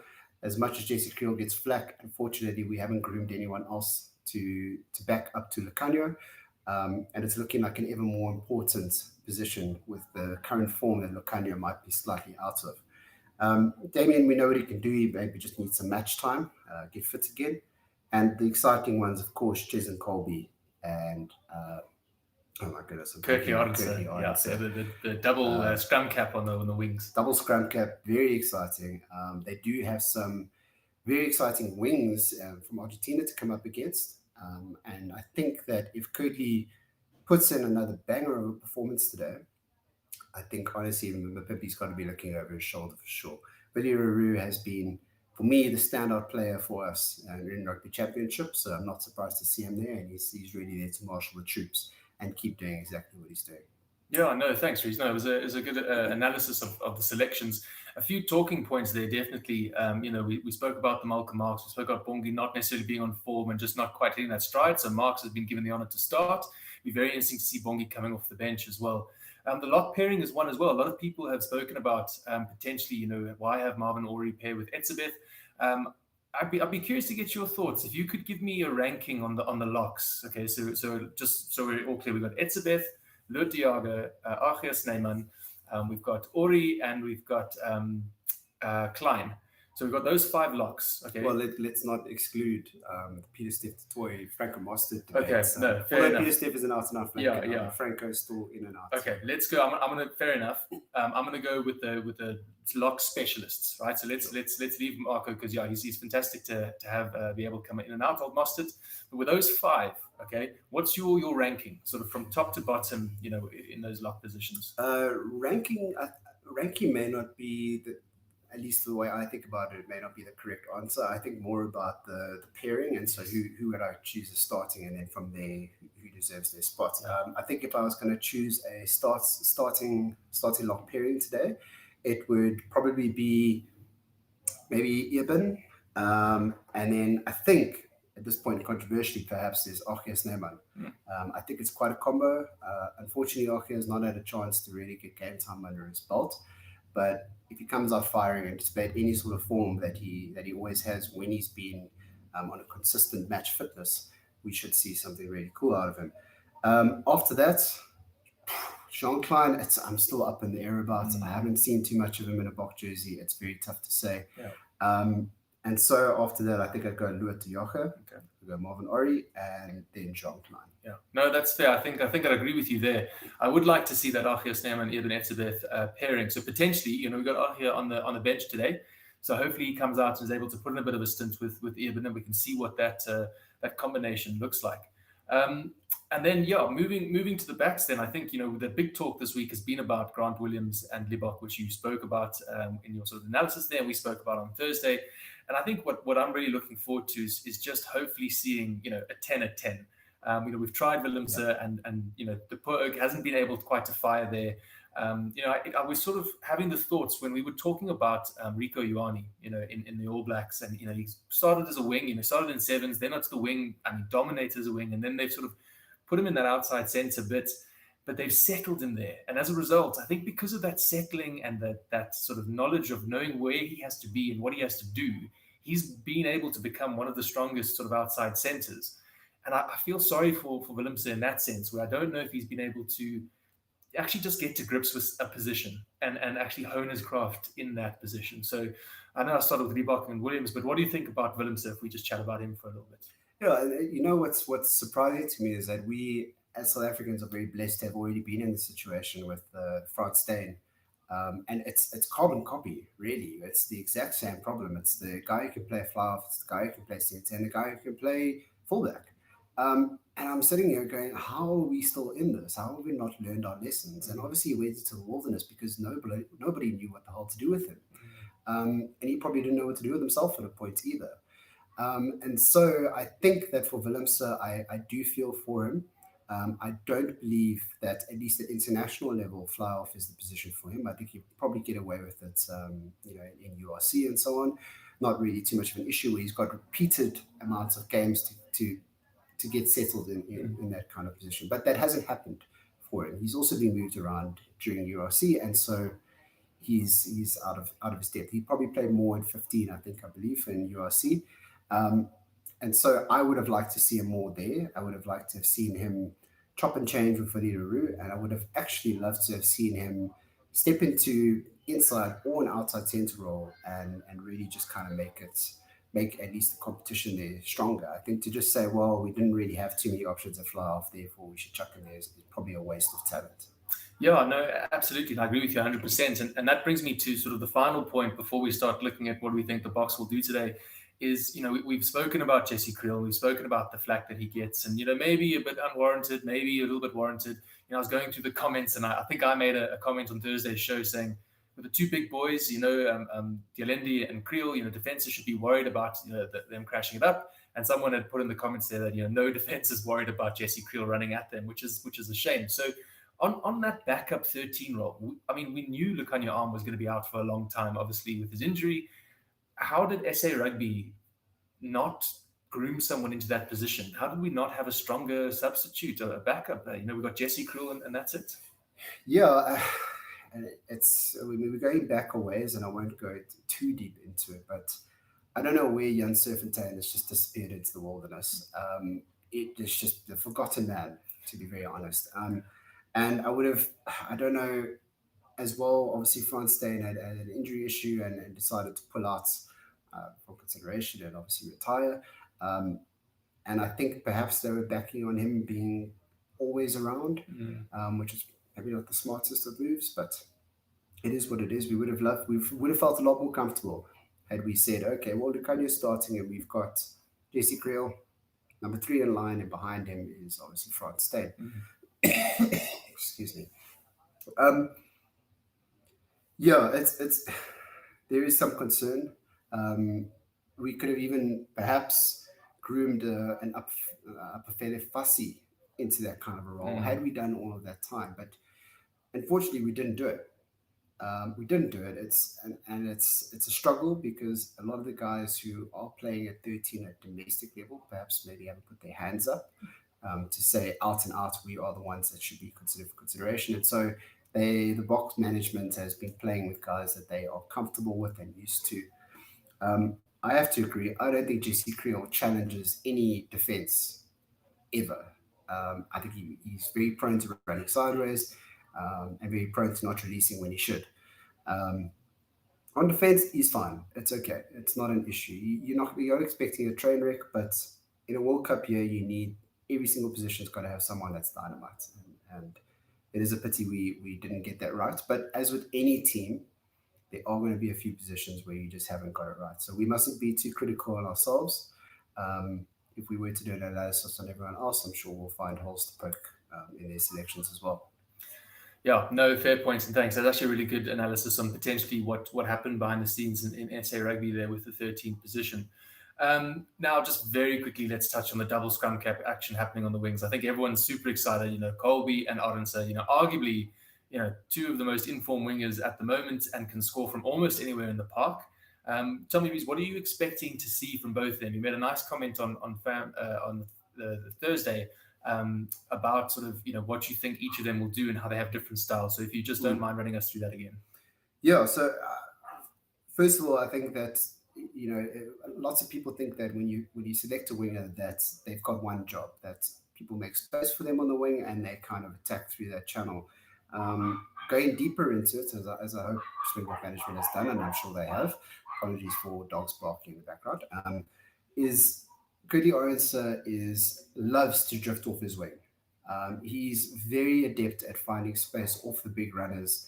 Kind of those really tricky plays where you've got the line out that comes down into the maul, which we love to do, and then it's the fake maul off to a speedster around the corner on blind side or on open side, doesn't really matter, running between that fly-off channel or between that wing channel.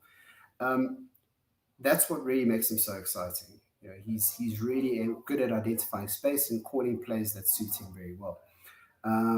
Chisholm, on the other hand, is very adept at finding space where there shouldn't be any. Yeah. And I think that stems from so many years playing in a Springbok system that really didn't account for him at all. Which is the thing that's so impressive about him is that he forced his way to make himself that recognized player. Guys were sitting there and you see most of his tries, he's beating 2, 3, 4 guys at a time. And it's really impressive. So I expect to see big things out of them. I wonder how they will work in conjunction. Will they be fighting for attention? I know it's a strange question to say, but obviously Cheslin must be the senior man on those wings. And obviously we've got shot callers in your flyers and so on. They often tend to favor calls from the senior player. And so whether Kirtley will be allowed to dictate what kind of plays happen will be interesting to see. Yeah, no, absolutely. Thanks, Reese. And I think hopefully Kirtley's performances over the last couple of weeks and games have at least shown those senior players, those decision makers, hey, I'm able to score. I trust my instincts, trust my calls, and hopefully he can get the ball.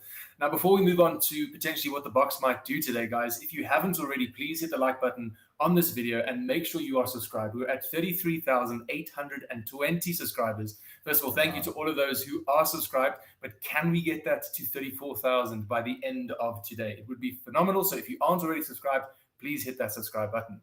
Right, moving on to the Boks game plan today. So what do we think, Reese? What do we think is going to happen? Do we think we'll see sort of typical Bok rugby in terms of lots of kicking and maybe smashing it up? Do we think we might see something more exciting with that pairing of Williams and Libok? What are your thoughts? What do you think if you were Michael Checker and had to sort of plan for potential Bok game? What would you be thinking? So Michael Checker actually has a half decent record against South African opposition. So this is not new to him. He's very adept at what's going on with us in our game plans. I think that if Argentina was smart, they'd be kicking on us still quite a bit. Although different personnel involved here, but it was something that had a lot of success for the New Zealanders and even at times for the Australians. I do think that Argentina are trending upwards. I hope one big thing for me is that South Africans have been employing this rush defense, and we haven't nailed down what's going on there just yet. So that rush defense has worked for us for a number of years, but it's one of those things where you either commit fully or you don't commit at all. You either pushing forward and drifting, as you always do, or you have committed to man-on-man, and there's always going to be an overlap on the outside, and you make sure that you hit the guy before he's able to release his hands. As you know, the Argentinians, they love playing with a little bit of flair, I should say, and they will likely to be able to chuck one over the top. I do hope that we correct that in this game, is that when they do manage to get one over the top, because anyone with half the skill of these guys will be able to do that we've got the cover defense coming across behind that back line to cover that space, which has been an issue of late. In terms of attack, I think that it's quite difficult to say, because Argentina employ a very similar style of defense, again with that rush defense, which means that it's actually a game of simplicity for me. It's draw, pass, draw, pass, draw, pass, make that space for those wingers, and build up of phases. Argentina don't do well when you've got them under consistent pressure. As we know, they've got discipline issues. They always have, if you manage to rattle them, they get very frustrated very quickly. They love to play with the ball in hand. Deprive them of that ball, keep it on you the entire time. I hope that we don't kick too much. They are very good under the high ball. So yeah, ball in hand, lots of possession, and a cover defense would be my core basics for today. Oh, and of course, we need to correct some problems in the set pieces. For a different starting front row, they are very accustomed to each other, but they've got a good challenge here in Argentina. So it will be interesting to see how they go. And let's hope that we win line up all. Yeah, no, absolutely. Couldn't have said it better myself. No, and you bring up a good point about being rattled. And absolutely, we know the Argentinians very emotional, very reactive, can get rattled quite easily. But in the recent past, I wouldn't say, South Africa has been baited quite a few times, and we've seen, the guys sort of start throwing their hands up and start talking to the ref and this, that, the next. And I know Uwamvili is fantastic, and we all love him, and we do when he's 15 and he's playing, but he does seem to just, sort of can't help himself when a call doesn't go the way, when he needs to go up to the ref, or what's really worried me in a couple games. It doesn't happen often, but just one or two times where something will happen and the Oaks will stop. And I'm not sure about you, but you were taught to never stop until you hear the whistle. And actually, it almost cost us a try in one of the games. And a small mistake like that in a tight game in the World Cup is going to potentially cost us something. So hopefully the boys, the Boks, can just get their discipline under control, leave the talking to the captain. If there's frustrations, go to the captain, who's going to be Dwayne Vermeulen today, and he can go through to the ref. I think a point on that, I'm really happy that Vermeulen is our captain. I think, it was a big ask for Eben to put that captaincy on his first game back, and with the passing of his father, I think there definitely would have been a conversation. And again, the guys are smarter than I am, hence why I'm not the head coach of the Springboks. But for me personally, I don't even know if I would have given him that option. Because as a player, you're always going to want to say you can do it and take on that responsibility. And I almost wonder potentially if the management should have actually just said, you know what, Eben, you just come back, do your thing. We're going to give the captaincy to someone else. So Dwayne with the captain, I'm happy to see. Hopefully we see a bit more leadership than we did in the New Zealand game. But hopefully expecting a cracker from all the boys. So we started getting into Argentina's side and their game plan. Reese, for you, any sort of players that we should keep our eyes open? If you were now the Boks and you're in the Bok management camp, who are we potentially keeping our eyes on? Who are we looking out for today from the Argentinian side? Yeah, so there's a bit of a mixture. I think that we've got a lot of senior players in this Argentina side that need a lot of attention. And so I look to Julian Montoya at hooker. He has been there forever. I actually asked you before this game, I said, how old is Julian? He seems like he's been understudy to Creevy for forever, and in recent years been the starter, so he should be pretty much up there. I believe he's 29. But a senior player, the man's very experienced, learned from one of the best in the business in Augustine Creevy, and I expect big things from there to marshal against a very strong South African pack there. Thomas Lananini, very capable of stealing ball. They love to contest at all times, and so that's been a problem for us, where we've actually had a stage where we weren't contesting ball at all. They will contest our ball. I can almost guarantee that, and hopefully we can get our rolling balls right, because if we do, they are prone to, again, discipline issues in the rolling ball, bringing it down inadvertently, just because they're so keen on making sure that you don't push them back. That's kind of what happens. Reese, can I stop you there for a second? You bring up a great point, and it was something I noted in the All Black game. And the guys in chat, you can correct me, please, if I'm wrong. I'll have a look at the comments, but I don't know if we contested a single All Black lineout. Which is again, is quite odd when you've got the bodies to put up in the air, and again, you've got our boys who aren't necessarily, you've got big boys, and again, we don't want to put them up constantly because you tire out the guys lifting, but when you've got sort of guys who are quite lean and can get up quite quickly, for me, why not just put a bit of pressure? Why just give them that free ball? I mean, any thinking there, what are your thoughts rather behind, because clearly it's come from the top, right? There's been a decision made that's saying, right, we're not going to contest. What do you think? Why is that? I wish I knew. I can only speculate. But the really cool thing about what our lineup has looked like and our pack has looked like at all times is that we have almost 3 out-and-out locks at all times, at the very least. I look at today's lineup, and we've got Eben, obviously, who can jump, Marvin, who can jump, Peter Steff, who can jump, and Dwayne, who can jump. And we had pretty much the same thing. And for some reason, we just decided not to use them. These are some of the best contesters in the entire game. I couldn't actually pick one out of there. Peter Steff and Eben are ridiculous at disrupting ball. They may have felt perhaps that if they committed to those, then they might get caught on the maul.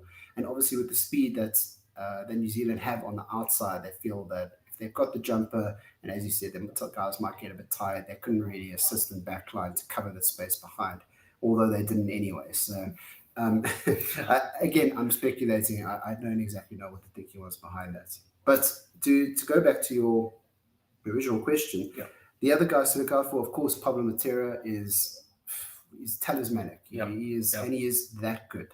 Santiago Gradona, Juan Martin Gonzalez at number 8. The youngster born in year 2000, he's 23, he's big, he's strong, he's got European experience. I fully expect to see him maybe not give Dwayne problems, but to make a lot of yards out there. Santiago Carreras is in the form of his life at Flower, obviously dictating the game against Mani, who we hope that Mani is going to be able to have a good showing. I think that's going to be a very critical battle today. Juan Moff returns at left wing, who's also experienced, and I'm really excited to see again Mateo Carreras. So these boys are so full of ability. It's just a pity that they're not always able to implement the game plan that they want to. But we see, they're always improving. I don't think that we can write them off. I fully expect them to put their hands up. They love to play against us, and they love to beat us, as they've done repeatedly. Last mention there is at fullback, Juan Cruz Malia, who hasn't played in a while. It's going to be interesting to see how he goes.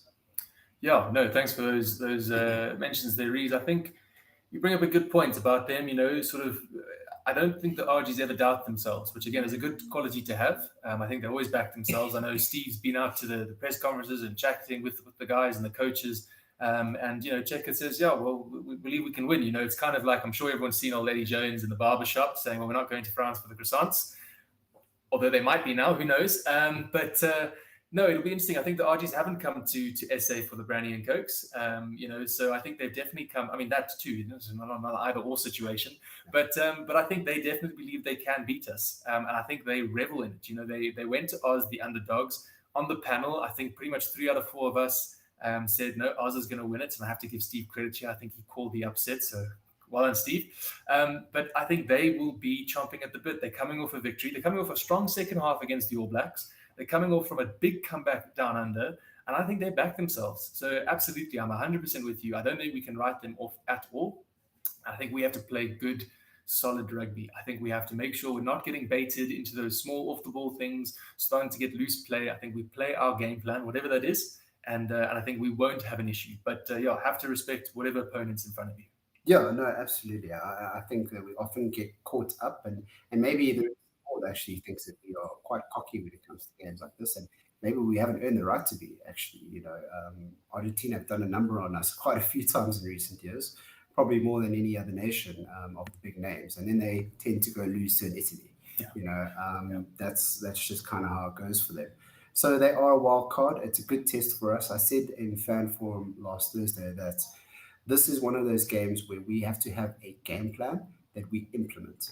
So we will be keen to see, because when you get to those World Cup games where you're against not minnows but the lower tier teams, you have to be able to poke holes in their game plan, identify what you should do to exploit that, and implement.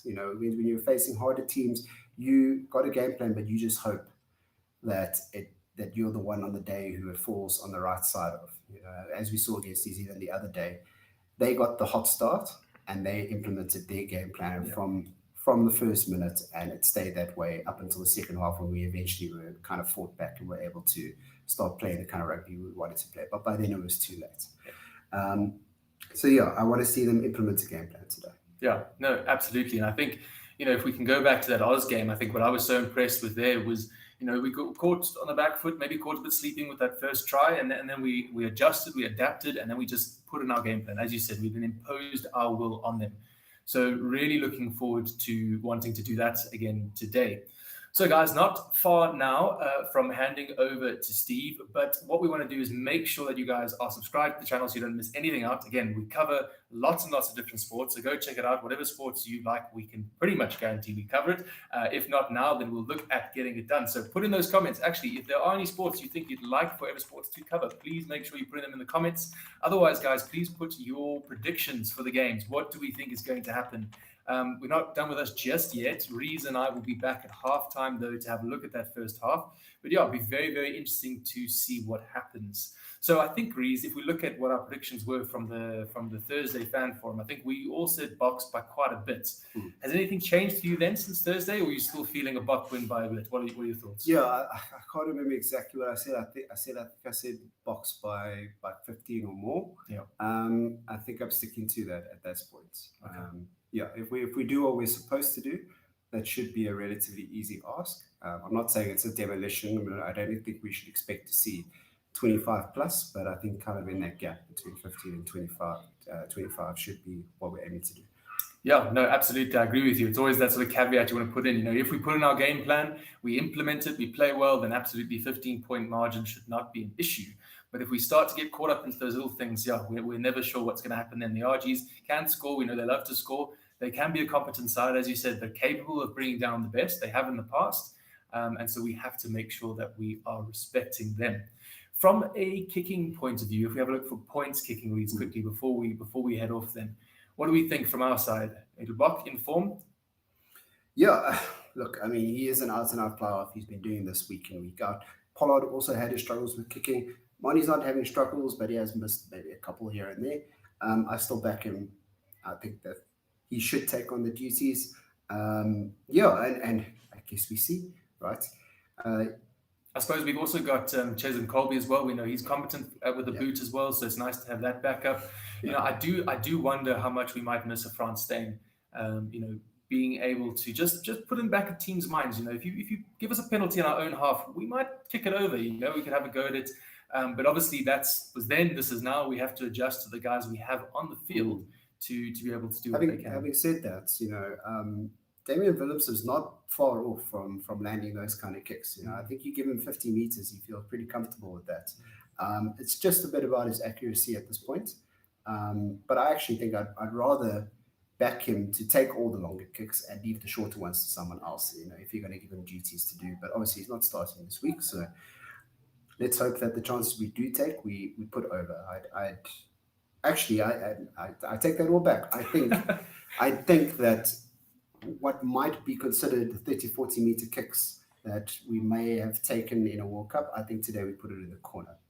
I think they're going to want to play with ball in hand. I don't think they're too concerned about the 3-point margin. Maybe in the beginning, but they'll certainly throw it around at the end. No, fair enough. I think there's unless it's incredibly tight and we need those 3 points, I think definitely kick a ball. Let's go to the corner. Let's actually try to play with ball in hand. Another player that I'd like to see a big performance from today is Damian Dialende. I must admit, and maybe a lot of South Africans are with me on this one. When he first cracked onto the scene, I wasn't such a big fan. I didn't think he'd do much, but my goodness, has he worked his way into that role at 12, and he just is a workhorse. Tirelessly, he's proven what he can do. However, we saw last week in New Zealand that he wasn't necessarily on the best form of his life, which again, maybe is fair enough. It's the first game back in international rugby for a while, but slow. So what are we expecting to see from him today? Better performance? I think a much better performance. I think he'll be fired up. He's not used to not making meters. He's not used to slipping tackles. I think he just needed a bit of match fitness. I think we give him the benefit of the doubt. We look forward to seeing him. I would have liked to see Andre Esterhuizen today, at least on the bench. But hasn't happened. They obviously felt that they needed to give Lucanio a bit more time to get match fit, which is also fair enough. Perhaps Andre has already proven his point. He said and said, "Look, I'm here. I'm available. I may not be the starting incumbent, but he will most certainly play a couple of the smaller games in the World Cup." Yeah, no, absolutely. And I think we haven't gone with our traditional 6-2 split for our reserves. We've gone now with a 5-3. So let's look at our reserves a bit more then. Is that potentially just because we actually need to give some more backs some game time? We've said, look on your arm, was that what you're thinking? You said yes straight away. Yeah, that's exactly it. I think the split is not anything to do with the, perhaps a failure in bomb squad in recent weeks. It's more about we've got a couple of guys that need game time. We're very happy to see Trevor Nyakane back. He needs game time. Archie Snyman, of course, needs game time. The man, we need to be able to see that the guy can play 3 or 4 games, before he breaks something else, or putting himself on a braai or whatever. And Lucanio, of course, is a little bit out of form. So is Damien. So they obviously feel that he needs game time. And then, of course, you need someone to cover that scrum half position. And so they were forced into this selection. I don't think it's terrible. I don't think it's going to make too much difference, to be very honest. But yeah, I'm really looking forward to it. I think it's a good balance. No issues with forming. Yeah, no, I agree with you. And I think another thing we'll hopefully see today is something we touched on earlier in the week was that combination between Faf, if he comes on for Williams, and Lebok. If Lebok is going to be the outright and right sort of backup for Pollard, or potentially our starting 10, who knows? Potentially that might be the pairing, up in the big games. We see Faf and Lebok. So do you think we might get a chance to see that today? A little bit, yeah. I'd be very surprised if they pull off Grant and Marnie at the same time. So yeah, as you said, as we raised earlier in the week, I'd like to see Marnie work with as many of the fly-offs as possible and start getting used to them, just in case worse comes to worse, and he's really got to step up for pretty much the entire World Cup. Yeah, no, exactly. So hopefully we see that. So not much longer to go now. It is the last Springbok game on home ground before they head off for their World Cup preparations. Now, I don't know if I saw on Facebook or something, it was talking about, is it a coincidence or not?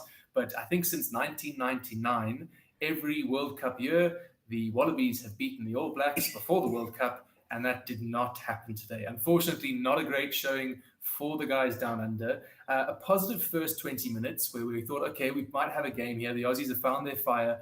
New Zealanders scoring quite an opportunistic try just before the half. I think it was 19-7, something close to that, or 17-7. The Scott Barrett big hits. Yeah, that was it. And then they came out the second half. We thought, right, if the Aussies can just get going, and they just couldn't quite get back at it. They were in the opposition 22, but New Zealand, the defense holding strong. The Aussies attack just looking quite one-dimensional, unfortunately, not really ever being able to find a way through. And then the All Blacks said, right, well, we've weathered the storm, give us the ball, and they just scored from all over in the park, quite deep in the field. It was, quite something to see. Again, I think, whatever wobble the All Blacks were having last year or 2 years, for the last 2-3 years, I think they've squashed that. I think they found their form. I think they are ready for the World Cup. And I think they they sort of really thrived in that underdog position. But unfortunate that the championship is no longer on the line. But, we spoke about this at the start. I do think it takes a bit of pressure off the boys. I think it allows them to just go and actually say, all right, let's just play a bit of rugby today. Let's see what we can do. But any broad commentaries there on the championship? What do you think? It's been a reduced one because of the World Cup, but what are your thoughts? I don't read too much into it at all. I think that it's relatively simple. For me, quick word on superstition. I don't read too much into that as well. I do believe in the kind of Bok, 12-year gap. For some reason, that seems to be. And the one thing we do have going for us is Cheetahs and Curry Cup. Seems to be a thing as well. Sorry, so man who says I don't believe in superstition, then goes on to name superstitions you do believe in. I'm saying if you're going to go that route, that's okay. That's kind of what you should look at.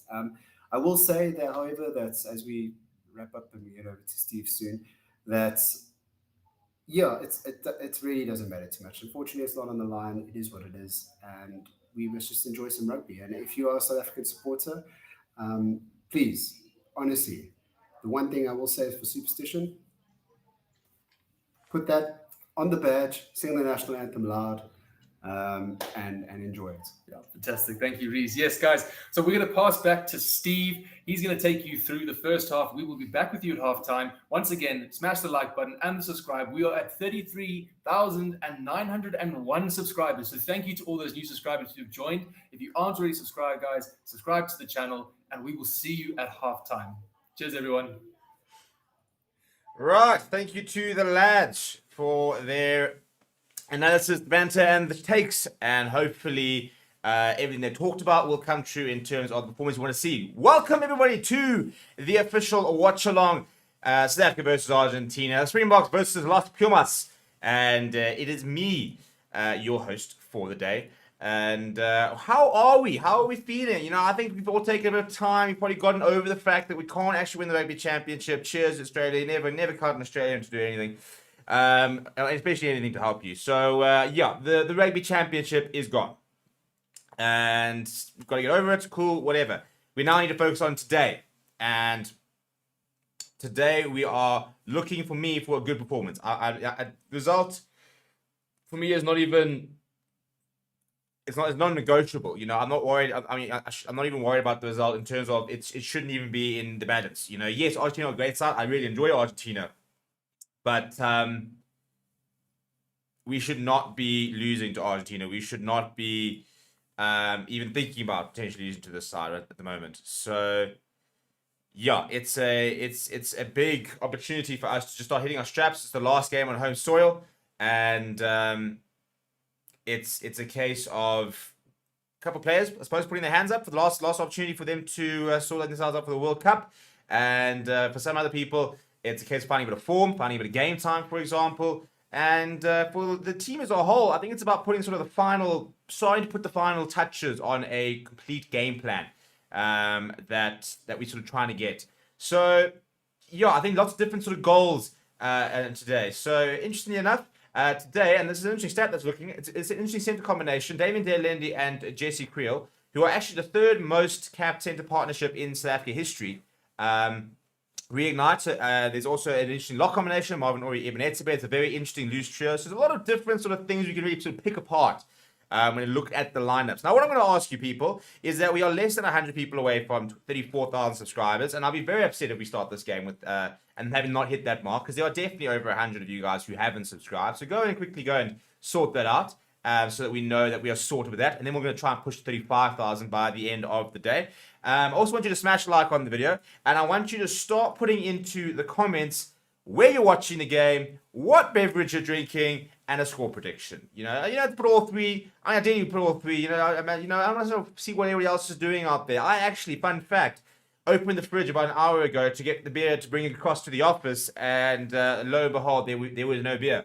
I therefore had to go young Checkers 60 delivery, and 10 minutes later, the beer was in the fridge. So it's good news, people. Stevie will have beer because, what's the Watchalong? What's the Springbok game, in fact, without a quality beverage? But the big thing is you want to look at the teams, don't we? A very interesting South African side, quite an interesting Argentinian side as well.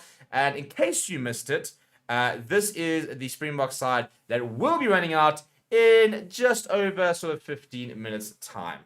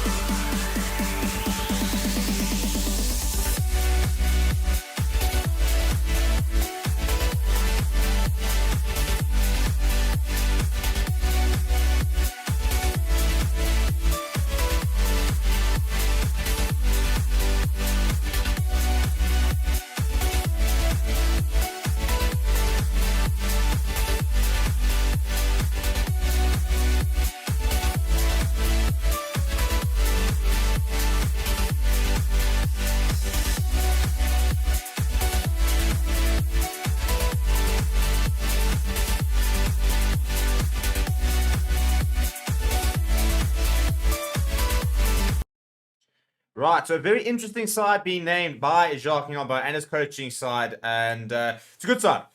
It's a very good side. There's no doubt about it. We're very much trying to. I think you can see we're targeting a good start. I think having Malcolm Mark starting, for example, I think having Dwayne Famir and PSF Toy back at the starting line, I think we are targeting a strong start because we started so badly against New Zealand, and I think we can't afford to do that again. And I think there's a lot of. I think it's a bit of a pride thing almost, to almost sort of sit there and say, right, well, prove to us that what is some people are saying is one of the worst sort of passages of play we've seen in Premier League history. Prove to us that you can actually fix that. Prove to us that you guys are the ones to turn things around, because we are a very proud side, and we don't. And I mean, passages of play, moments like that, we really don't enjoy, and it's a bit of a knock in the confidence when you see that kind of thing happening.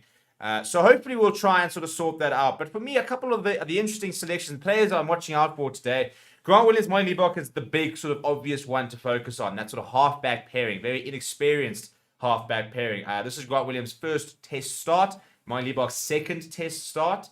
And they've never started it. I mean, they don't play together, for example, at franchise level. I think they've played about 10 minutes of rugby together on a Springbok field. So it's not two players that know each other particularly well, and it's not two players who are well versed and accustomed to international rugby.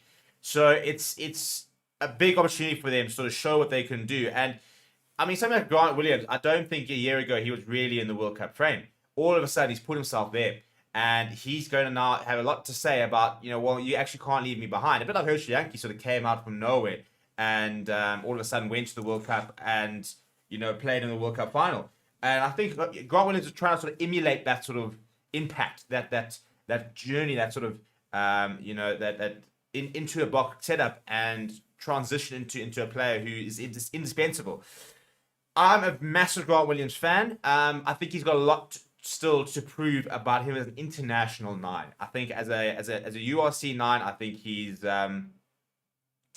very quick. I think he's very exciting. He's one of the quickest players in the world. He's very good at the snipes. He understands spatial awareness. Spatial awareness is very good. His tactical kicking has let him down a lot.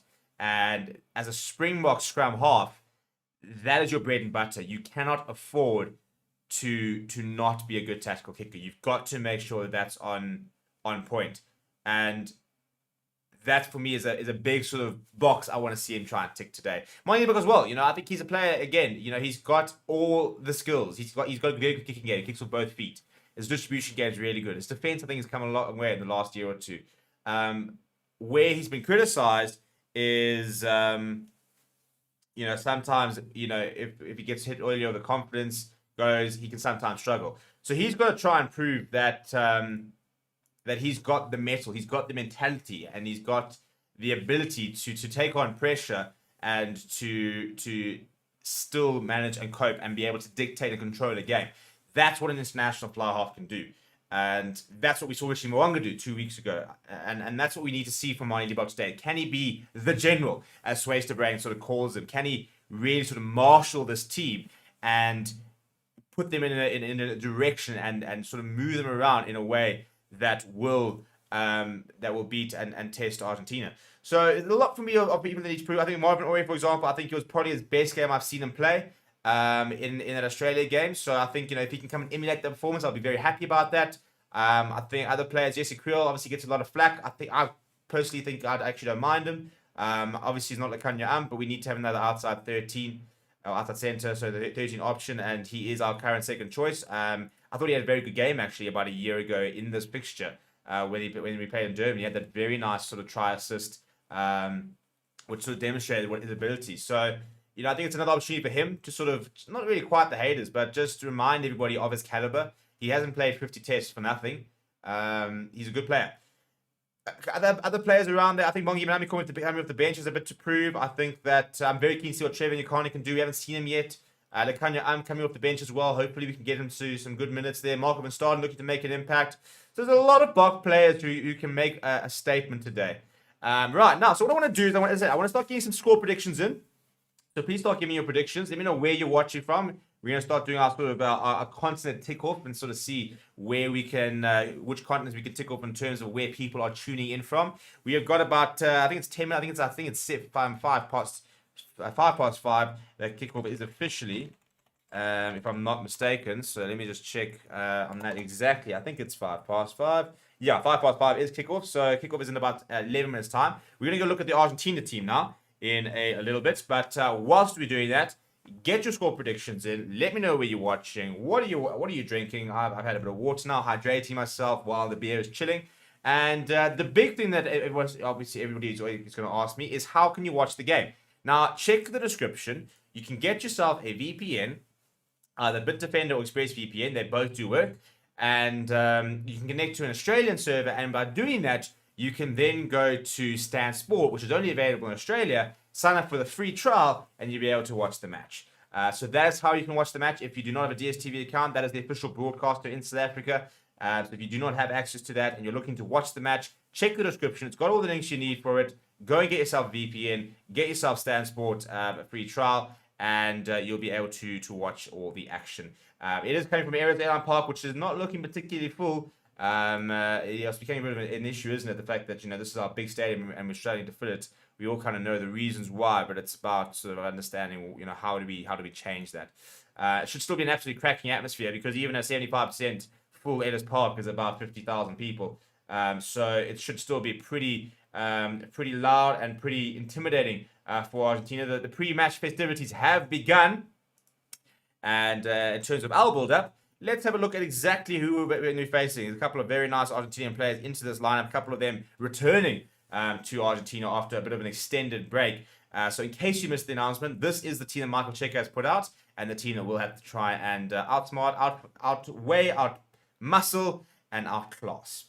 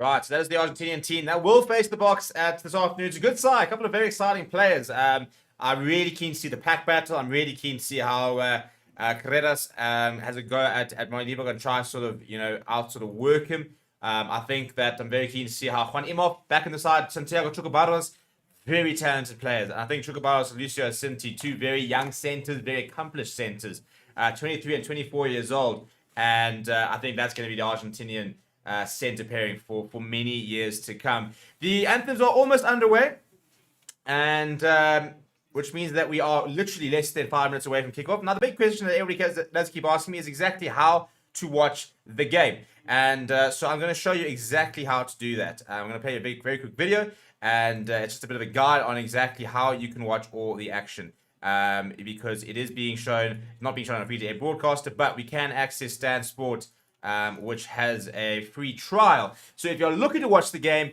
then check out this guide. It'll show you exactly what you need to do to watch all the action. And afterwards, I'll be back with you. The kickoff is coming up in just under 5 minutes, really.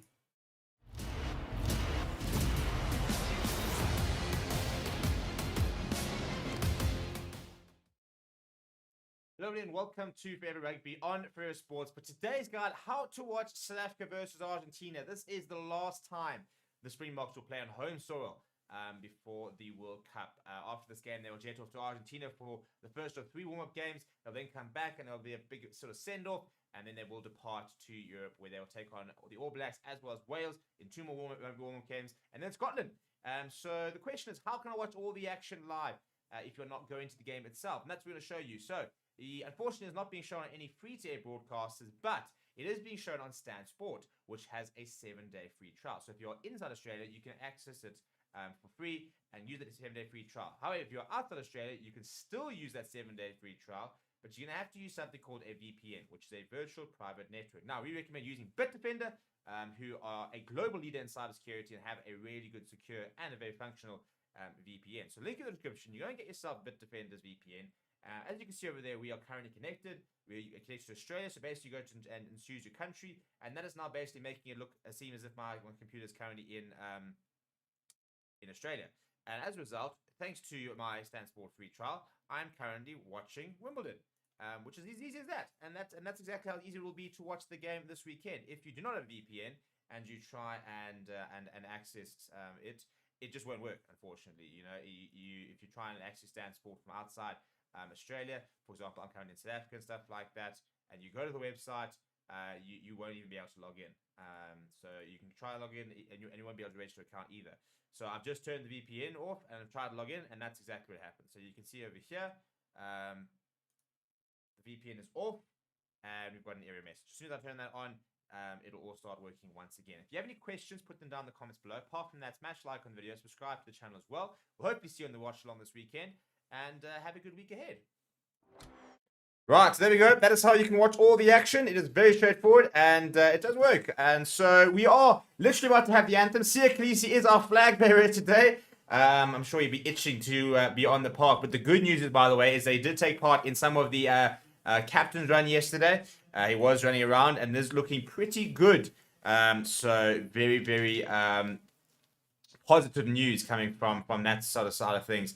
We're about to have the anthems underway, and then we will have kickoff. Andrew Brace is the man in the middle today from Wales, 35-year-old. Not a bad referee. I quite enjoy him, actually, and does handle things usually quite well. For me, it's one thing, when it comes to like sort of the referees and stuff like that, you see, I don't mind. Referees are always going to make mistakes, aren't they? That's going to be pretty inevitable. But for me, it's about how well do you handle the game? Are you consistent? Are you in charge, for example? I hate a referee that isn't in charge.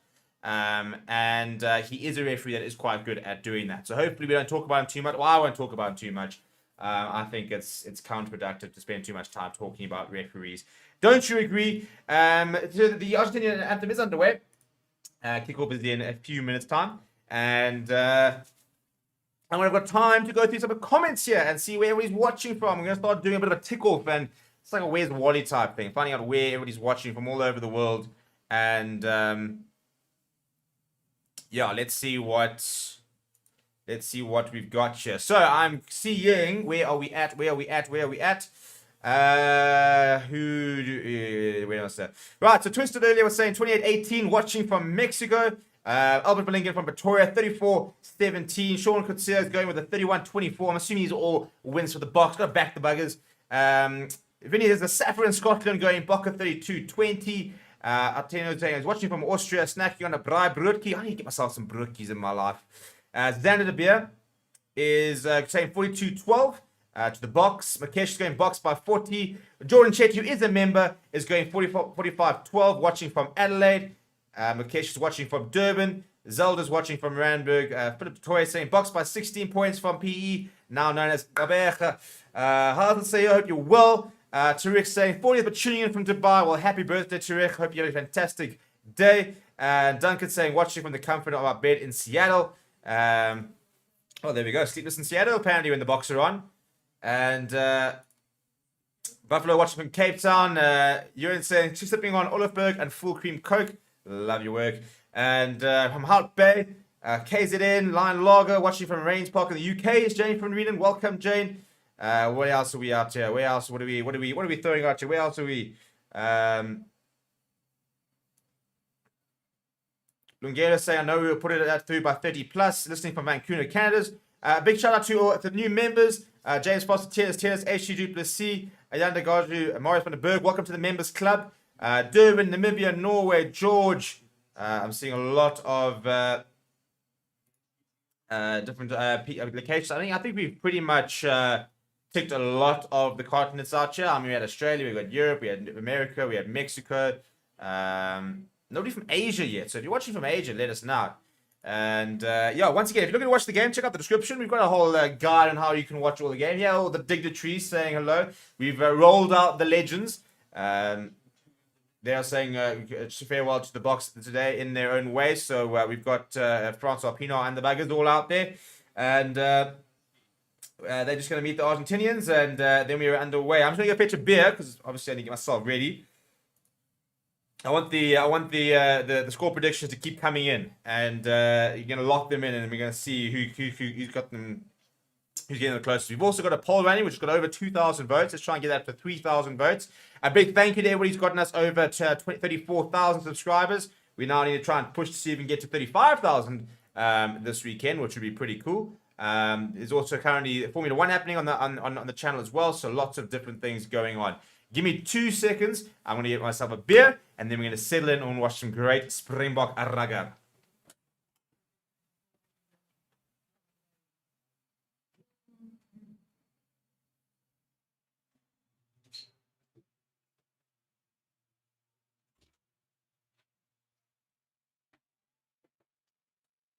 Right.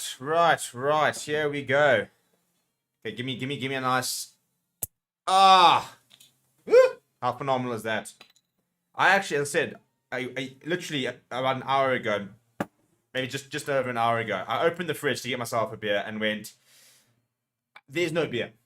And I panicked. I didn't have a car, got to be on the show, got to get things going. Check a 60. I will shout out to you. This is not a paid promotion, but yeah, within 10 minutes, 15 maybe tops, bang, I have my beer and I'm ready to go. Hello from France. It says live life longer. Krishna is watching from India. Well, there we go. F1 is late to rain. Well, there we go. So hopefully the F1 people can jump across here and keep us a bit of company until the F1 gets going. That sprint race over in Belgium. Pretoria, Cyprus. Watching from Glencoe says Naledi. Welcome. Yeah, the South African national anthem is underway. Pretty empty stadium, which is very, very disappointing. I do look at ticket prices these days as well, and I think it is a bit of a factor. I also think that Ellis Park is becoming a stadium that nobody just wants to go to be honest. A lot of people were just saying, you know, they love the stadium once they're there, but getting there is horrible, and the environment and stuff. There are the legends. Skinstad there. We've got Freddie Prayer. He's still in good shape there. Jacques Freire, I saw him hitting golf balls the other day. So Scullers there. A lot of dignitaries backed into the boxes. A lot of VIPs here today.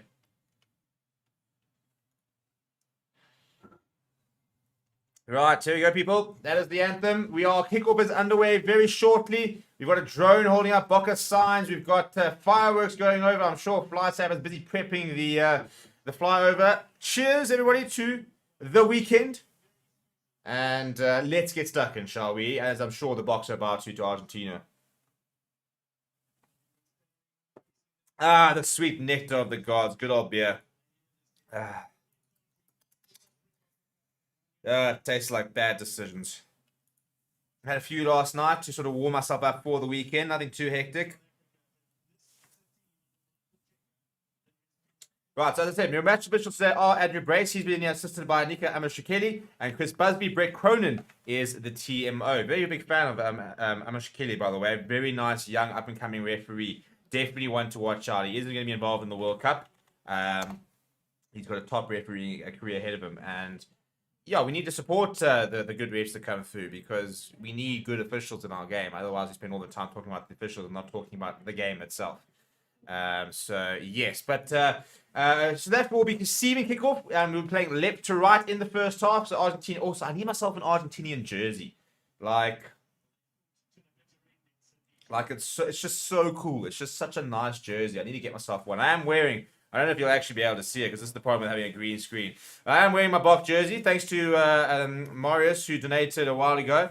So I could get myself one. So bang. I've got it there, but as you can see, it's kind of disappearing in the green screen, so unfortunately can't really wear it. In the light to the right, it can sometimes work, but otherwise half my body disappears. Can we just have a word about the Zulu MPs that we bought here and the fact that they are flipping like huge? I mean, add them to the pack and off we go.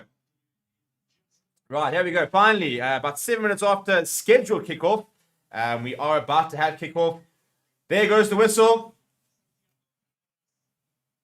And Santiago Carreras, ball in hand, gets us underway. He goes down the right hand, pretty central actually, and backtracking is Grant Williams. First touch with the ball. He's been down actually, and that's a horrible start. The ball's come loose,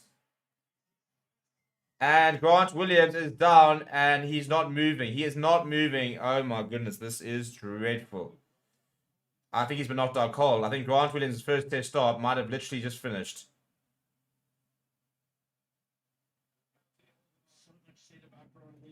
Yeah, they want the stretcher here. Well, after all the hype, after all the week build-up, Grant Williams in the... I mean, that is so reckless.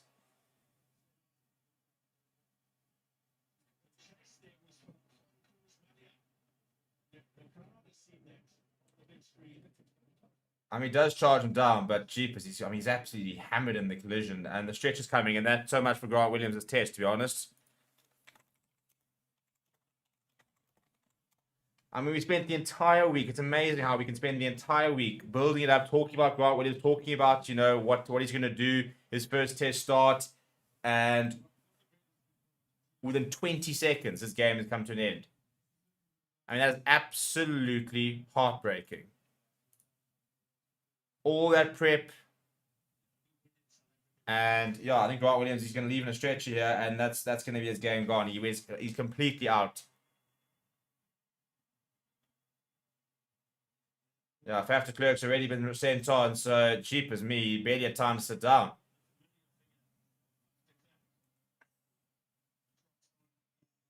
Yeah, I mean, he charged him down, but it just completely hammers him in the thing, and Grant Williams just doesn't even move.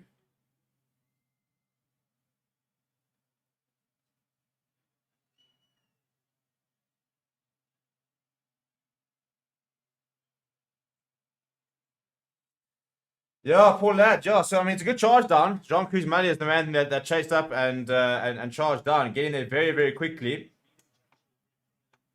They have checked it, and they're saying there's no foul play for them. They're saying it's charged down and it's all okay. But yeah, the result is that Grant Williams has been knocked out cold. He's going to leave in a stretcher, and that's going to be his game to an end. So, Faf de Klerk would have been thinking about a 40-minute game tops today, or he's about to play an 80-minute game. And doesn't your heart just absolutely break for Grant Williams? And he's had such a good season, and this was his chance, to be honest. Concussion protocols means that he won't play next weekend. And yeah, I think unfortunately, that's his World Cup gone because he's not going to get another opportunity.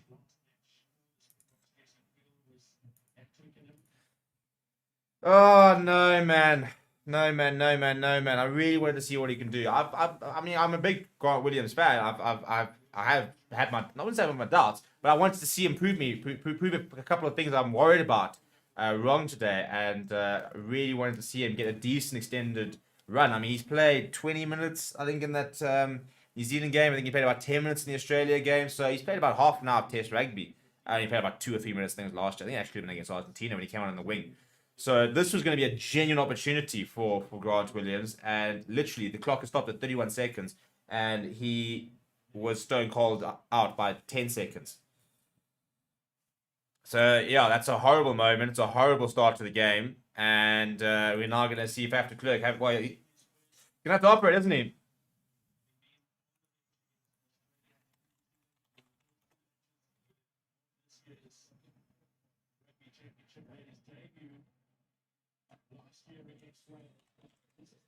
Yeah, I kind of wrote it now. And now just to really sort of sell the note, they're looking and showing, the highlights of Grant Williams, why he's here. And I tell you, he's such an exciting player, absolutely lethal with any sort of half space. Bang, on a wild step. I mean, one of the fastest and one of the best accelerated players in the game.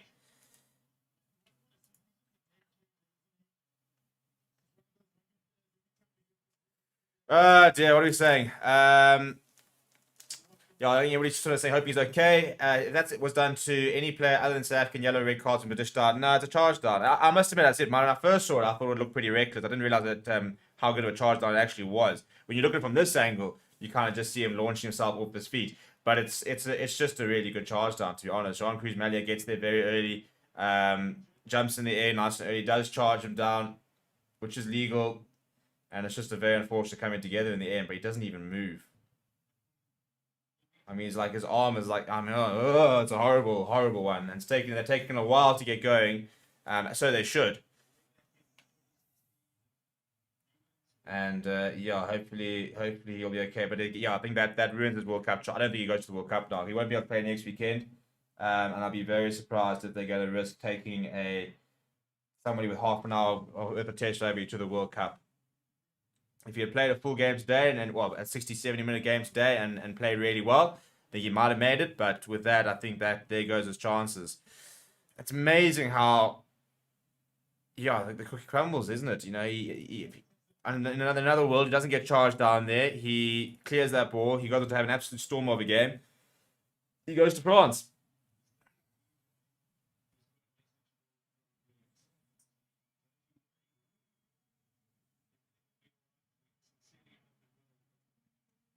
All right, so there we go. So he's on oxygen, and he's being driven off there. So thoughts go out to him. Hopefully he'll recover nice and quickly, and we'll see him on the rugby field soon. But that is absolutely heartbreaking for a player that has worked so hard to get here, and is just not going to play any more part in the Springbok season. So well there we go. We got a reset now. It is a charge down.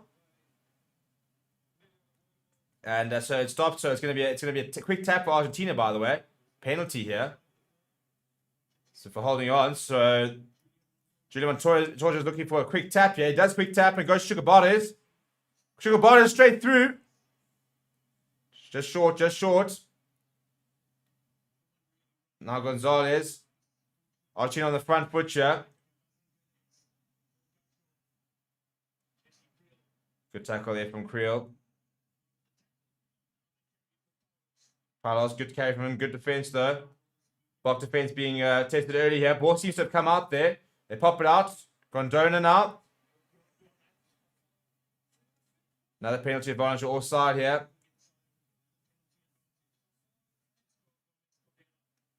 Offside here. It is one of the penalties that the Boks do concede a lot of because of that rush defense. So penalty here. Oh, slip the tackle there. It's Kurt Janssen. Factor Clerk's got across there, and Kurt Janssen managed to get up and make the tackle. They've driven them back. There is still an advantage. I think they are going to go back for the advantage.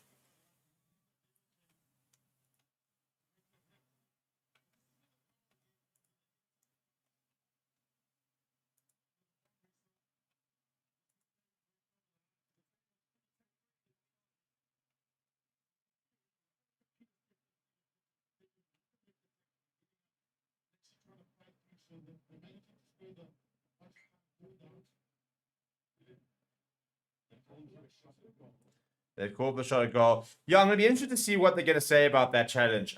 It's I'm trying. I'm actually. I must say, I'm kind of switching between whether I think it's legal. As I said, when I looked at it from the side, it looked very reckless.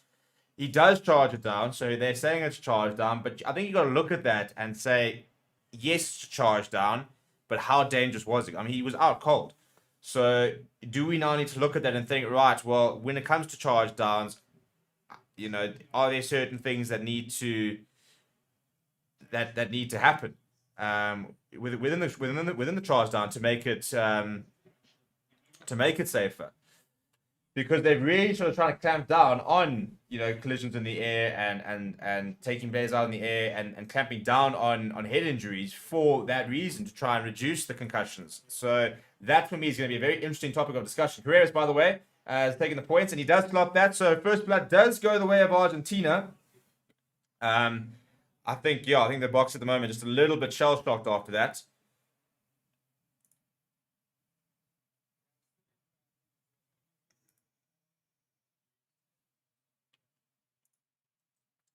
And first blood does go Argentina. Very unfortunate way to start the game.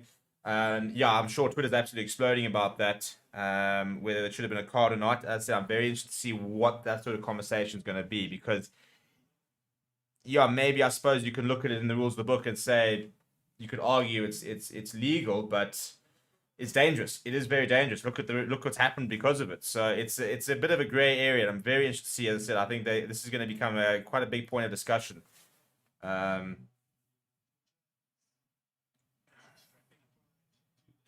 So I mean, we're about almost 20 minutes after what was supposed to be the change scheduled kickoff, and we've had a lot of stoppages. Anyway, Argentina 3-0. We need to start kick on here. So Mine Libok gets things like underway. Curtly Arendse is chasing very hard, and he's on Lucas Palos very quickly. Very good chase there. Sorry, from Jason Colby. Carreras now going to Matias Alemana. No, Lavanini rather. And I'm not even playing today.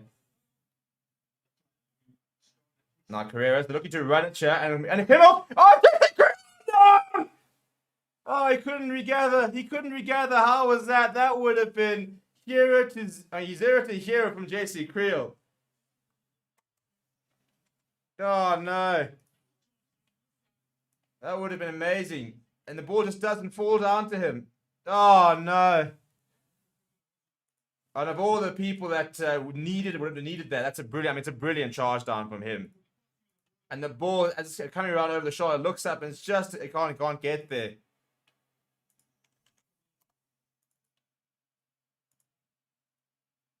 Right, back to Clerk. Inside ball there from Stephen Kitsoff to Damien De Lindy. First opportunity really now for the box to build up a bit of attack. Malyebok will chip over the top towards Jason Colby. It's inch perfect. Jason Colby is wrapped up. It's a good tackle. Pops it up towards Marco Verstappen. And the ball's gone backwards. Velu having to backtrack. Malyebok now under a bit of pressure. Pops it up to Evan Etibet. Somebody just hit contact. Etibet does oblige. Faf de Klerk going to the right hand side to Marvin Ori. His first carry of the day. Cleaners eventually arrive. It's slow to.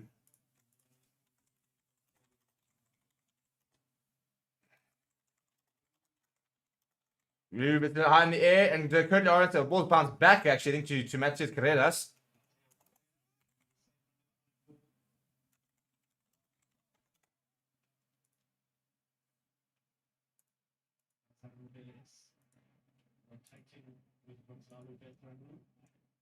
So Argentina now taking things quite slowly at the moment.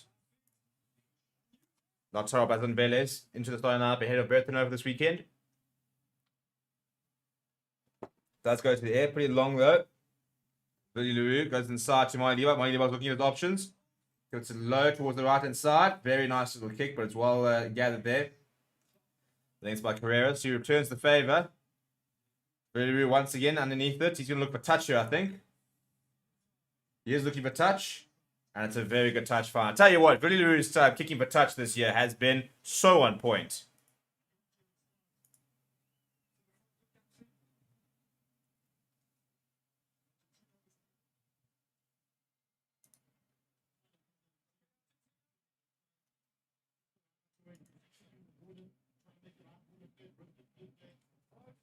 Right, so Argentina lineup, first set piece of the day actually, for either side. And they take it quickly there. Faf de Klerk is through. Oh, it's a horrible pass, but a good hands. And a very good tackle. Pablo Matera finding himself in the midfield. Jesse Creel, I think the man bringing him down. No, I lied. There is Jesse Creel making that tackle. Curtly Arons up quickly again. Damien Delaney now trying to get his hands over that ball. Argentina, a little bit backwards at the moment. Big tackle coming again. Yeah, looking very good in the defense here. Shooting out nice and quickly. A couple of nice reads there. Marvin Ori hitting a couple of racks here. And slowing things down is Bazin Velez. He puts this long, and it's going to be contestable. But goes up, it comes backwards off, and Curtly Arons is there. Curtly Arons turns around. And there's a bit of enough support around to secure that ball. Back to Clerk. Goes to Malcolm Marks into the starting lineup. First start of the year for him. And now we're going to go to the boot here for after Clerk.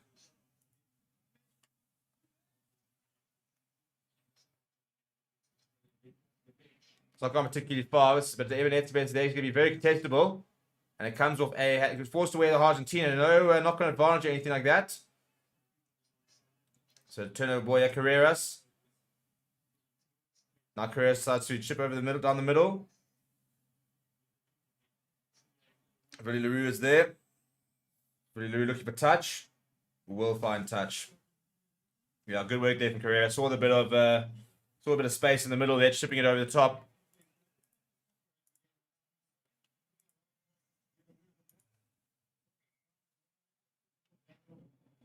And a break and play. I'm not sure what for. Time off, says Andrew Brace. Right, got some of the comments here. Didn't say everyone's been hating on Creel, but he's very good. But I still wish we could give Andre the time to sort of go. Yeah, I think Andre Estes will play next week. I think Michael Brace's comms has potentially gone down here based on the. I know you have a change of shirt from Julian Montoya. Got a bit of blood there, so he's just having a quick shirt change.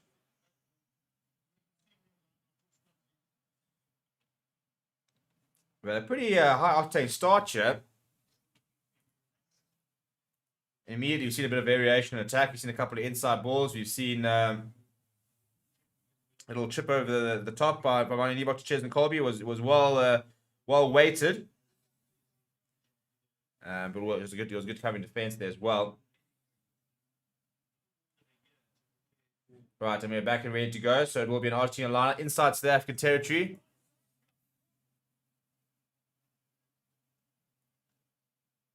Right, Julian Montoya. You're looking for Lucas Palos. I'm sure go to the front of the line. They do go straight down. Dave Muniz putting in pressure there. Carreras goes pretty flat. Very good hit in the midfield there. Damon Dale Lindy working hard in the defense. Now Carreras. Good tackle. Malcolm Marks saw half the gap there. Wants to try to get over that ball. Couple of lazy runs for Argentina. Good defense from Curtly Arons. Malcolm Marks getting himself involved. Penalty for Curtly Arons not rolling away. Malcolm Marks is over the ball and was allowed to use it. A couple of words, I think, to the Argentinian players as well. Yeah, it's shock and horror. Thomas Lavanini's having a word. I mean, who would have thought? Who would have thought that of all people, Thomas Lavanini, the most carded player in rugby history, is the one trying to get under the skin of a few players. Yeah, pretty expected, really. So they're going to take the points here, Argentina. Santiago Carreras has called for his kicking. He doesn't usually kick. That usually goes down to Mariano Bafedi. So it'll be interesting to see how he goes today. And I think this is just Curtly Arons, who's just a bit slow to roll away.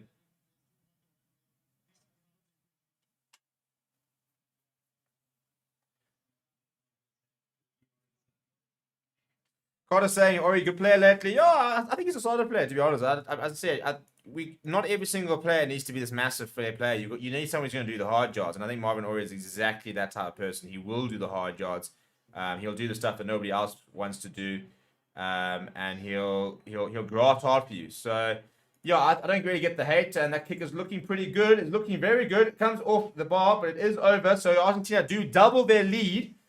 Springbok... just discipline at the moment, letting us down. So 6 points to 0. We'll have to come back from behind to win this game if we do. And I think probably just need to settle in a little bit over eager in some of the challenges. Right, deep restart coming from Marty about Chesney Colby is chasing hard once again, and it lands land the way of Juan Imhoff, who's very lateral. Malcolm Bastani throws a very 50-50 pass. Jesse Creel's there to disrupt things as well. A lot of pressure. David Delende comes through, and Argentina all the way on the 5-meter line, and it's been turned over. I think it's Malcolm Marks. Penalty advantage here. Marvin Ori throws to Malcolm Verstaden goes to Malcolm Marks. It wasn't Malcolm Marks with the turnover. Malcolm Marks. Oh, go Malcolm! 5 meters out here, South Africa. New advantage, no clear release. Faf de Klerk looking for options. Decides to go to the left-hand side. Moin Liebach. Liebach comes back on the side. Lucas Palos is there. Stephen Kitsov working hard to make sure the ball's available. Right, penalty on the 5-meter line, decision time. That was much better. Very, very good pressure. There was good early pressure there by Colby. Really good pressure as well from Creel. He got up there nice and quickly. And Fimurin looking for options. I think what are we going to go for here? Scrum here, maybe? We'll just take the points. It is a test match. Do you want the line out? Taking the points. Yeah, I'll take the points.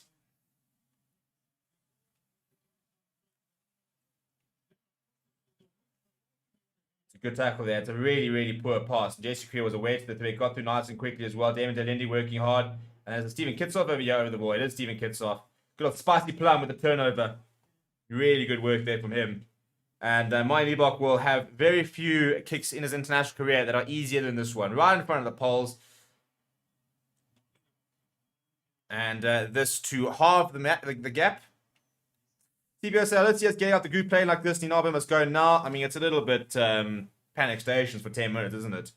I wonder if you were saying that a month ago when we were hammering Australia. Dylan saying Argentina could get away with murder with that charge down. You don't turn your entire body into charge down. That's what I think. I think it will become a bit of a case to work with regarding the law, given the fact that there is such a focus on head injuries. So hopefully they'll have to review it. And well, even if they review it and say, okay, it's a bit hard to think, you got to look at it because it's now resulted in Grant Williams not going to the World Cup.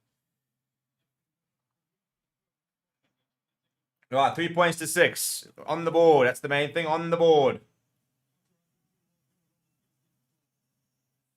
Right, Carreras goes deep towards Faf de Klerk, but he leaves it for Dwayne Vermeulen.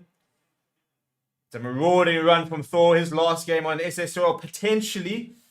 He did say probably, but would not go as far as to say that he has sorted out when he will retire. He very much doesn't want to say he's retiring because then he reckons doesn't want to switch off mentally. Faf de Klerk there. Does find a very good touch finder, but there's a penalty anyway for offside. So we'll have a free go to try and progress up the field against Julian Montoya.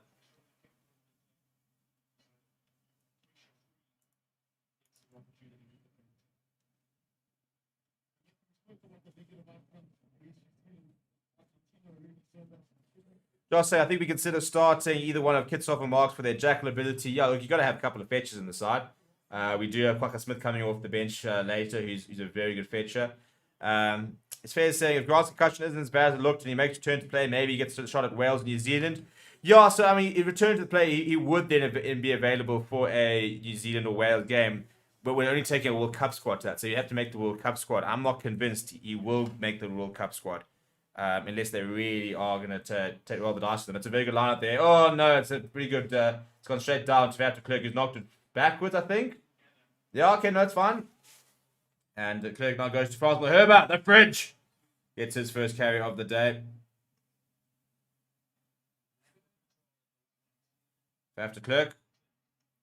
Looking for territory there, looking to pin Argentina right back.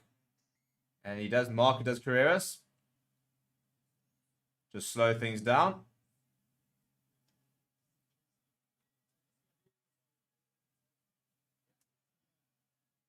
He's pinning them quite far back, so it'll be interesting to see if he goes for touch here or whether he's just going to hammer it downfield. And then we're going to decide he does hammer it downfield, keeps it inside. I'll take it quickly. Yeah, Faf de Klerk goes to Moin Liebach. Moin Liebach goes out towards Brilleroo. Brilleroo looking at his options. Brilleroo looking to run it himself up towards the halfway line. Faf de Klerk, quick ball. Goes to Curtin Ches and Colby.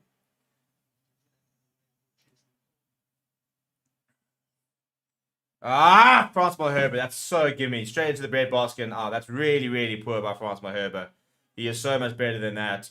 I mean, I know he wants to scrum. I know he's there to scrum, but I mean, to try and create the knock on yourself, to create the opportunity to scrum is very, very, it's just a bit extreme, isn't it?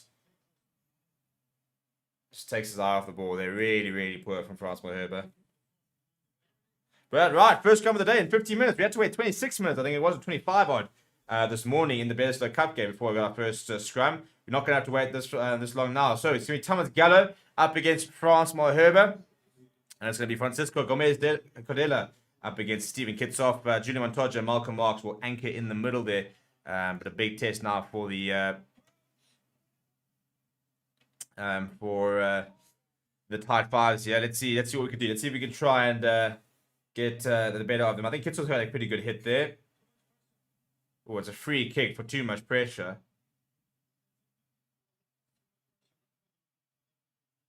Well, it's a free kick. I don't think the Boks would be too upset about that. I think the too much pressure. I think that Stephen Kitsoff got a pretty good hit there on Cordela.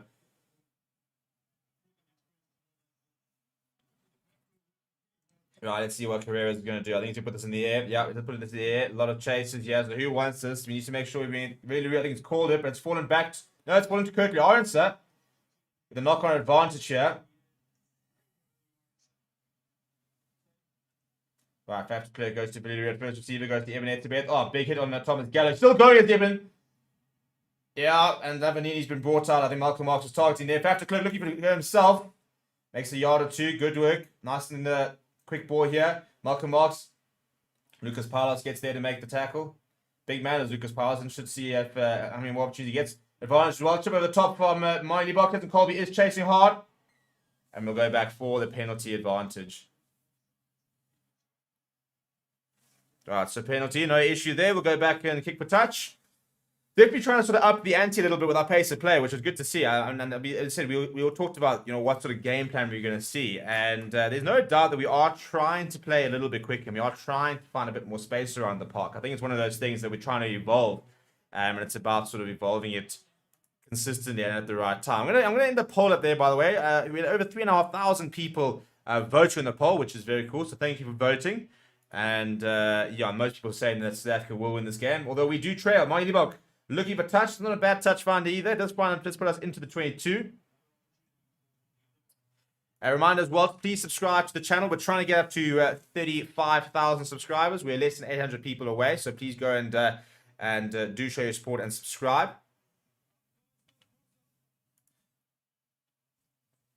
In case you missed it, Patrick Kluger's arm because Grant Williams got concussed in the first 20 seconds of the game with a charge down. He did leave it a stretcher, and unfortunately, looks like we won't see him for a while. Right, line out here in the 22. They go to the front of the line. Go back to Malcolm Marks. Go, Malcolm! Up to the 5-meter line. Pick up and go there from Dwayne Vermeulen. Marvin Ory getting there quickly to clean out. Clean ball there. Kits off. He's 2 meters out. Clean ball to Damien Delendi. He's just short. That's playing the scrum off, surely. Billy Leroux, straight to Eben Etzebeth on the wing. Oh, yes! Eben has just completely sat him down. And Billy Leroux, the assist king, clutches up once again. The Boks are over. Let's go. Come on.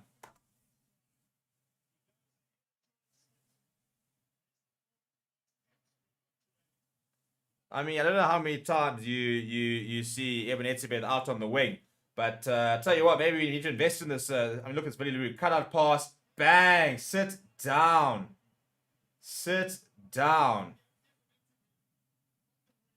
Boom.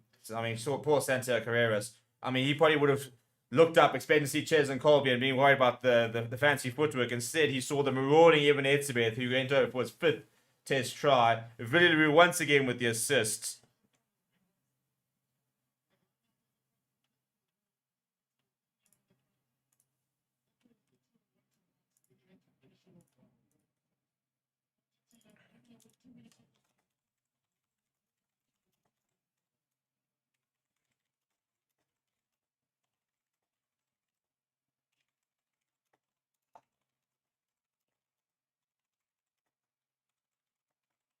Right, first kick of the day, second kick of the day now for Miley Buck. Much more difficult on the right-hand side. Yeah, this to try and make it a 4-point game.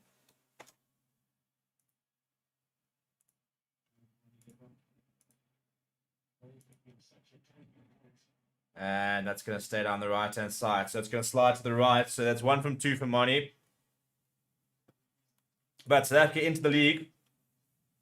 Nice little pass there from Fab to Clerk as well. I mean, to get that, cheapest. I mean, that's just barbaric. It is absolutely barbaric.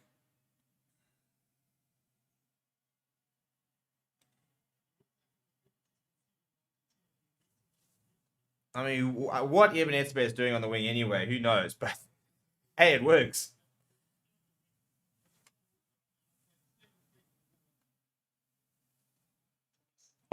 And Thomas Alva, cheapest PSG Toys now knocked that on. So, but Santiago Carrera has actually been subbed after that. So Etzebeth has not only run him over, he's run him into the change room. I reckon that'll probably be an HIA, unless he's on a shoulder.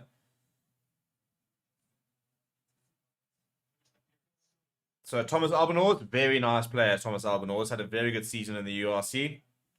He comes onto the park. His first game of the season for Argentina.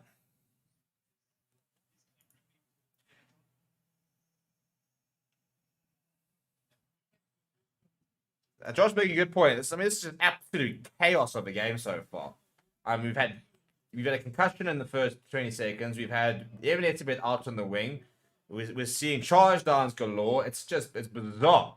It is absolutely bizarre. But hey, we'll roll with the punches. I suppose it is Argentina. It's one of the teams you play and just weird shit happens. Pretty good, solid scrum there. Not too much from either side. You're gonna have to use it, chap. I think the ball's in the middle there. So big second shove now coming from South Africa. Big scrum shove, but they managed to bring it out to Argentina. Although it does take a bounce. Portugal Barras eventually manages to get it and take it into contact. Oh my living! That's a barbaric tackle on Pablo Matera. He's been absolutely dumped, and you don't see that particularly often. Now Julio Montoya looking to try and put Argentina back on the front foot.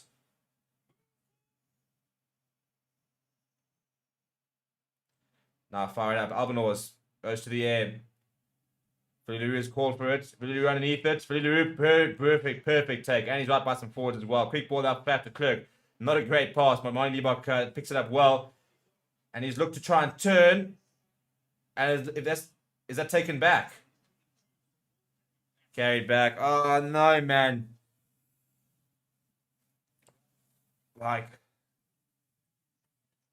That was such a big kick from Marty Liebach, but he's carried back. So instead, he's gifted Argentina a line out inside the 22. That's very, very frustrating.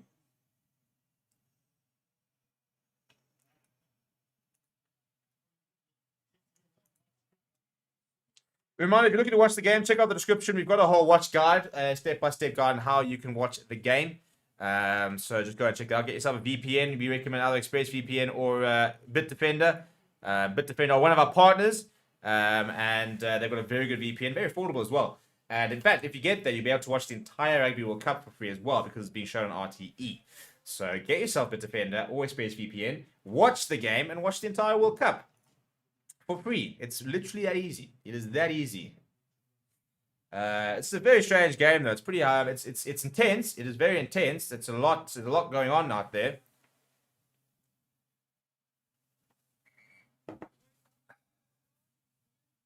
But full marks for entertainment value so far.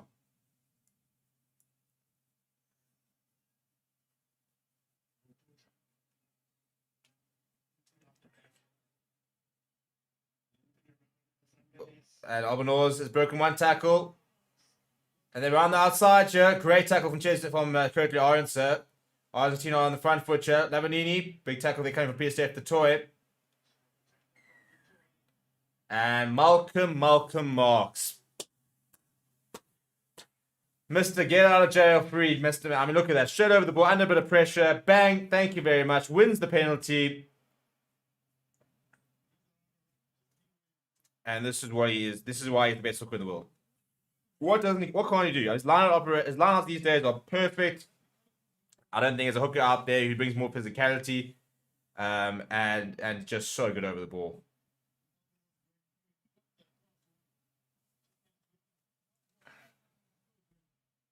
So if you've got a VPN, you change it to Australia, and then you go and get a Stan Sport free trial. Ivan, if you check on the description, it's there's a link to Stan Sport. Go and get the free trial. There's a 7-day free trial so you get Stan TV, and there's a 7-day sport free trial, and you can then watch the game via that. So connect to Australia, and then you can get the standard sport free trial.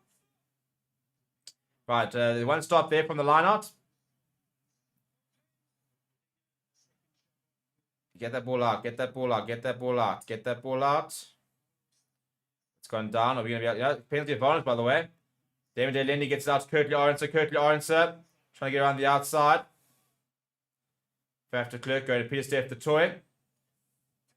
Penalty advantage here for the box. Flat there from Grant Williams. From Marty Box. Even Etzebeth. Good carry from him, the try scorer. And they're going to go back for the penalty. Let's just kick for touch, progress further down the park. All of a sudden, just starting to take a bit more control of the game. Sort of settling in a little bit here, which is basically what we needed to do. I think we were all a little bit shell-shocked after that Grant Williams concussion. I think the team just needed to calm down a little bit. I think we're now starting to sort of kick into gear, starting to dominate more collisions, starting to sort of win the small battles. Even Etzebeth is breaking and tackles, which is good. Libok is finding a very, very... I mean, that's a great touch finder. This is the momentum we talk about. Now we need to start building this. As I said, I don't mind the fact that we were a little bit frazzled after that Grant Williams incident. But the important thing is to just calm down. I think this is the leadership now of a couple of senior players who just sort of taken a bit of responsibility. Malcolm Marks has won a couple of turnovers. And yeah, you just got to do what you're good at the end of the day. This is a very good pick by Miley Buck. He's put us about 10 meters out from the try line. So very big opportunity here for a second try. They're going to Marvin Oy at the front of the line out.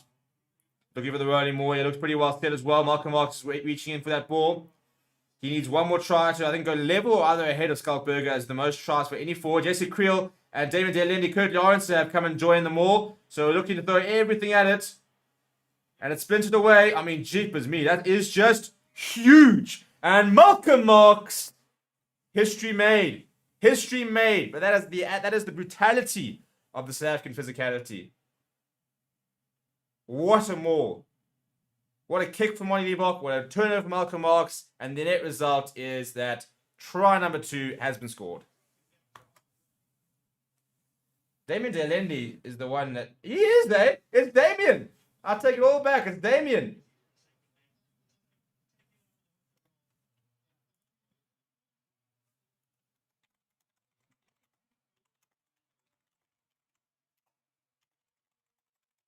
Well, who would have thought that Damien Delendi would have been scoring tries off the back of a maul? That's ridiculous.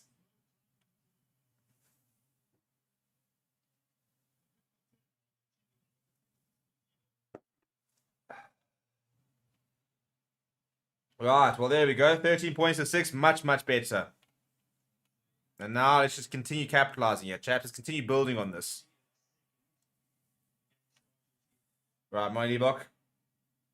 He's 1 from 2 at the moment. This to make it 2 from 3.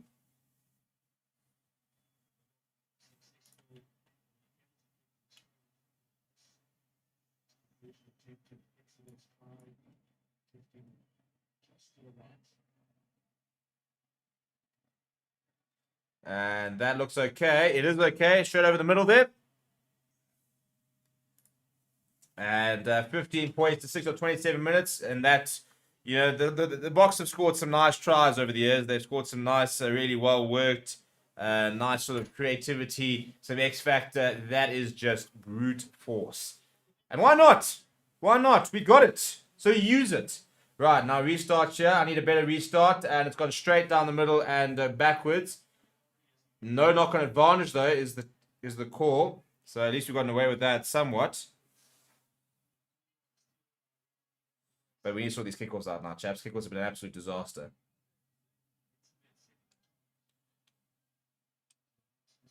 Right, Faf de Klerk just bringing things back before he goes to his clearance.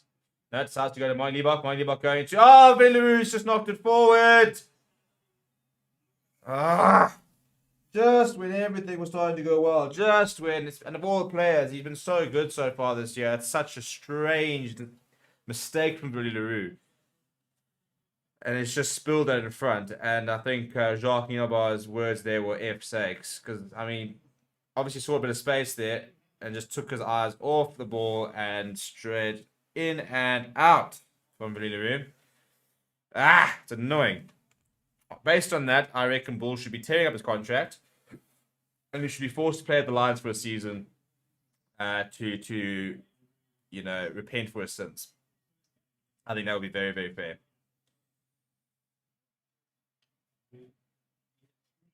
Right, now big scrum here, Japs. Big scrum here. We've just got ourselves 2 tries. We've built ourselves a 9-point advantage. The last thing we need to do now is concede.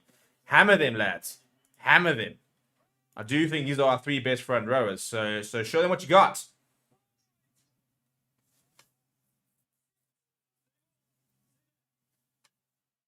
What's going to kill me is, look at that scrum. Big scrum. Big carry, though, from Chukabaras on the inside. And Lamanini, the ball's come loose, but backwards to Lucas Paulos. And Stephen Kitsoff. Stephen Kitsoff, spicy plum. You know what? The world needs more gingers. We need more gingers like Stephen Kitsoff. If all gingers were like Stephen Kitsoff, they wouldn't have a stigma around them. That is phenomenal. Straight over the ball. Bang, thank you very much. I mean, he's won 2 turnovers. Marks has won 2 turnovers.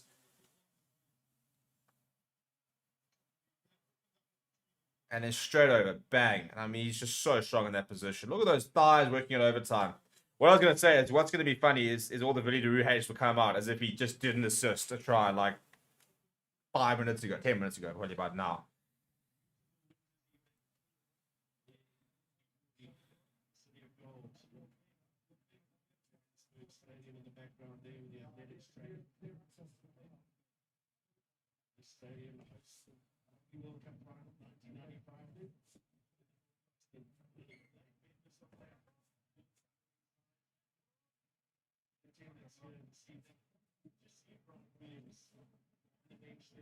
Gordon's on the bench, by the way, so that's a good sign.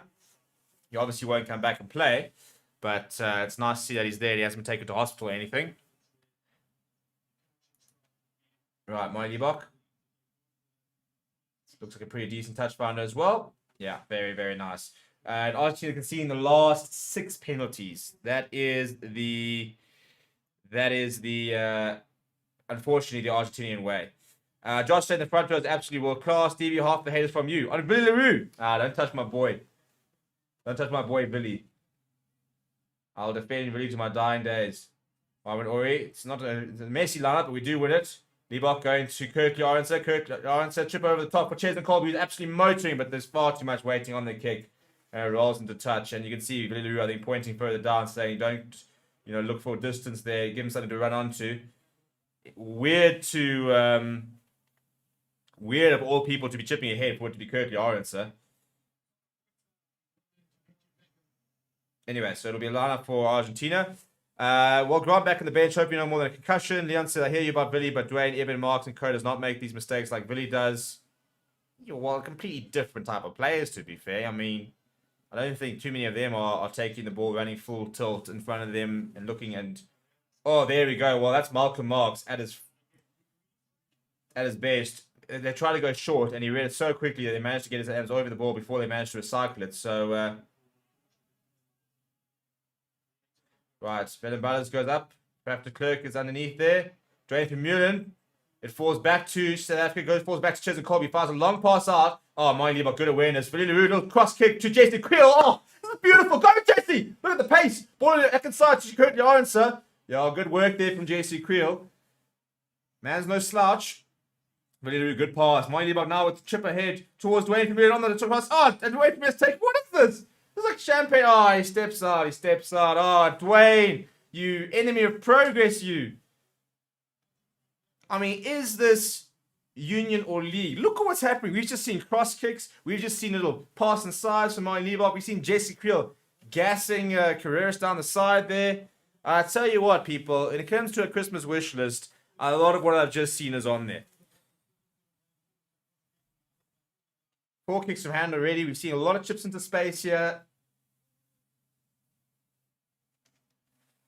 He said we're going to have to find something before the Rugby World Cup. This type of performance by the Boks is not standard to win a Rugby World Cup. Dude, come on. Like, we're winning. I mean, have you not... When have you ever seen sort of touches and passes like that? Don't be so negative. Like, have a beer. Come across here and I'll give you one. Looking for the more here, Argentina. Hey, get out the way, ref.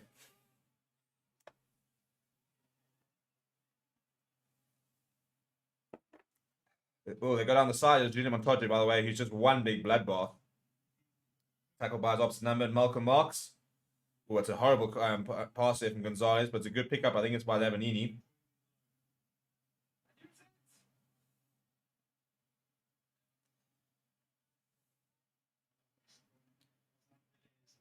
Well, and Bailey's goes pretty high, and Jason Colby wants this. Ah, gee, let's talk about communication. Billy LaRue, it's Dwayne Vermeulen went up, and Colby's actually taken him out. Good tackle from Vaf de Klerk, and I think they've lost that forward. Penalty, so it should be knock-on advantage over.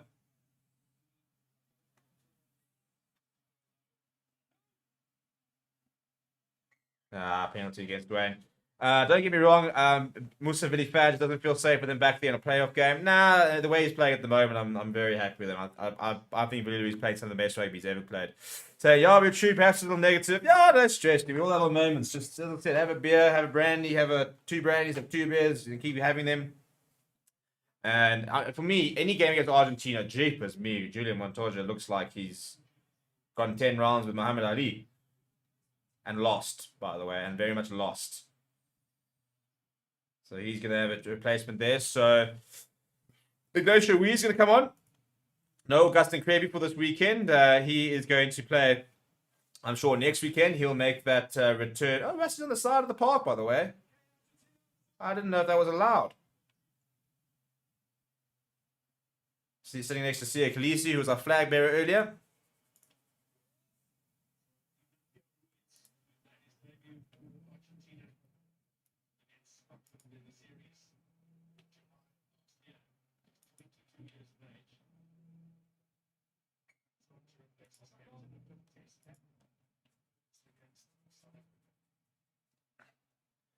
Right, so Neshri is on for Julian Montoya. Space is saying that's starting play by the box, side to side, quick hands and chaos. Keith saying the restarts. Yeah, look, the restarts are chaos. We've been really bad under the restarts. That is definitely something at halftime we need to sort out.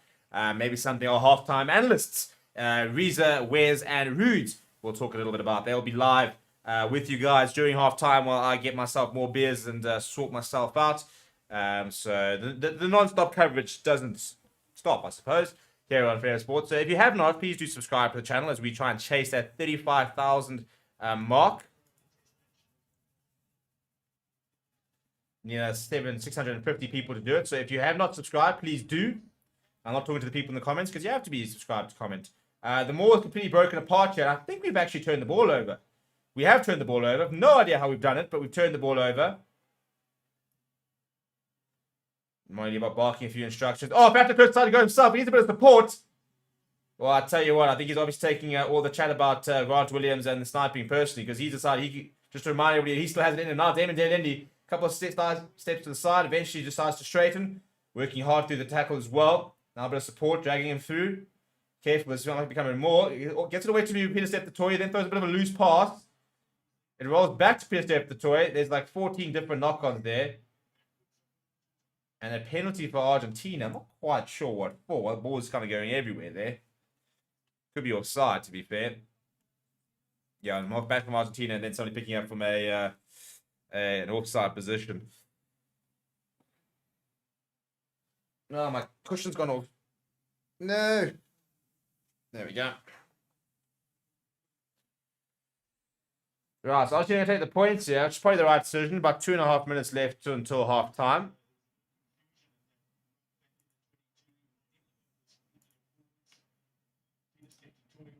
To answer your question, no, I can't show you the game because this channel will be shut down very quickly. We've got a full-on guide in the description on how you can watch the game, so go and check that out.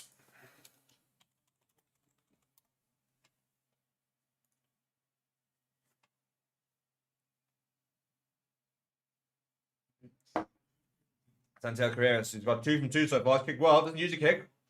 Usually leaves that up to Emiliano Buffini, who's not playing today. It's looking like another good kick. So he's 3 from 3. Right, so Argentina do cut the deficit down. It's a bit of a frustrating penalty you can see, given the fact that we were actually on the front foot there. Yeah, it just comes backwards off an Argentina player. And then PSF the toy playing it on the floor. Just needs to leave it, actually. Money Nibble was coming through. It's Felicio on the bench. Well, he's sitting on the bench, but he's not on the bench. So he's not available. He's not part of the team. But he is there on the bench. Oh, Chesney Colby almost putting a Kane and Moody. He lifted it high in the air, didn't mind you. But Chesney Colby was chasing really hard, trying to see if he can get in front of the Argentinian player and try and snatch that ball on and go on to score the try. Pretty good restart.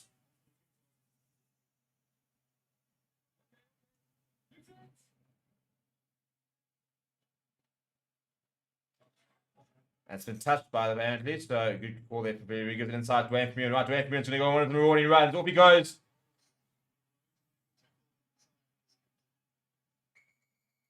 Yeah, Lucas Piles has gone down. I think it's a shoulder. Completed the tackle on Dwayne Vermeulen, but has gone down in the process. Julian Montoya, by the way, is back on the park.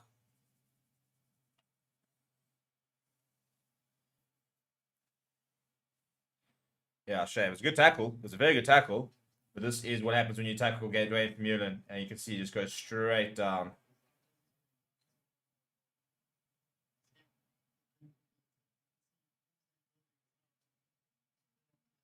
It's a good tackle. It's a very good tackle. He's a nice player, Lucas Paulus. I haven't watched enough of him. But from what I've seen of him, he's a very physical player. He's about 120 odd kgs, 25 years old, about 2 meters tall, big lad. Big lad. Not played a lot, to be honest. And I think that from what I've seen him, I reckon a couple of big teams might be after him. Because he just looks like a very solid lock, to be honest. He's nice, big physicality, gets around the park, works hard. Can't ask for much more than that, can you?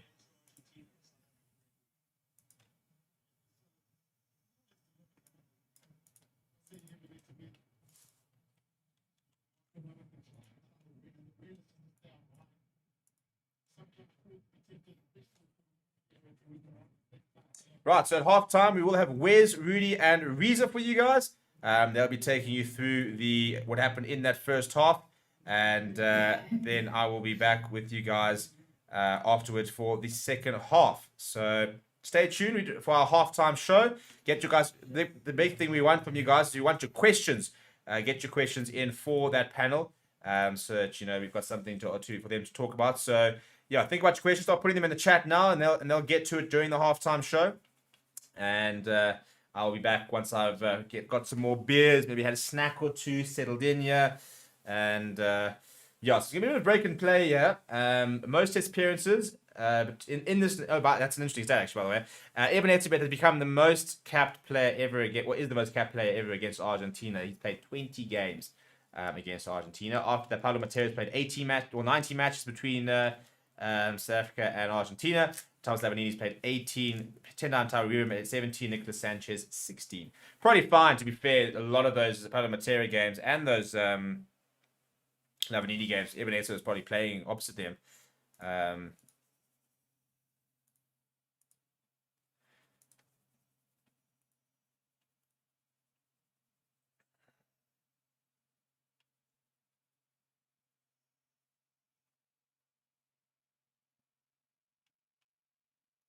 Yeah, so just a bit of a break and play here as we wait for Lucas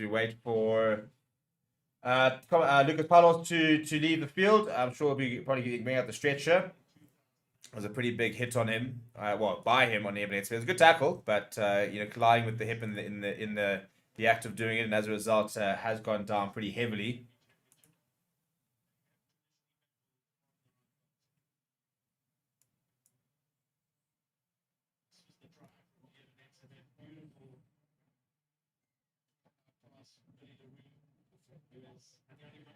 So having a look at some of the two tries so far, two very good tries. I mean, one very good awareness of space, two very big pass, and then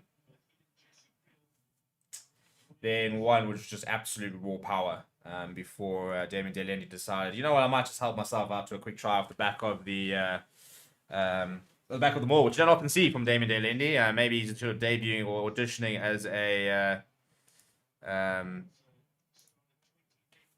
as a possible option for the World Cup as a forward.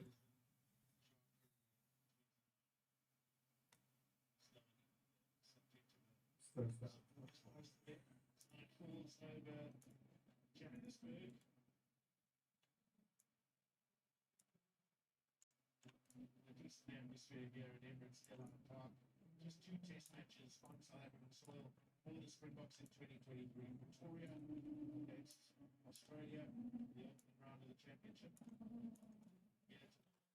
Right, so literally we've got 30 seconds to play. So not much to come there. It'll restart, I'm sure, with a well, I think it'll probably just be a scrum for South Africa. When they eventually do restart. In the meantime, if you have not already, please do subscribe to the channel. As I said, we are trying to get up to 35,000 subscribers. We're getting pretty close, actually. We're about 620 people away. So if you haven't already, please do subscribe. Let's see if we can get up to that mark. We've got a bit of Formula 1 happening on the channel as well. So there's currently well over 4,000 people watching various things on the channel at the moment, which is very cool.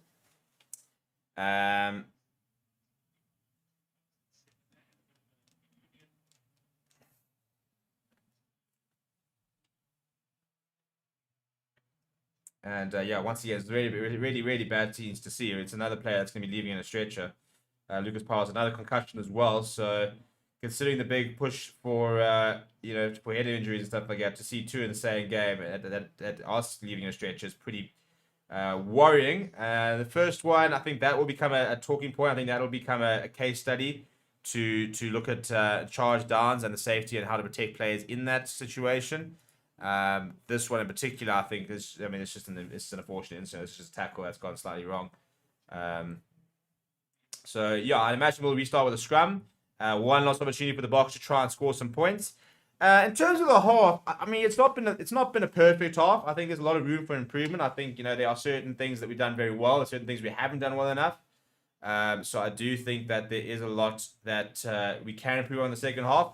But overall, I mean, we're trying new things. There's definitely a certain amount of experimentation coming with the way we're playing with and stuff. There's not a lot of cohesion. And I think that a lot of that comes with playing against Argentina. They're a side that like to disrupt other teams, that like to sort of put them off a little bit. So I think that's going to make things a little bit more difficult for them.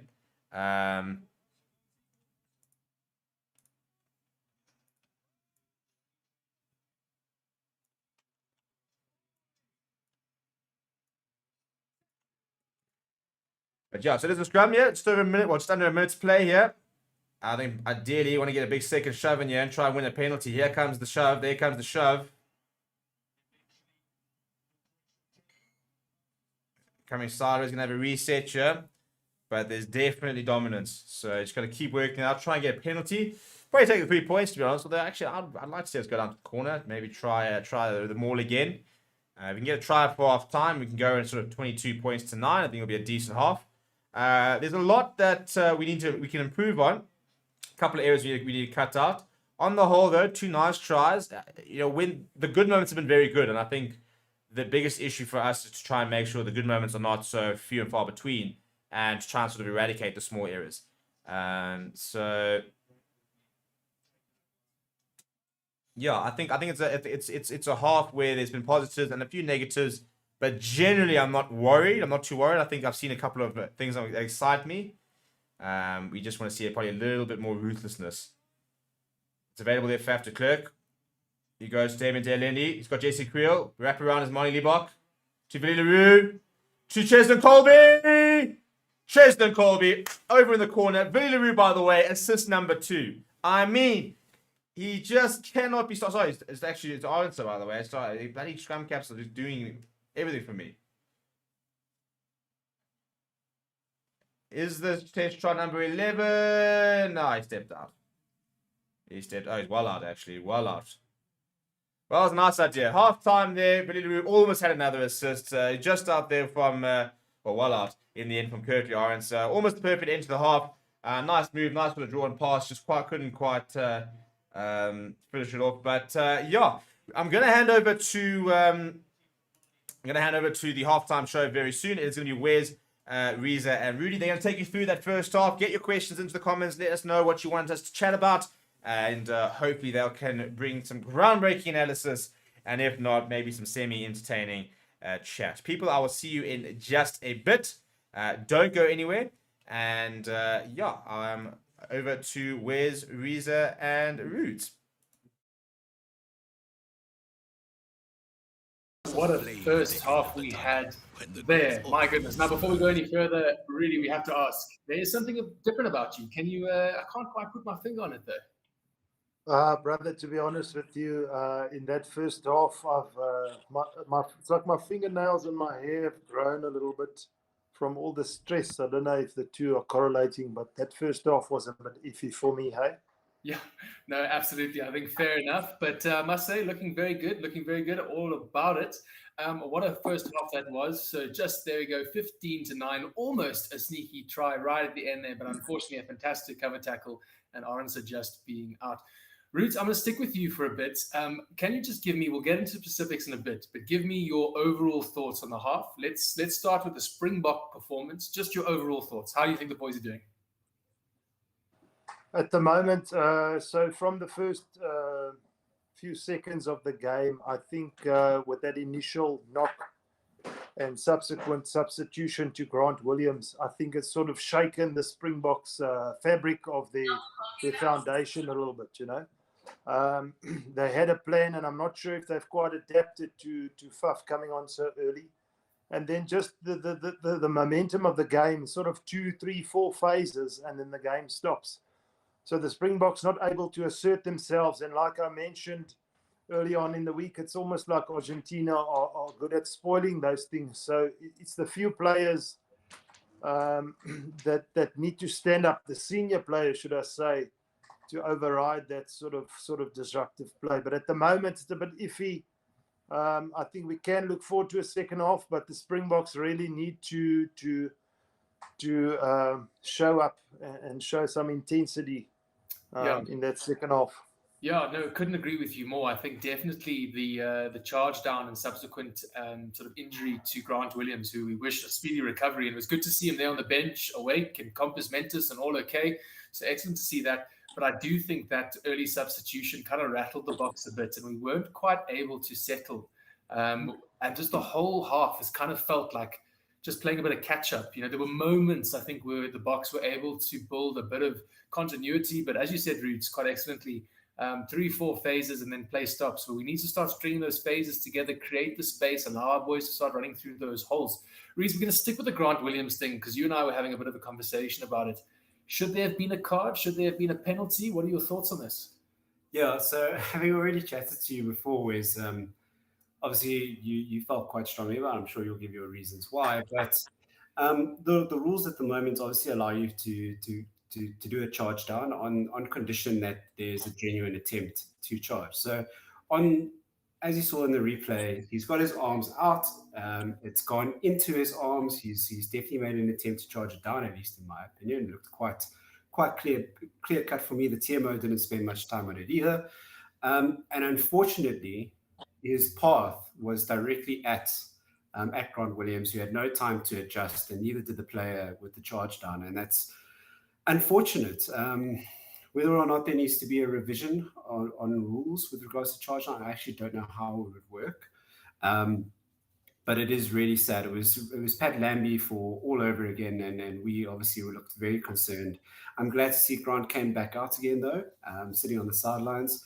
Doesn't look too badly injured, but I'm sure there's definitely some concussion testing that's going to have to go on there. Yeah, no, absolutely, no doubt. No, I hear you about the rules and whatnot, and maybe, you know, it would be good to have a look at those and see exactly what is specified.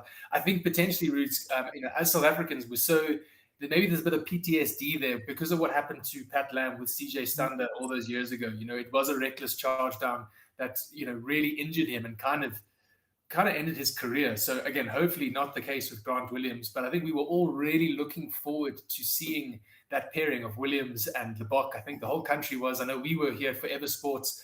So Roots, your thoughts on the charge down? What do you think? Yeah, I'm not going to go as far as to say it was a cardable offence. I think it was unfortunate in the sense that he was making an attempt. So I'm going to go with Reza on that one. I just think for the sake of so close to the World Cup, in terms of how many games we have left, just having that combination of Williams and Libbok, or Williams at least at 9 for extended period to see what he's able to offer. And now that's thrown us a little bit off. It is a little bit of a cause for concern. I think for the most part, just looking at the 9 and 10 combination with Williams off and Libbok then having to play with Faf de Klerk coming off the bench, how much of that did they practice in the week? So they have to learn on the fly now. And I'm not sure how quickly the Springboks can adapt. I'm hoping they can. Another cause for concern is obviously the goal kicking. I want to see, and I know I'm being a little bit harsh, but I want to see Libbok kick all his kicks. And I'm not singling him out, but I want to see Marvin Ori, I want to see Jesse Creel, I want to see these guys stop getting the public to ask questions and let's just get on with our 33-man squad. But they need to actually produce the goods, yeah? Yeah, no, absolutely. I think we're all craving that sort of sense of stability, that sureness. We know who's going. I'm sure the players are craving that too. You know, I think there was a fantastic opportunity for Creel to charge down, collect, and score. I mean, incredibly difficult. You know, people saying, "Oh, he should have collected." I mean, you know, if you watch it in real time, I think it was so quick how it happened. But unfortunately, no, Ruth's absolutely with you. I think those boys who still have questions over their names need to put in a big second half. So we've spoken about. Sorry, Reese. Anything over to you? Sorry, I just wanted to let everyone know in the comments if you are there, I am keeping an eye on it. If you've got any questions for us, we'll try to address a couple before the end of half time. Perfect, lovely. Thank you, Reese. Yeah, guys, please chuck your questions in the comments. What do you think? Might read out a few suggestions on that, guys. Just a massive thank you. When we started the stream, we were at 33,200. We're now at 34,429 subscribers. So massive thank you to all of you out there subscribing to Forever Sports. If you haven't already, you know what to do. Hit that subscribe button and the like button. But back to the game at hand. Okay, so Reese, over to you now for a bit. We've spoken about the Boks being a bit rattled potentially. What do you think they've done well, though? Pick up 2 or 3 things. What do you think they've done well in that first half? You gave me a question. It would have been easier to talk about what they hadn't done well. But it's a good question, to be honest. I did like there was a bit of innovation that was shown with regards to the lineouts, a couple of moves there that Eben was involved in, which was really nice to see, which ultimately resulted in his own try, which was really well executed. I do think that our exiting has been pretty decent. I think Philly's kicked some very decent kicks from the back there, as well as Faf on occasion, as well as Libbok making some good meters and making sure that they found touch. Having said that, though, there were a couple of errors as well, with, of course, Vili dropping it so close to the line. Luckily, he wasn't too heavily punished for that. And a couple of kicks there where Faf didn't get right. But this is not about what they did wrong. This is about what they did right. Just couldn't help it, could you? You had to sneak couldn't in help those it. there. Couldn't help it. But if I had to pick something, set pieces haven't gone very well. So I'm going to go with probably just ball in hand. We made a couple of good meters when we have carried well. But to be honest, there's not much that I can say one thing we perfected. There's been a couple of areas in every area. So I almost want to jump in. Sorry, Reese, just to say that it's almost like everybody's doing a little bit of everything. And the players who have their specific roles are not getting to that point of actually fulfilling that. So we got Kurt Lee Orense doing a little chip across the field, something that's a little bit untoward or uncharacteristic. And I don't want to harp on Jesse Creel, but I think at 13, we need somebody that can get the ball to the outside backs, like a Kurt Lee Orense and Cheslin Colby, because at the moment, they're just statues. No, absolutely. And I think you know, the reason we've not necessarily seen them as involved as we would have liked, right? We've spoken about the double scrum cap pairing that we were looking forward to, is because of that rattledness and because we've been playing Argentina's style of rugby. It's a bit messy. It's a bit all over the place. You know, reason I spoke before the game about not we have to stamp our game plan on the game, and we've not been able to do that. You know, there've been a few box kicks where potentially it shouldn't have been. Faf going a bit deep, you know, just giving him a bit of a breather on the ball. So I think looking at the second half would definitely be just tightening up, settling, and going, right, boys, it's 0-0. let's go in, we start nice and calm. So Reece, from your side, if you were to improve one thing, right? So you're saying there's lots that we could go wrong. If you were in the coach's locker room saying, right, priority number one, boys, is to fix this thing, what is that going to be? It's a very simple one, actually, because I think it's actually just composure all around. They're getting too easily rattled by an Argentinian side that is, as Rudy had pointed out earlier, very good at disrupting a game plan. And so we had spoken beforehand about what is the Springboks' main points of reference for this game, and that was to execute the game plan that they wanted to play with.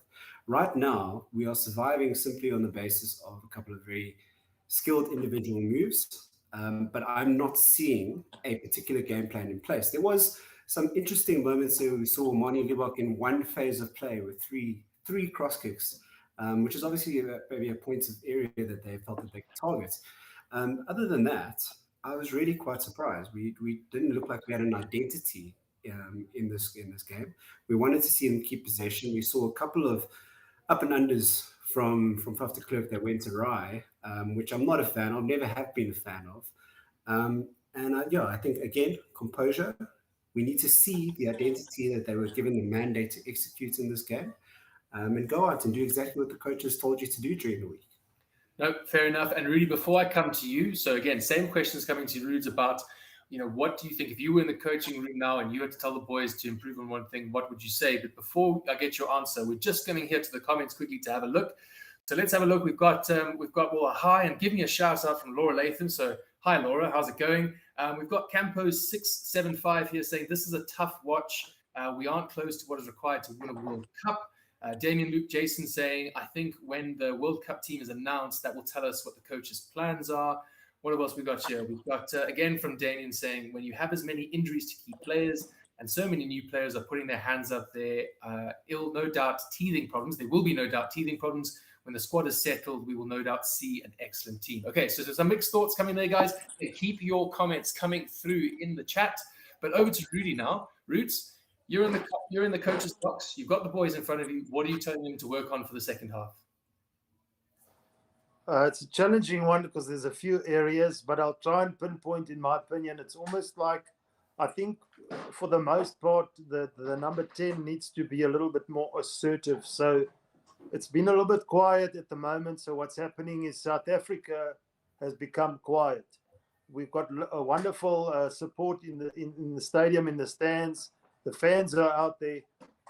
We just need to remember, I guess, as well, that we are world champions. So for a minute, we can have that sort of lapse in concentration where we sort of we stoop down. I don't want to degrade Argentina at all, but we stoop down to their level, forgetting that we are the world champions. And you don't become the world champions by no means just on any given Sunday. So we need to assert ourselves. And I think it starts there, obviously up front. We know rugby is played up front as well, and the backs can play. But at that number 10 position, if there can be a scenario where there's a little bit more assertion, I think we can do a lot better. No, absolutely. And again, Reza and I were just chatting before we came on, and Reza asked me, what do you think of Libok? And I had to sort of really rack my brain about, well, what has he done? A few cross kicks here, just distributing more or less. There's not been that sort of typical Libok style we're used to. As you said, very quiet. But I think we do have to give credit to the Argentinians for disrupting that play. Again, Rudy, you were very concerned, saying they're a good team at disrupting sort of game plans, and they've done exactly that. But as you correctly point out, we are world champs for a reason, and I think maybe the boys just need a reminder that, hey, we've got this. We can back ourselves. Let's just go do us. Reece, any thoughts over to you with anything? Yeah, a couple of small things. I see here in the comments, got Evan H, who said that this will be the most difficult World Cup to win in the tournament's history. Fully agreed. I think we've all thought that for a while. World rugby in general has never looked like in a better place. And games like these are never write-offs, which is fantastic. It's a great thing for the product of rugby to know that any game is competitive. At any given time, you can be beaten. And so, that's fantastic. I see as well, don't insult Faf, Alex van der Berg. My apologies. I wasn't insulting. It's one part of his game, which is, as I said before, it may be a mandate that he's gotten from the higher-ups that he needs to put those contestable kicks up. Unfortunately, he hasn't quite executed it how he perhaps wants to, but I think it comes off less often than it should. That's my issue with the box kick in general. So some closing time. So some closing halftime thoughts is just we've really got to start implementing our own game plan. Whether we're keeping ball in hand or we're kicking it away, we've got to decide on what we're doing. It can't be both at this point. Possession is going to be key here. We need to put some phases together and make sure that we stay in Argentinian territory, because that's how you get them to break. No, excellent thoughts there. I think quickly before we go back to the action with Steve, we had to talk about our 2 tries, which were great. I do think it was great to see some creative play from the box, the lineouts, which ultimately ended in Earben's try. Now, absolute phenomenally down the wing. I think I'm a big advocate for Earben on the wing, 5 meters out more often going forward. I must admit, my hands are still quite sore from clapping so loud. But it was fantastic to see a bit of physicality there, imposing ourselves on the Argentinians. We always speak about the Bok brutes. Let's actually see a bit of that. And then the same thing coming back with our... So with our Damien try there, fantastic physicality from the boys. But enough of that. Back to Steve with the action. We'll see you all another time. Thank you so much. Right, thanks, Seth. There, unfortunately, I had to cut it off a little bit because we suddenly got the players out very quickly and off we went. And we all back underway for the second half, and we've turned the ball over, and we're on the front foot, so everything's happening over here. Want to start to the second half, and a bit of a loose pass at Damien Delendi picking it up, and off he's going, Damien Delendi. Tell you what, he's a man on the mission today. Welcome back to the second half, people. As Fafter Clerk gets to Billy LaRue, he gives to Malcolm Starden comes to the inside. Oh, going with a forward pass. Penalty to Argentina is the call. I think tackled out the man there. And Malcolm Starden is down, and one of the Argentinian players is having a lot to say to him. Not quite sure what's going on there. But welcome back to the second half, people. And thanks very much to our panel at halftime. And we will see. We'll hear a bit more from Wes and Reza after the game, and we'll have some fan cams coming to your way after as well. So we're gonna go back here. And the penalty, I think, for South Africa, in fact. Didn't really make sense that it was tackled out the ball when we were the one with possession. But decisions here. We're gonna go to the corner as well, which is good to see. I like the intent. Welcome back, people. Please do smash like on the video. Please do subscribe to the channel as well. Let's try and get as many people into the stream as possible, and let's make it a big second half. So it's the tackle on Marvin Ori there.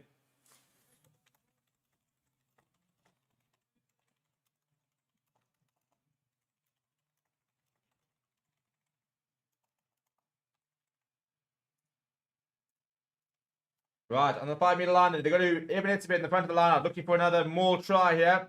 It's all been collapsed over here. And ball is available. No, turnover. That's frustrating. It wasn't particularly well set at all.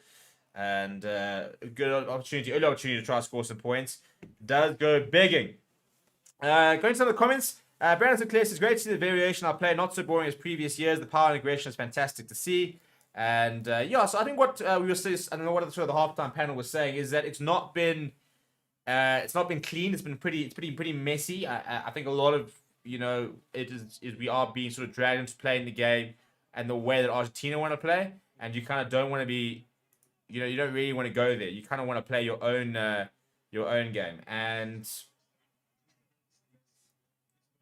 what we think we need to do well in the second half is we need to start imposing our own style of play and start, taking control over this game, and so to start to dictate our way of playing to them, and not the other way around. We are still winning, and we definitely been the better team. But I think if we can just start playing to our strength and stop letting them sort of drag us, into their into the way they want to play, then I think we can very much polish them off.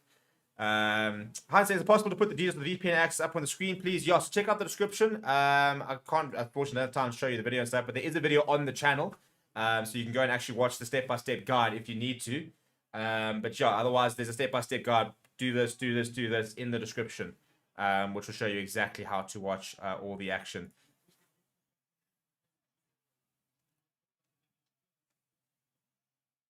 Right, big scrum needed here, lads. Big scrum needed.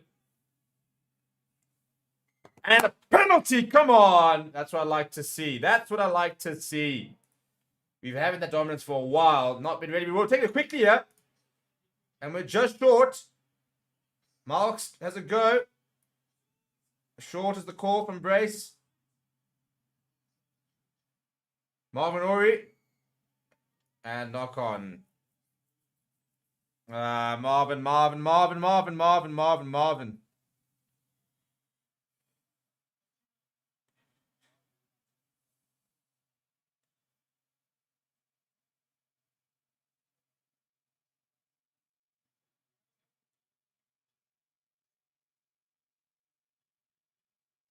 So, the scrum, yeah, which not the worst result given the fact that he's absolutely decimated the last scrum and won a penalty off it.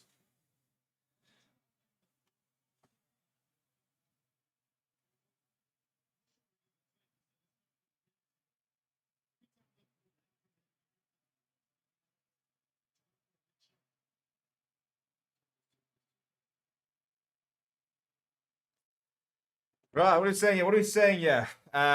Jonas Maria saying need to get momentum to keep going. Brandon said 2019 we also did not play well. Look what happened. It's about peaking at the right time. We'll get it right come the World Cup. Yeah, I think the big thing for me is that you can see it's not quite coming together, but it's not far off. You know, we're not a million miles away from I think where we want to be. And they've admitted that they're not where they want to be.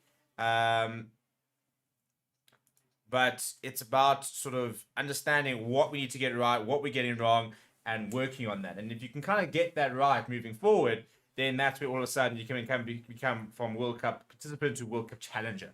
So, yeah, I mean, for example, the scrums are pretty one-sided at the moment. The lineouts have not been perfect, but not been dreadful. Just a couple of passes need to start sticking. A couple of basics I think that we just need to clean up, and I'll be a very happy Larry, happy Steve. Got another beer. It's always gonna be very happy Steve. You need to get on it a little bit. It's only our second one. It's poor form.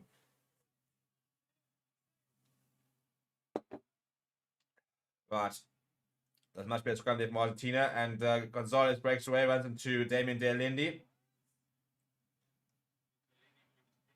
Nice tackle there from JC Creole. He's actually been pretty solid today. A lot of people talk about him, but he's actually had like zero ball to work with. The one time he did, he almost put Kirk Lawrence away. It's a good kick there. And Arka's name has been readied, and I think Marvin Ori's knock-on might have been his last moment of the game. I wouldn't be bringing up Ibn Etzebeth with the way he's playing.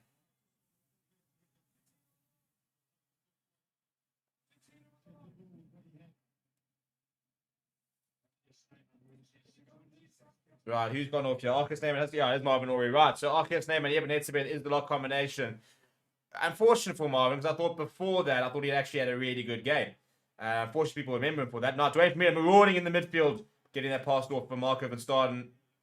Quick ball here. Arcus Neyman gets his first touch, getting the pass away to my Liebach. Liebach looking for options, drifting to the left-hand side. Goes himself, needs a bit of support. Does come in the form of Frans Malherbe, the fridge.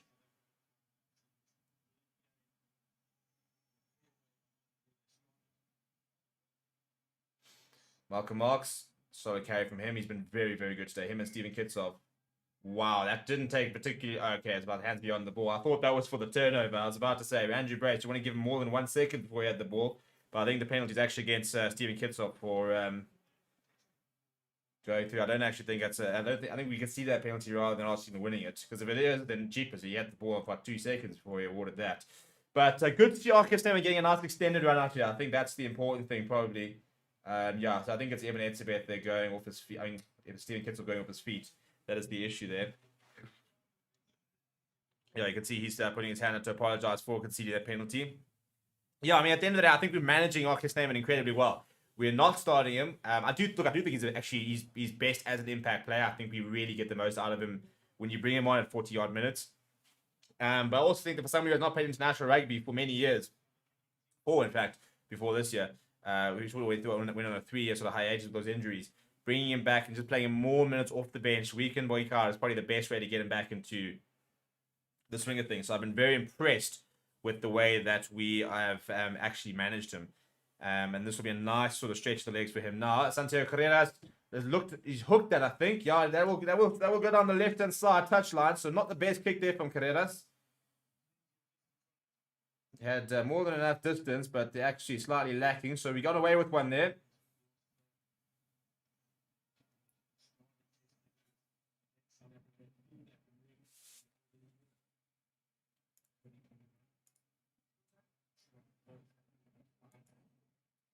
Right, Moin Liebach with the goal line dropout. It does bounce. And it's a good save, almost was forward. So Argentina do have possession just past the 10-meter line. Lavanini hit hard in the tackle by Steven Kitsoff and Frans Maherba. It fires back to Carreras, who goes to the boot. I think it's Lucio Cinti, but it's towards the right-hand side. And it's directly into touch. And Matteo Carreras just throwing the ball away there, but he was not particularly impressed. I think anybody would have done that, to be fair. Yes, we are using a 5-3 split. No bomb squad approach. I think we've done that purely to give Kanya some game time. I wouldn't be surprised if we see him in about 10 minutes.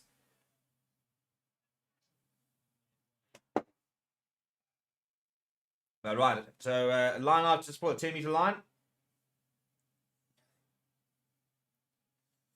They go to the front of the lineup to Eben Etzebeth, who's just managed to stay in, almost went out. Have to click back inside of Steven Kitsoff.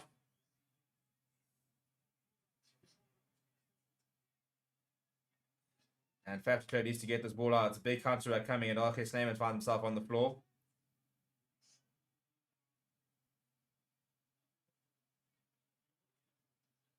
Faf de Klerk goes to the boot. Kirkley Arndt says herring after this, and Carrera does mark it.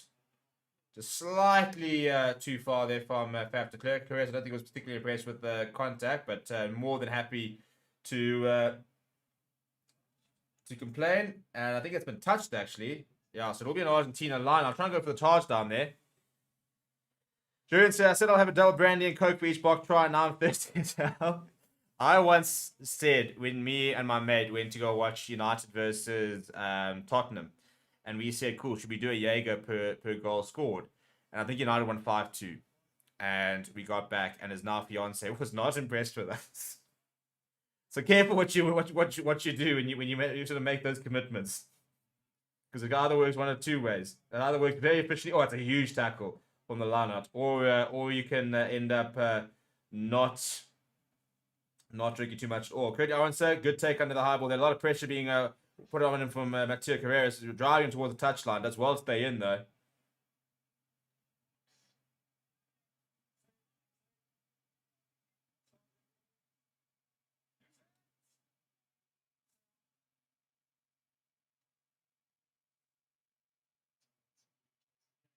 Aronson. Oh, that's a great attempt. It's a good take from Commander Santiago Carreras. Short ball out now. Oh, charge down, and it's fallen back to, that looks like Pablo Matera. Yeah, back towards the midfield there, Argentina. The kick was charged down. Lavanini, Carreras looking for options. Good hands, good hands. This is a bit of a matchup here. Gonzalez steps in the inside. We've seen that before. Etzebeth does eventually reel him in. Bertino, by the way, is on. Advantage for off the ball. Yeah, Argentina got a lot of space here. They've emptied the bench, by the way. I'm seeing a lot of replacements on here. Jesse Creel ups it quickly. Ches and Colby. Oh, it's good. Hands there for Cinti. Oh, what a tackle from Ches and Colby. But they're right up towards the 5-meter line. Big counter ruck coming from the box, trying to slow things down. Argentina on the front foot. Lavanini has slipped the tackle. He's eventually gone down.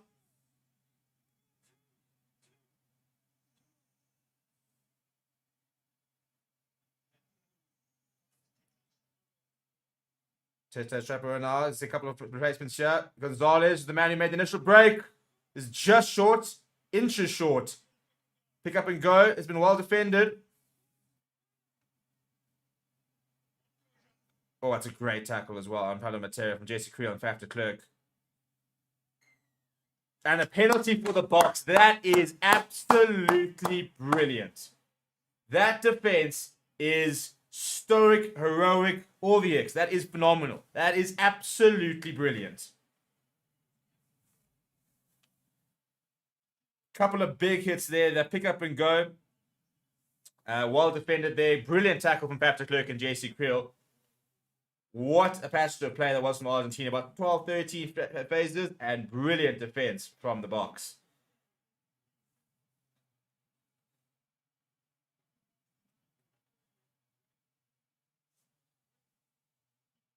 Yeah, kids, what a performance he's put in now. Go to the commentary. Yeah, it is weird how many people are absolutely slating a team, which I know it's not been the best performance, but like if nobody's like actually checked, we are winning. And I think as James Gatz makes a very good point, we're not playing minnows. This is interesting. This is very interesting. So Lukhanyo has come on, but he's come on for Kirkley Aronsa. So I think we're going to see Jesse Creel shift to the wing and Lukhanyo into the centers. Or we can see Lukhanyo on the wing. But I really like the fact that they're going to give Jesse Creel a full 80 minutes. I think he needs the minutes. And I think, to be honest, the way this game is going, I think that's probably the right decision as well. Interesting to see positionally what we do here. As we do have a bit of a break and play. But yeah, I mean, we're playing against the Argentinian side, which are pretty good. So, I mean, we can all panic. And I'm not saying this has been the best performance.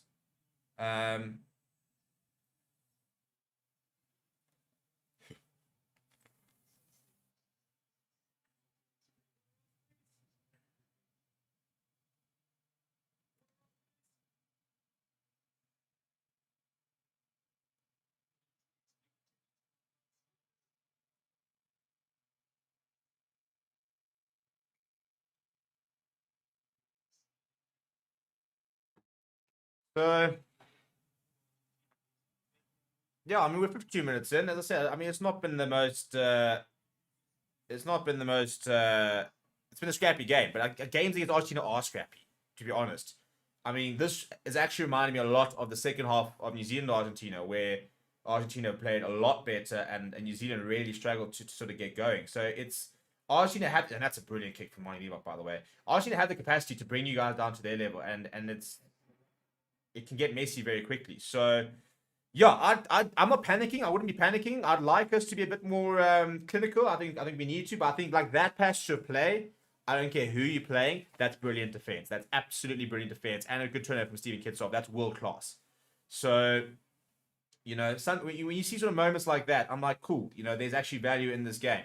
You know, the try, there's value in the game. Yes, we need to sort of try and to neaten things up a little bit, but I don't think we need to be having the panic that I think some people are having. Right, Faf Clerk lifts it high in the air. Chesney Colby is after it. It's not gone particularly far. Will be competitive. And I think Santiago Carreras, I'll tell you what, he's brilliant in the air, isn't he, Carreras? What I wanted to check, though, is what's happening in the centers. I'm assuming Lukhanyo has gone to center and Jesse Creel's gone to the wing, but it could have also been the other way around. Yeah, it is actually the other way around. Lukhanyo has actually gone to the wing from the looks of it. Monty Leibach under the high ball there. Good take from him. Malcolm Marks, inside border, Arcus, back to Malcolm Marks. There we go, Malcolm. Oh, stepping inside on Malcolm Marks. And he set somebody down. Quick ball here from Faf de Klerk to Belarus. Goes to Mark and Starn. Brilliant carry from him up towards the halfway line. Pick up and go from Faf de Klerk. Great hands. Lukhanyo, I think they stepped out. I mean, there were like four different people that it could have gone to, and it went to the guy who was basically standing out already.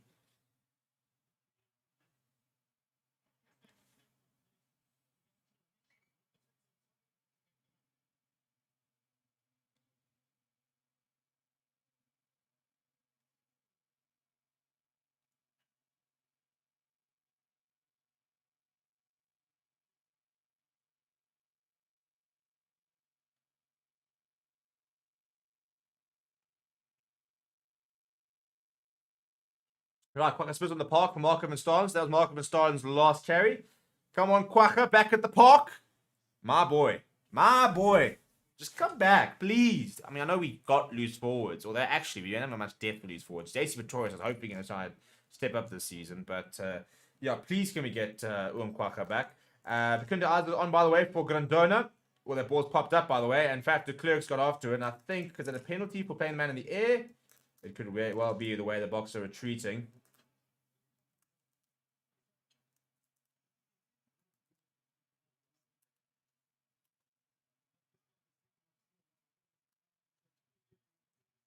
Here's the way the man there can see the penalty. I need to start drinking more beer here.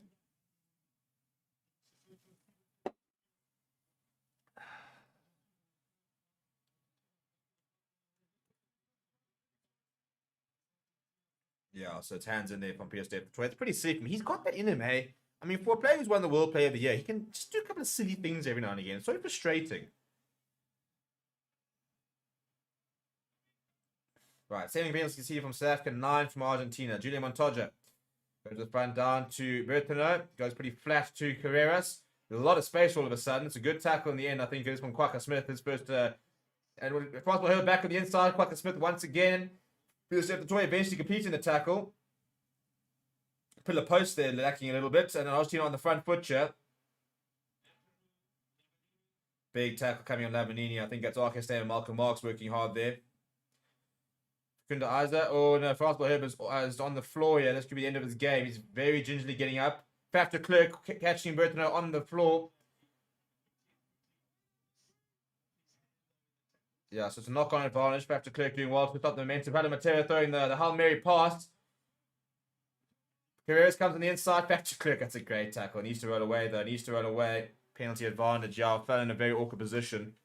It's a great tackle. Penalty advantage here. Kunda Isa.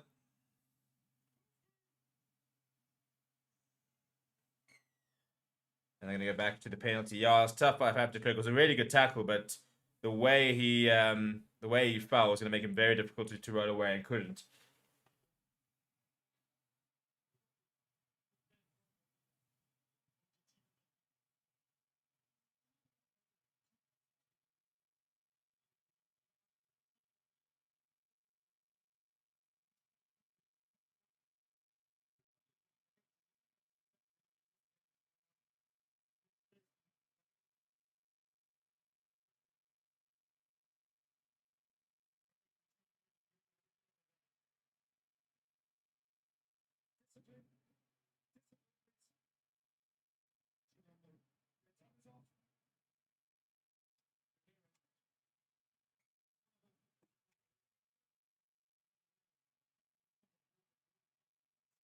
Right, here comes Trevor Nyakane, Bongi Manambi.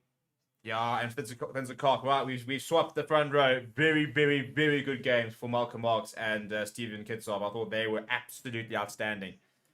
And now we're going to see Bongi, Vincent, and Trevor. Very excited to see Trevor.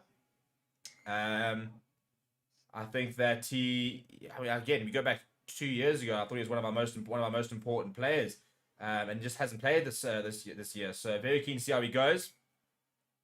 And knock on there, turnover ball. So the first thing that our reserve front row will do is have a scrum. And now a scrum for this year. I think it's back to, Quacka Smith there affecting the knock on there. Good work from him. I think he's ripped the ball in the tackle there. Yeah, that's what he does. Jeepers, that man could.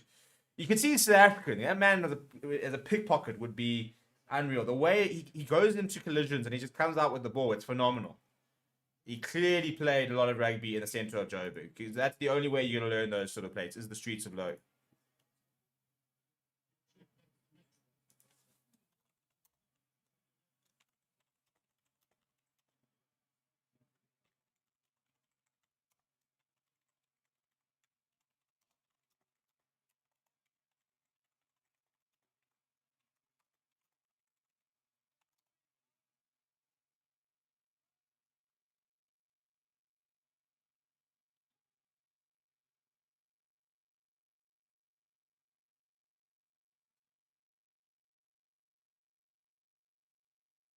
Big push coming there. Big shove. Drafe Muir comes off the back.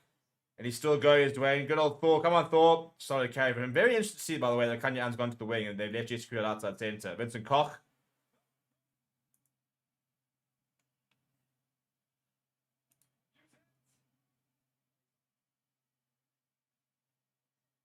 Faf de Klerk lists us high in the air. It's a good kick. Very good kick there for Faf de Klerk. Yeah, a little bit of pressure on the box at the moment. Just trying to get out of our half at the moment. Got to ride a bit of a wave. You're always going to have that. Momentum's going to sort of ebb and flow.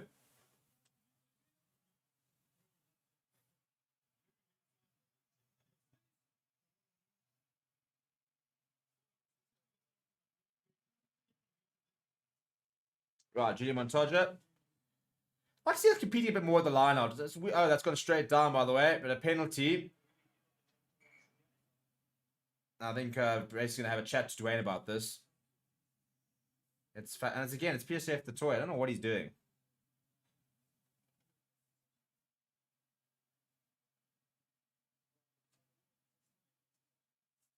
Yeah, PSF's toy is getting his timing completely wrong here at the moment.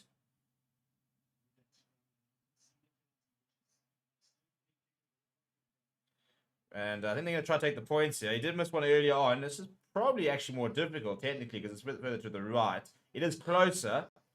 But it's not as straight. But Carreras keep well in the first half.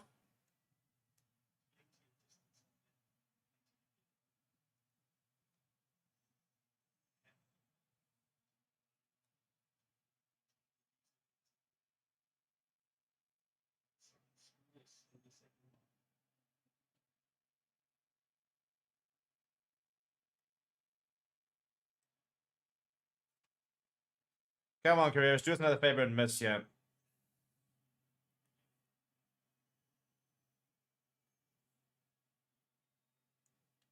Ooh, I think he's got it as well. That's another miss.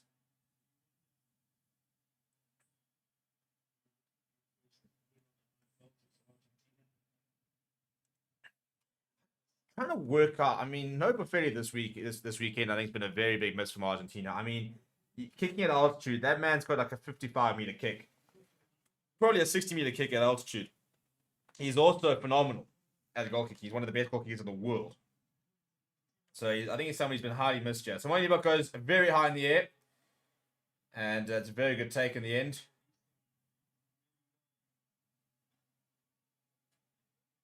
Yeah, it's a bit asking the referee if he's okay, and now he's starting to get stuck into the maul there. He doesn't need to release either. Now it's an advantage. I don't think it's against Eben Etzebeth, though. So another penalty advantage here. Oh, good tackle there from Creel, and Quacker Smith getting up nice and quickly.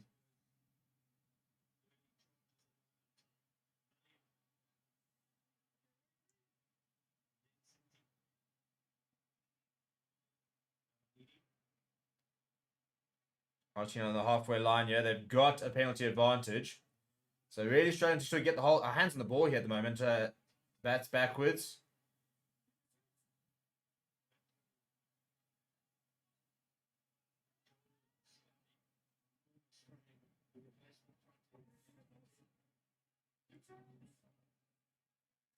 Bertonet's going to go to the Buche. He knows he's got a penalty advantage. So he's going to lift this high in the air and see if they can come up with a favourable bounce. And Dwayne Vermeulen underneath it. Does mark it, and they'll go back for the penalty. No, penalty advantage is over, actually. I'll take it all back. So it's turnover ball. Yeah, there we go. Really wants to take this quickly. I don't think that's the worst idea. Just getting it down there. You're going to have the ball here, lads. Just, as I said, you know, Arsenal are going to have good moments. They're always going to. They're a quality side. They're a really good side. So they are playing well at the moment. Right the way, resisted, defended. We've done very well to do that. Now start just getting a bit more hands on the ball, keeping it a bit better, looking after possession, start building our own opportunities here. They'll come. Things come in swings and roundabouts. We've also got to be very ready to strike if the chance presents itself. We do contest. Etzebeth does go up. And they go down the short side here. Do Argentina. Vincent Koch going across to complete that tackle. Dwayne Vermeulen making the initial one.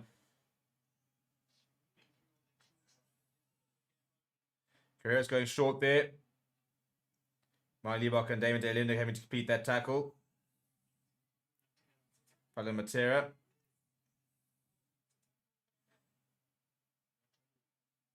Lucio Sinti. Sorry, Chukwubaras, in fact. Here's your Krill trying to kind of Carreras go. Oh, it's good hands, good hands. Carreras down the inside, steps back on the inside.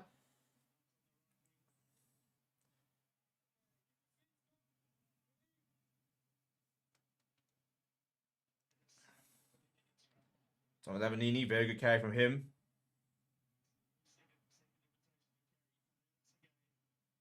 And that ball's gone loose. Surely forward, surely forward. How's it not gone forward? They're asking the question. Argentina still have the ball there. Far from Flav as Mike Liebach makes the tackle. And a penalty. Thank you very much. Beyond the ball.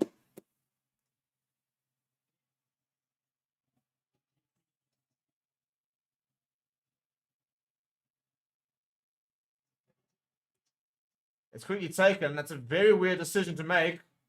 Argentina under all sorts of pressure.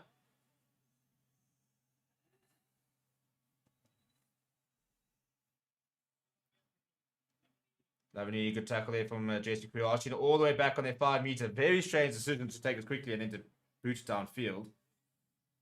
I mean, territory-wise, it's a bit more where I'd like to be playing the game. And now Lucio Cinti. It's a great kick as well. And Dwayne Firmino decides not to take it. Yeah, see, why did we take it quickly? I don't understand that. We could have just hammered it down. We could have gotten us a line out on about the 10 meter line. And yeah,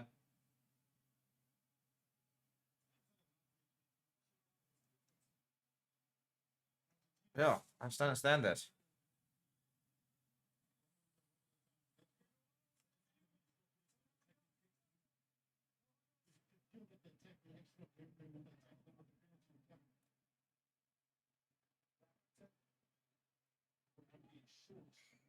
I think the penalty. What's going on here, Dabs? This is all sort of falling apart here. Just calm down. Calm it down. Start again. Start again. There's 15 minutes to go. We need one more try to really sort of bury the results. Just calm it down. Calm it down.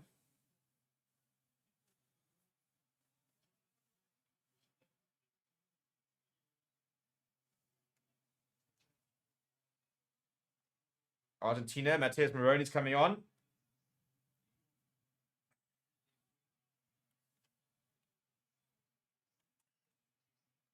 So there's a scrum for Argentina. Yeah, it's not getting much right in the second half. In a very, very poor second half. You try and just sort of clean things up a little bit here, lads. Get back on top.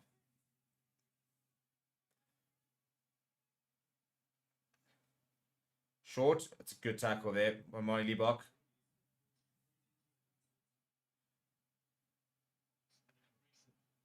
Pick up and go, yeah. No, come on. He's complete. Brace, how have you fallen for that? How have you fallen for that? Bertrand has just completely bought that penalty. That is absolutely mental.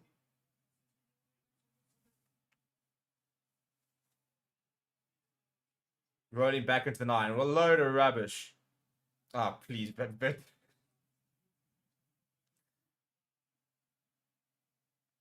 I mean, yeah, Quacker Smith probably should have tried to move towards either left or right, but I mean, Bertrand's completely milked that. As most scrum halves would. As most scrum halves would.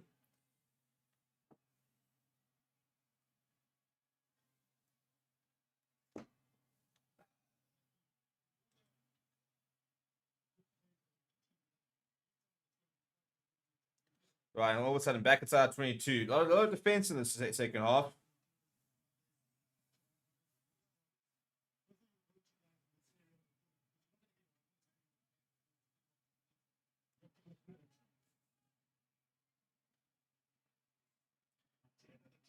Right, then Sugarbar wrapping around his Carreras. Oh, what a tackle from Jesse Creel. He's dislodged the ball as well. Another really good tackle. Villaru coming off the line there. Julian Montoya well behind the gain line. Ball comes to Always good hands, but the ball's been left behind. Patrick Clerk's all over it. Has he got the pace? He gives it away to Moin Liebach. Moin Liebach is not slow. Has he got the pace? He's got the pace against the run of play. Everybody start panicking. What did I say earlier? I said we need to be awake because a chance will present itself and we've got to take it. Bang. Bang, bang.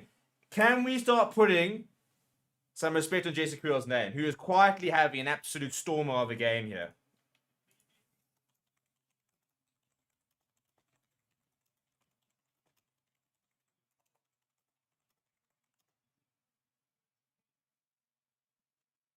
And Faf Leclerc, good awareness. Look, I think he would have had the pace, to be honest, but he knew that Moin Liebach's a bit quicker than him. Gives him away. Also provides the option there and the support. And Liebach has just run the length of the field. Yeah, easy as you like. Easy as you like.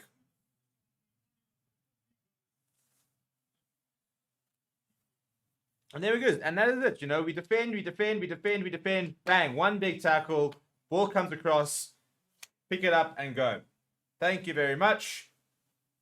That should hopefully be the game. Moin Liebach kicking forward to try and make this a 13-point game. And I think half the comments are all going to cry themselves to sleep tonight. Very negative. I mean, look, as I said, not been the best game. I never understand how Bok fans can go from the Australia game where it's like, oh my goodness, we are phenomenal. We're winning the World Cup. This is incredible. You lose against New Zealand. Fire the coaching staff. You beat Argentina, beating Argentina, but because it's not been done in the way you wanted to do, everyone's hopeless. Everyone's useless. Everyone's dreadful.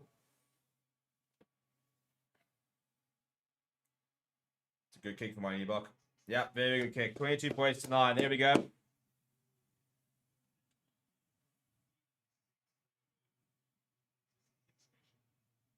I mean, the funny thing is, everybody keeps saying, you play like this against a top 5 side. Argentina on their day are definitely a top 5 side, by the way, people. And you're kidding yourself if you don't think they are. Remembering that we're also playing a completely different side to the one they played against New Zealand. When you look at the players who've come back, none of the they went shorter. None of the European-based players played against New Zealand. None of them, by the way. They didn't have. Chukabaras wasn't there. De La Fuente wasn't there. They were missing a lot of players from that game. The players that played like those playoffs. Good tackle there from Dwayne Familia. Ball comes loose once again. Lacania, I'm getting a bit involved. Nice foot from him. Quacker Smith and a scrum off. Mind you, look on the bounce, got a couple of options there. Fires it out towards JC Creel. JC Creel popping into Colby. Colby wants to get back on the outside. Good to Pierce Steph the Toy. Pierce Steph the Toy looking for options. JC Creel is there. Ball comes loose. I think it was a forward pass in that.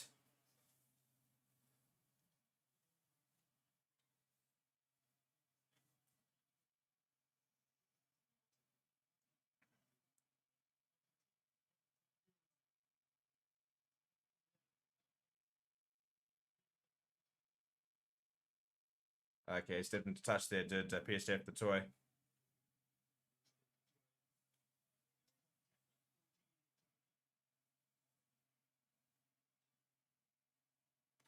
Right, then line up there. Lavanini goes up.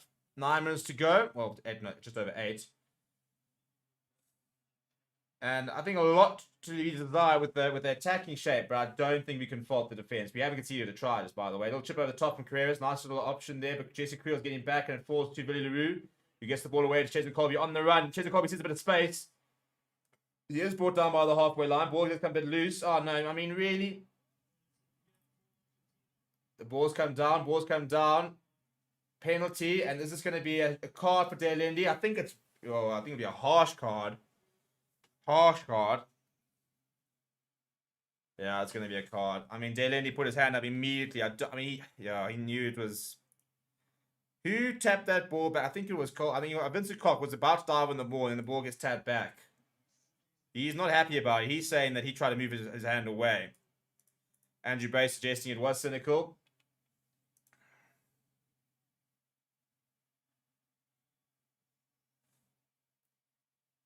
All right, so let's have a look at this. I mean, it's so touch and go. He's trying to go for the tackle. He's going into the tackle and the ball just comes off his hand forward there. It's very, very marginal from Damien De Lindy. If there's one person you cannot go after today, it's JC Creel. He's at an absolute storm of a game. I actually haven't seen a game from him like this in a while. Oh, a little bit of variance in attack there. Walker Smith read it well.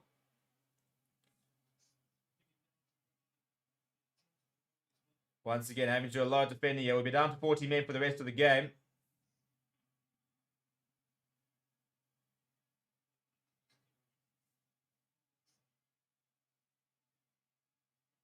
Paulo Matera caught on the ball there. Solid defense so far. Not making too much ground, Joe, Argentina.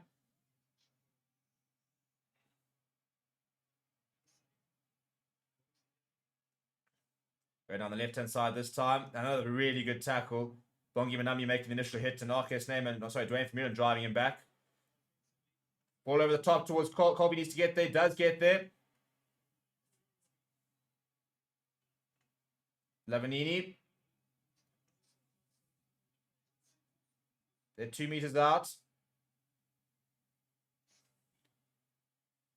Going into the 11th phase. Carreras runs into Lacanya.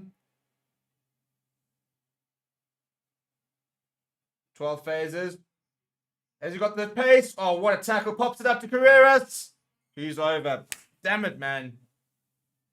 You felt it was coming. That's the yellow card. That is literally the yellow card. That is the man on the outside, the space on the outside. It was a great initial tackle from Faf de Klerk, and then Arcus Neyman coming across. You can't defend for 80 minutes, unfortunately. You felt like it was coming. I mean, it's a good tackle that from Faf de Klerk. Brilliant in the pop-up there. He tries to get up again, and unfortunately, the scramble defense to Arcus Neyman. Not exactly who you want scrambling.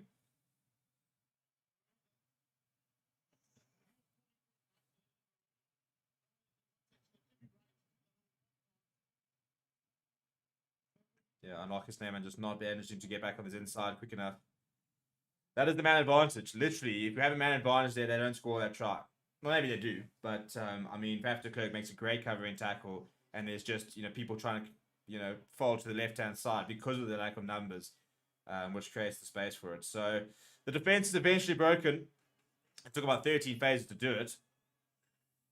And now Carreras, well, if he kicks this, it's the game, but that's well left.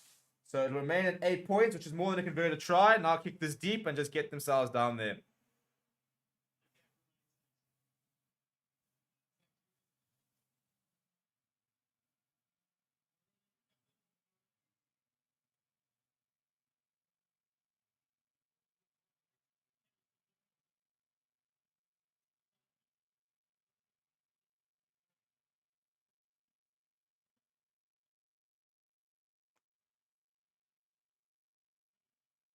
Right, people, I'm gonna put a link in the comments, which is to our player ratings.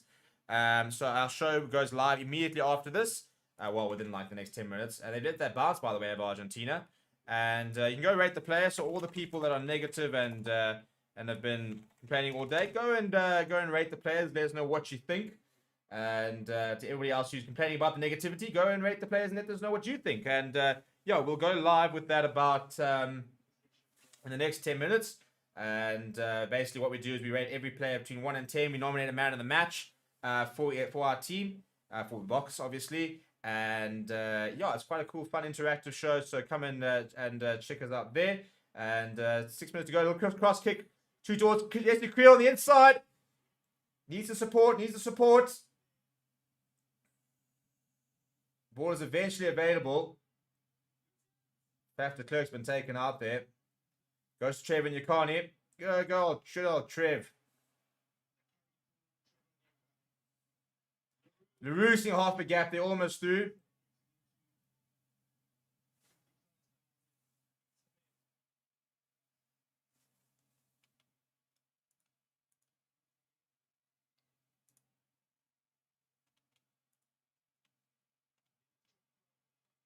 Little chip over the top from Faf de Klerk.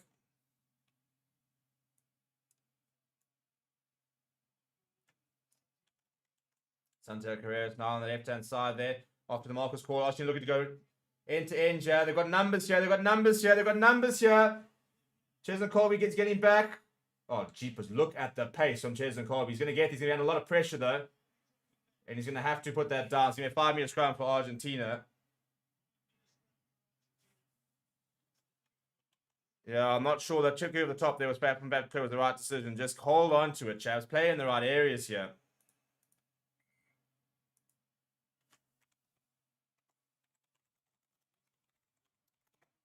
I mean, that's a brilliant pace there from Chesney Colby.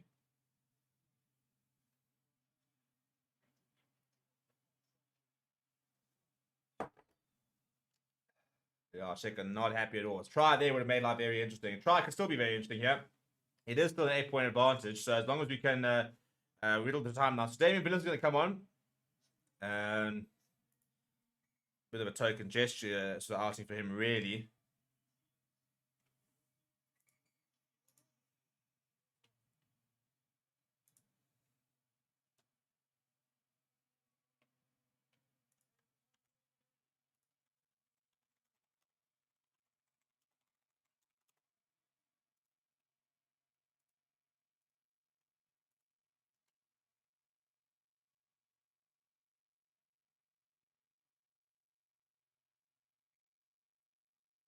Right, so just under 2 minutes here. You think that we've done enough to win the game. Yeah,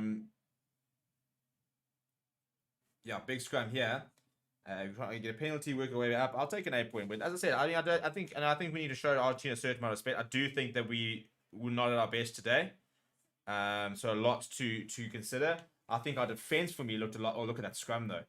Look at that scrum. Reward them, man. Reward them. They're dominating them. Trevor Khan is absolutely hammering his man. Reward him. Reward him.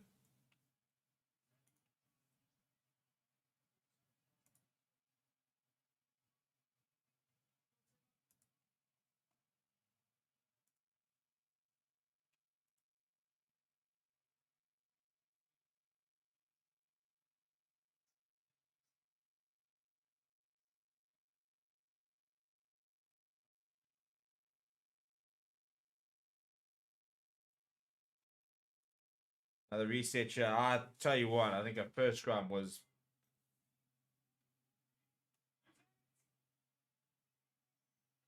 Faf de Klerk knocked on from Faf de Klerk, but putting a lot of pressure on Bertino.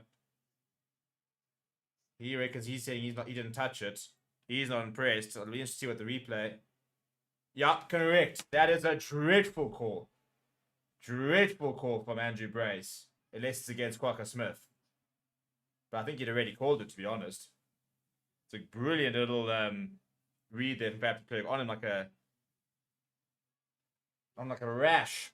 151 tackles made by South Africa today, by the way. That shows you the game. It has been a complete defensive performance. Conceding one try with 14 men when we're down to 14 men. So yeah, I think from a defensive point of view, we'll probably be quite happy. Would have liked a lot more ball. But the question is, can we end on a positive note? Advantage offside, so penalty. So that whatever happens, yeah, they will be able to kick to the corner. We'll have another scrum.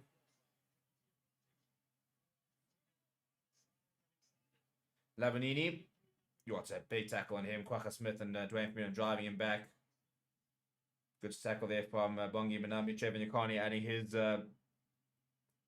his value as well. Damien Williams are getting involved. Still a penalty advantage here. Palamatera brought down Peter Steph the Toy. Carreras sniping. Oh, somebody's over as they're grounding. I think it's been held up. They're going to go back for a penalty.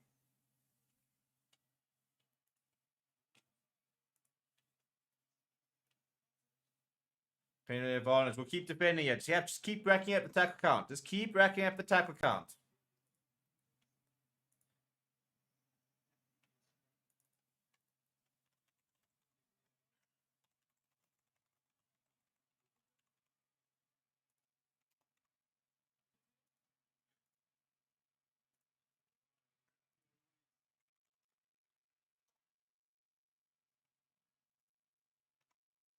They're tapping go here, Argentina.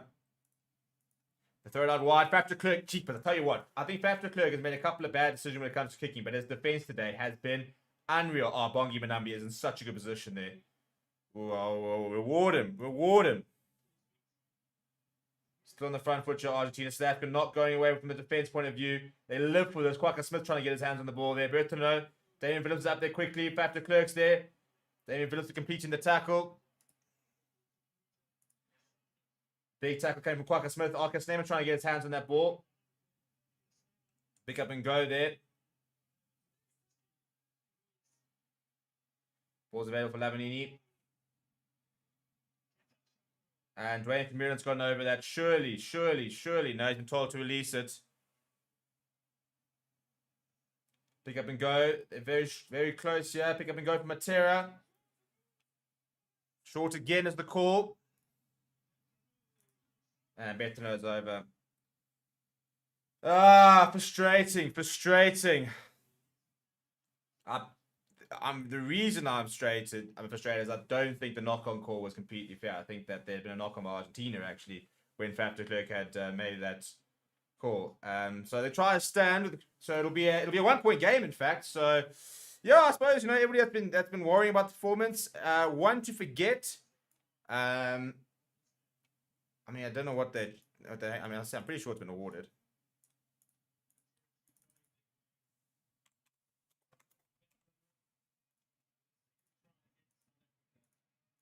That's his second try. Got Alberto. He knows the way around the try line. Good player.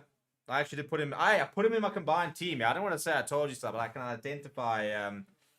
I can identify the talent. Right, the kick is over. So it's a 1-point game in the end. The Boks do enough. And yeah, I mean, it's a lot of questions, a few answers. But at the end of the day, I think defensively we'll be quite happy with that. We need more ball in hand, and we need to be a lot more accurate. And just a couple of sort of, it's almost a skill thing, which is a bit worrying. But we'll talk about that more in the player ratings. We'll see you guys there. We'll be live in the next sort of 10 minutes. And you guys can go and rate and let us know what you think of the players. So yeah, please just smash like on the video.